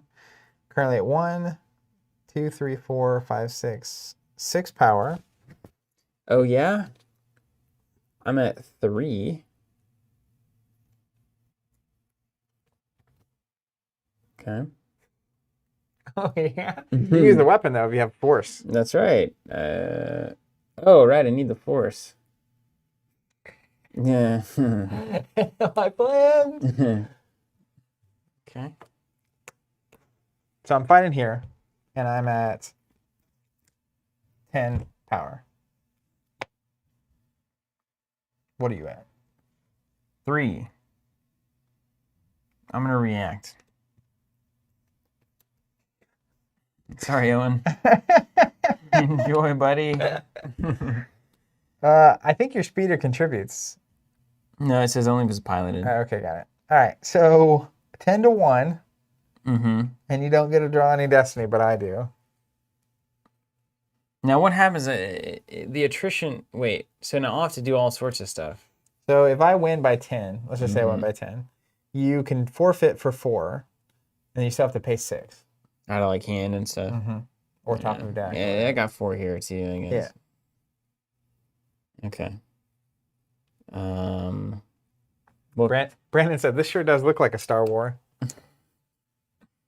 I mean, yeah, sure. Let's just fight it. Fight. Okay, so now you're at 3, and you get a draw. Yeah, that's right. All right, so let's both draw. It's a 4.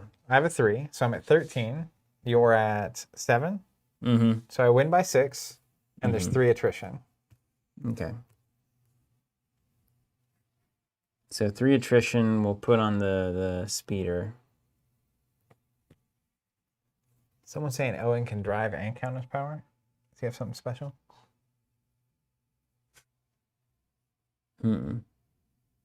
Yeah, I didn't think so. But it's the same idea, I guess. His power contribution of 1 or his power contribution. But doesn't matter. But then can you still kill people out of the speeder? I think so. Or the speeder itself. Okay. So this is going as my attrition for 3. Okay, and then you have to pay 6 total. And you got attrition of 4 over there. Yeah. It's got to be the trooper and what? Something else? I'm going to go these 2. And then Shavasi is 2, but I would lose the lose this thing. The gun. That's fine. Yeah, that's yeah.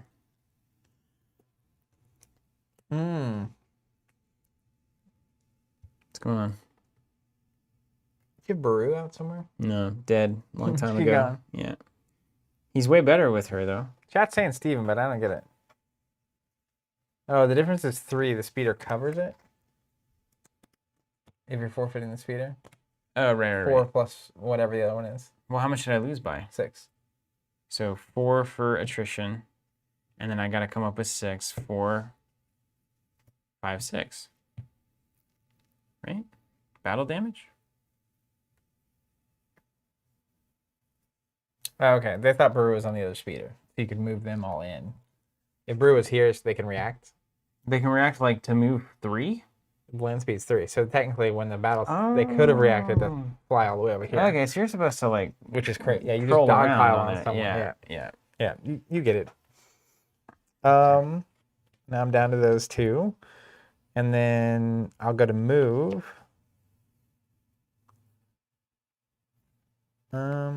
This goes here.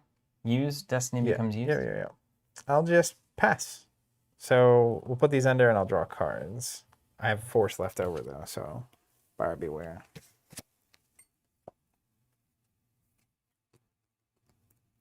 Okay, I'll keep that. All right. You got warriors? Are these warriors? You got any warriors? These warriors? Yep, the blue icon. Luckily, I don't have any. It's going to work out in my favor. Yeah? No. Did this connect to here? Yeah. Ah, who's laughing now? All right, what I got, like 12? You have a bunch, yeah. 1, 2, 3, 4, 5, 6, 7, 8, 9, 10, 11, 12 if you want it. I'm out of deck. But if you do that, you can't draw Destiny, so you want to leave some. All right, let's leave 2. I can't spend it. I can't spend it. I can't spend it at all, actually. You get a control for Yeah, get drained. 2. 1, 2, 3, 4, 5. There it is. Because of Kessel.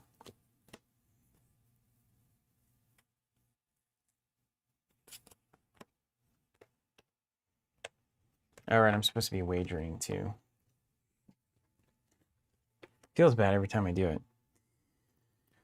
Okay, then we can play some things here. Let's just get staged.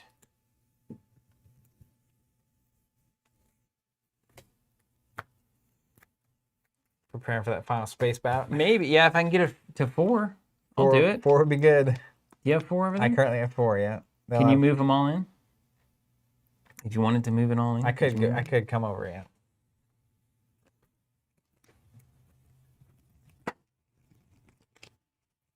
Can I pick things up on my way? Like if I move here, can I pick friggin' Dan up and move him over? Well, so movement's a single thing. So the speeder can't stop and then keep going. Also, someone's saying, this makes sense, you can actually fight from open speeders. Oh. So like that Luke speeder that you have is an open speeder, so characters on it can actually contribute to the fight. Oh, good. Nice. I'm glad it told me that on the card. I'm gonna pay 1 force. I got a tag seeker up in there. Oh no, bro. He's coming to town. He's gonna come blow up one of my guys. All right, well, how about some of this? I'm gonna get... Yeah, you are. I'm gonna get Cal over here. Daniel's saying, unfortunately, the Suro sub is enclosed. 1, 2, 3. Pop out. Yeah. Here comes the sun. Oh, I'm supposed to wager. Hold on, before I do all that stuff. You win. Wager. Wager the 3. I have a 3 total. All right, gotcha. Now, what's interesting about the wagering... Do that. And then this goes back in here. Is you force me to draw 2 Destiny. So like if I only have like 2 or 3 cards in my deck, you could run me out of Destiny cards so that when you actually fight me, I don't have any cards left. That's why Dan's so good, I guess. Here's the wager. I didn't forget the drain. I got the drain. I think some people in chat are a little bit behind. There's a wager. This is my discard pile. Yeah. And then this one was in case I needed to Destiny something, I guess.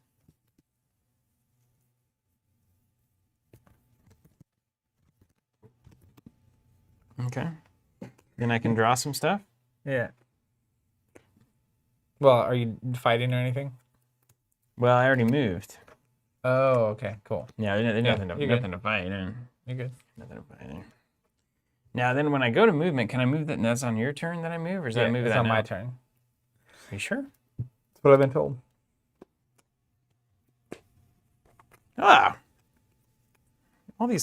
All of these cards are way better, man. I found my good cards. I'll take one more. Why not? What could be happening here? It's like playing blackjack. One more, hit me. These are good. I'll leave 2 in there, just into the pile. Okay. All right. I'll leave a stack of cards over here because I need it just in case. This moves if you want to pay 1. Yeah, I do. All right. Which one of these do you want to lose? The best one. Death Star Trooper, I imagine. Yeah.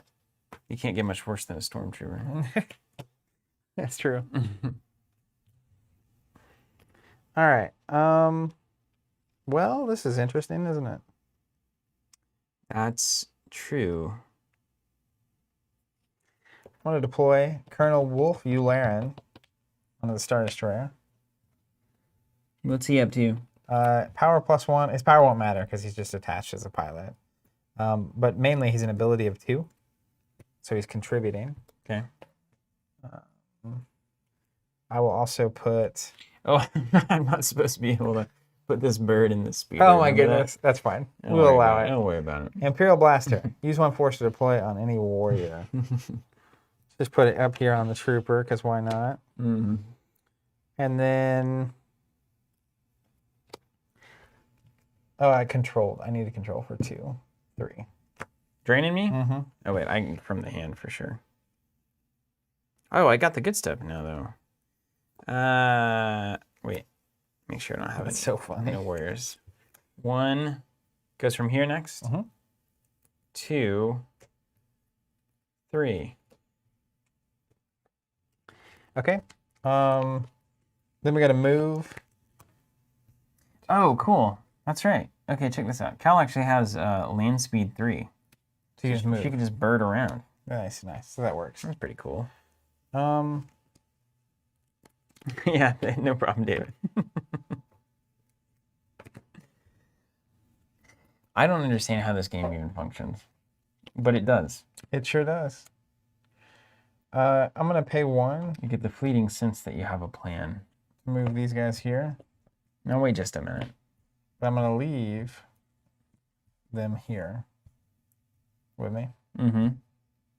And then he goes on to the Star Story. You're going to drop it off? He'll drop off, yeah. Okay. So he can do his thing. Then I'll draw a card. Draw one more card. And then I'll pass to you. Okay. This goes under... 007 Nick asking life totals. I'm at 13 cards available. What's a rebel? Is that rebel? That's a It's rebel. that logo right there. Well, you never saw this coming.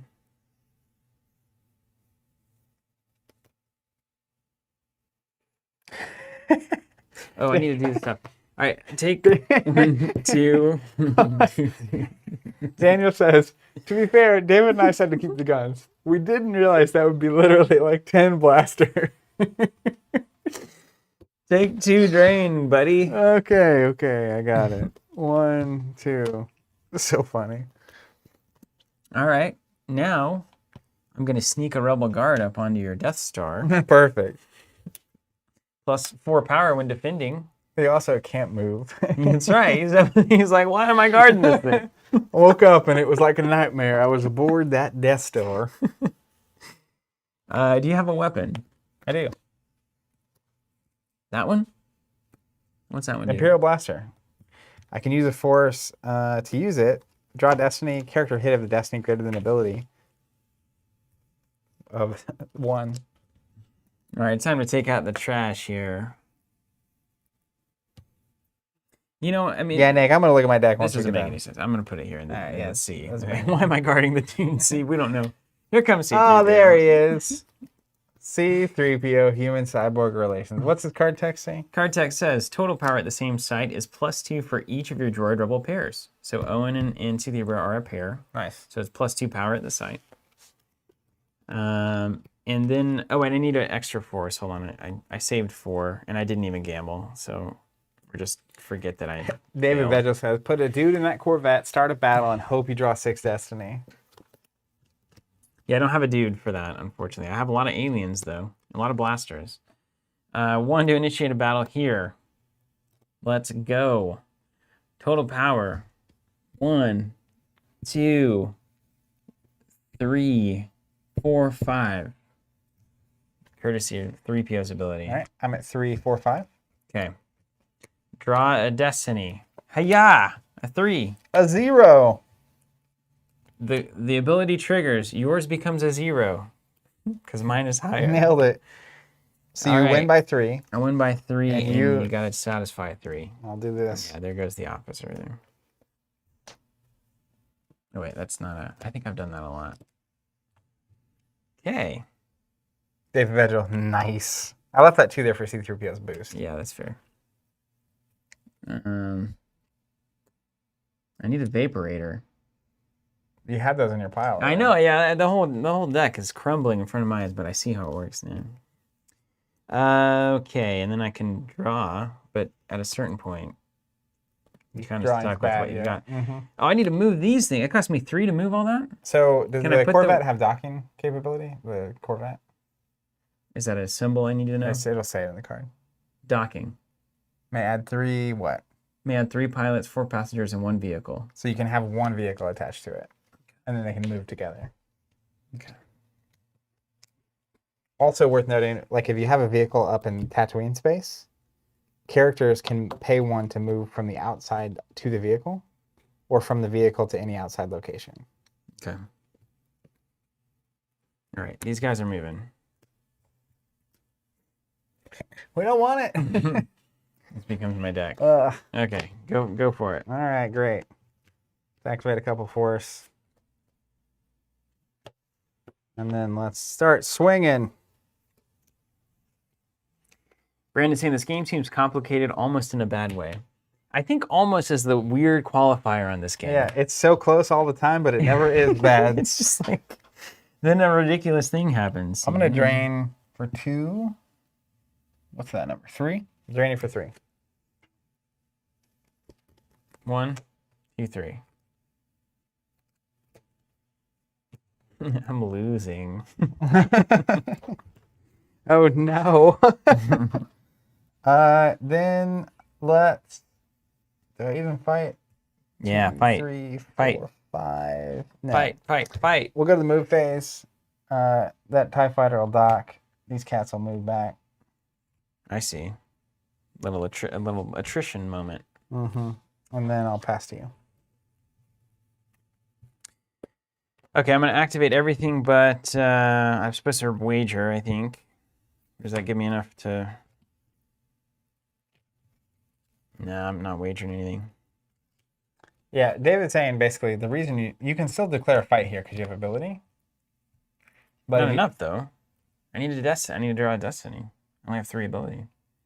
Oh. Yeah. Yeah, any dude with ability is fine. But you can transport him from up here now.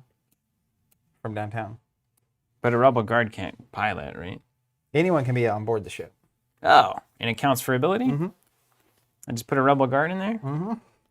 I mean, the rebel guard can't move. That's a problem. During the move? Well, he's not getting moved. He's getting picked up. He's not moving. I mean, he's doing nothing. I think that actually might be true. But I don't know. I'd have to look in the deep, dark pages of the glossary.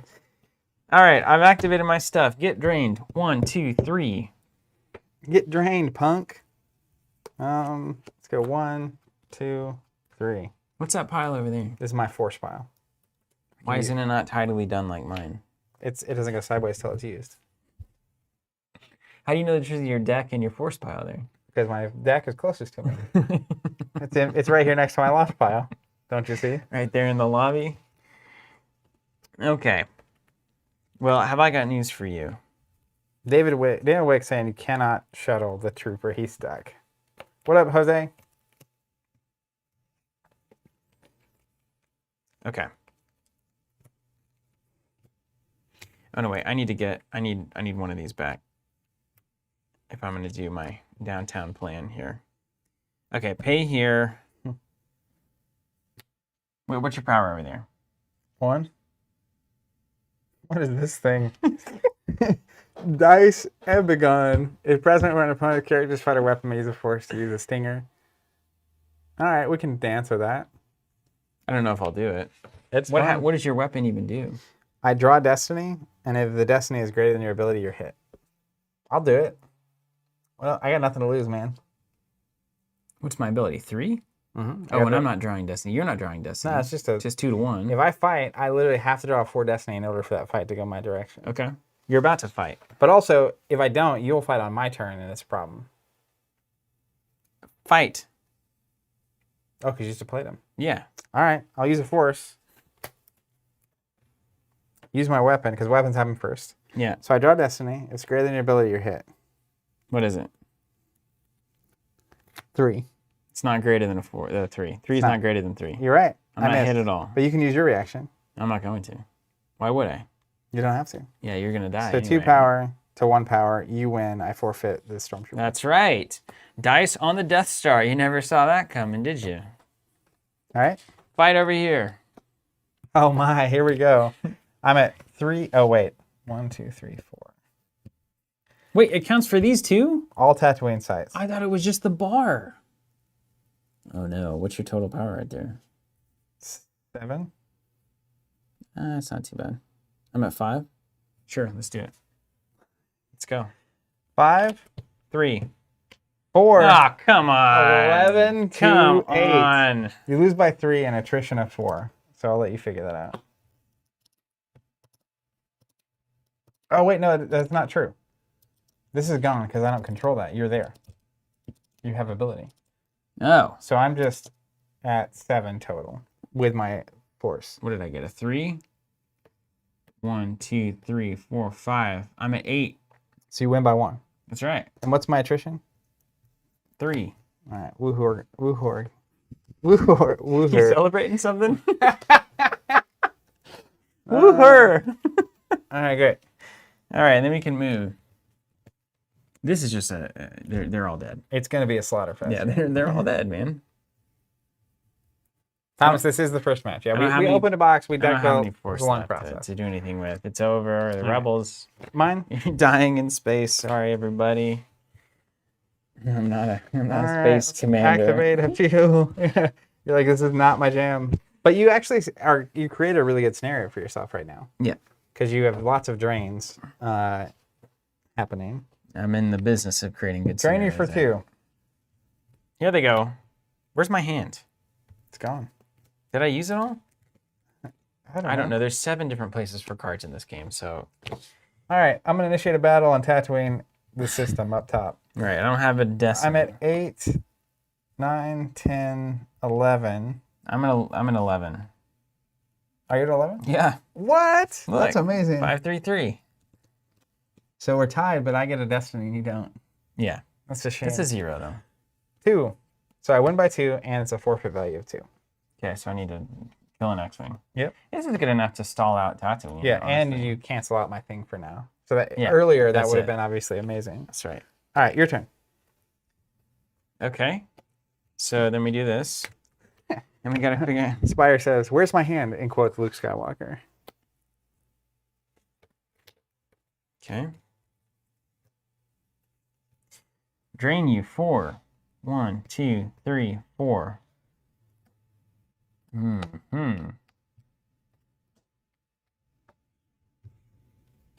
getting ready to lose.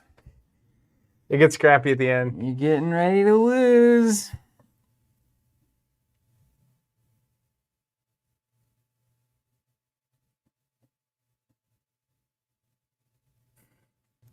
Battle here.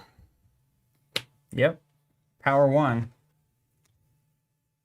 Plus 3. I'm 4 total. 4, but that goes to 0 because of my Birdman. All right. That's awesome. So 4 plus what? You're at 5? 9? 9. So forfeit 2, and I have to lose 7 more. Wait, that's not true. Hold on. 1, 2, 3, 4. I'm only at 5. Plus Wait. your... Oh, plus the stuff. 9. So I have to lose 7 more somehow. Can you discard from board? Not from my board in general. How did this game even... How did this even... You just nuked me. How did... No, it didn't. There, yeah. During the move phase, I definitely should have moved her up to a Star Destroyer, which I could have done for 1. How does this even work? It's like watching a movie that I don't... It's very similar to watching a Star Wars movie because I have no idea how it's going to end. It just is happening, and then all of a sudden it's over. Bam! Now you got it. So I should have. I could have literally at the end of my turn moved her up. Yeah. And then you can't fight me here, so you get an extra drain. But then this is where I fight to win. Yes. And then when you fight there, I'm tanked. But you could also just move.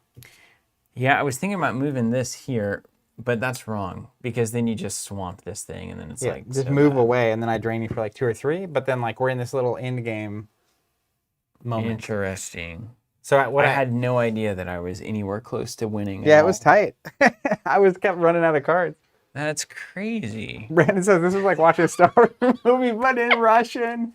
That's amazing. That's crazy. Okay. Yeah, great. Well, welcome to the club. So we did it. The plan is going to be next week we're going to come back, and what I want to do is, I think most of these are yours. That was just the craziest thing. So start of next week, we're going to look. I want to look at our decks, and I want to look through the cards we already opened. Yeah. And we'll make tweaks and changes based on that, and see if we can make these decks just like I'm thinking I need more blasters. more people to use Courtesy of blasters. David Vegel. I'm gonna call this the Vegel special here. It's gonna be 20 blasters, no warriors, and as many of that bird that I can run as possible. Yeah, Nick. We're running out of time, so next time we'll literally. I'm gonna organize this deck and lay it out next time, and then I'm gonna look at all. In the meantime, I'm also gonna just look through these cards. I know 1,000 times more of how to build a deck now, of course. Yeah, of course. We just had to make it through this experience. Yeah. And everything else gets a lot easier. So even just examining these cards, playing another game, people on chat were saying their games take about 45 minutes once you're like aren't asking questions and know what your deck is doing. So we'll see, but we'll be back next week with more Star Wars CCG. This was a hilarious experience. It's got a weird charm to it. Now, I'll have you, and also worth noting, check this out. I took your advice. In fact, the crazy thing was I only had 5 weapons. David's saying their advice was 5 weapons. But you just didn't have warriors to play them on. Well, I just needed, I didn't. Was that the problem? That was the problem. I drew all the weapons and no warriors. And I think the thing that hurt me the most throughout that game was I think I had too many locations. Mm-hmm. I kept flipping zeros for destiny, which was bad. 5 weapons. 4 weapons, no less. Maybe 5. Is 5 a pretty normal number? I'm asking chat, obviously. I don't think you would necessarily know. Well, let me tell you. Yeah, tell me your thesis on the Star Wars CCG. Yeah, only 4 weapons, actually. No, 5. There they are. 007 Nick saying it's really best to try and have a really clear tactic for your deck so that this is the thing you're really trying to do. Yeah. And you can't obviously do that unless you know what you can possibly do.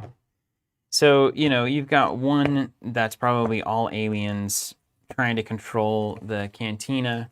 If you roll into the cantina, they dogpile, and you lose a bunch of battle damage. Your deck with the Mos Eisley and Cantina combo. That's crazy, the movie moving back and forth.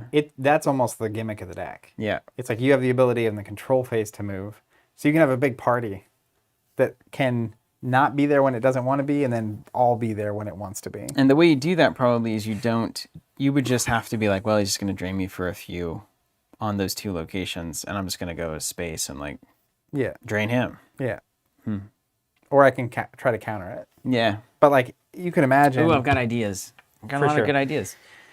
Thanks for watching, everybody. Let's zoom out. That took a long time. That was crazy. Wow. It was a process. Well, we'll be doing this again next Thursday, so we hope you join us. We'll do the whole thing. It's like, it is a journey. So the first time you get in there, it's like, well, yeah. And now we'll see if it gets any different, any better, any easier. any easier. I suspect that it will be.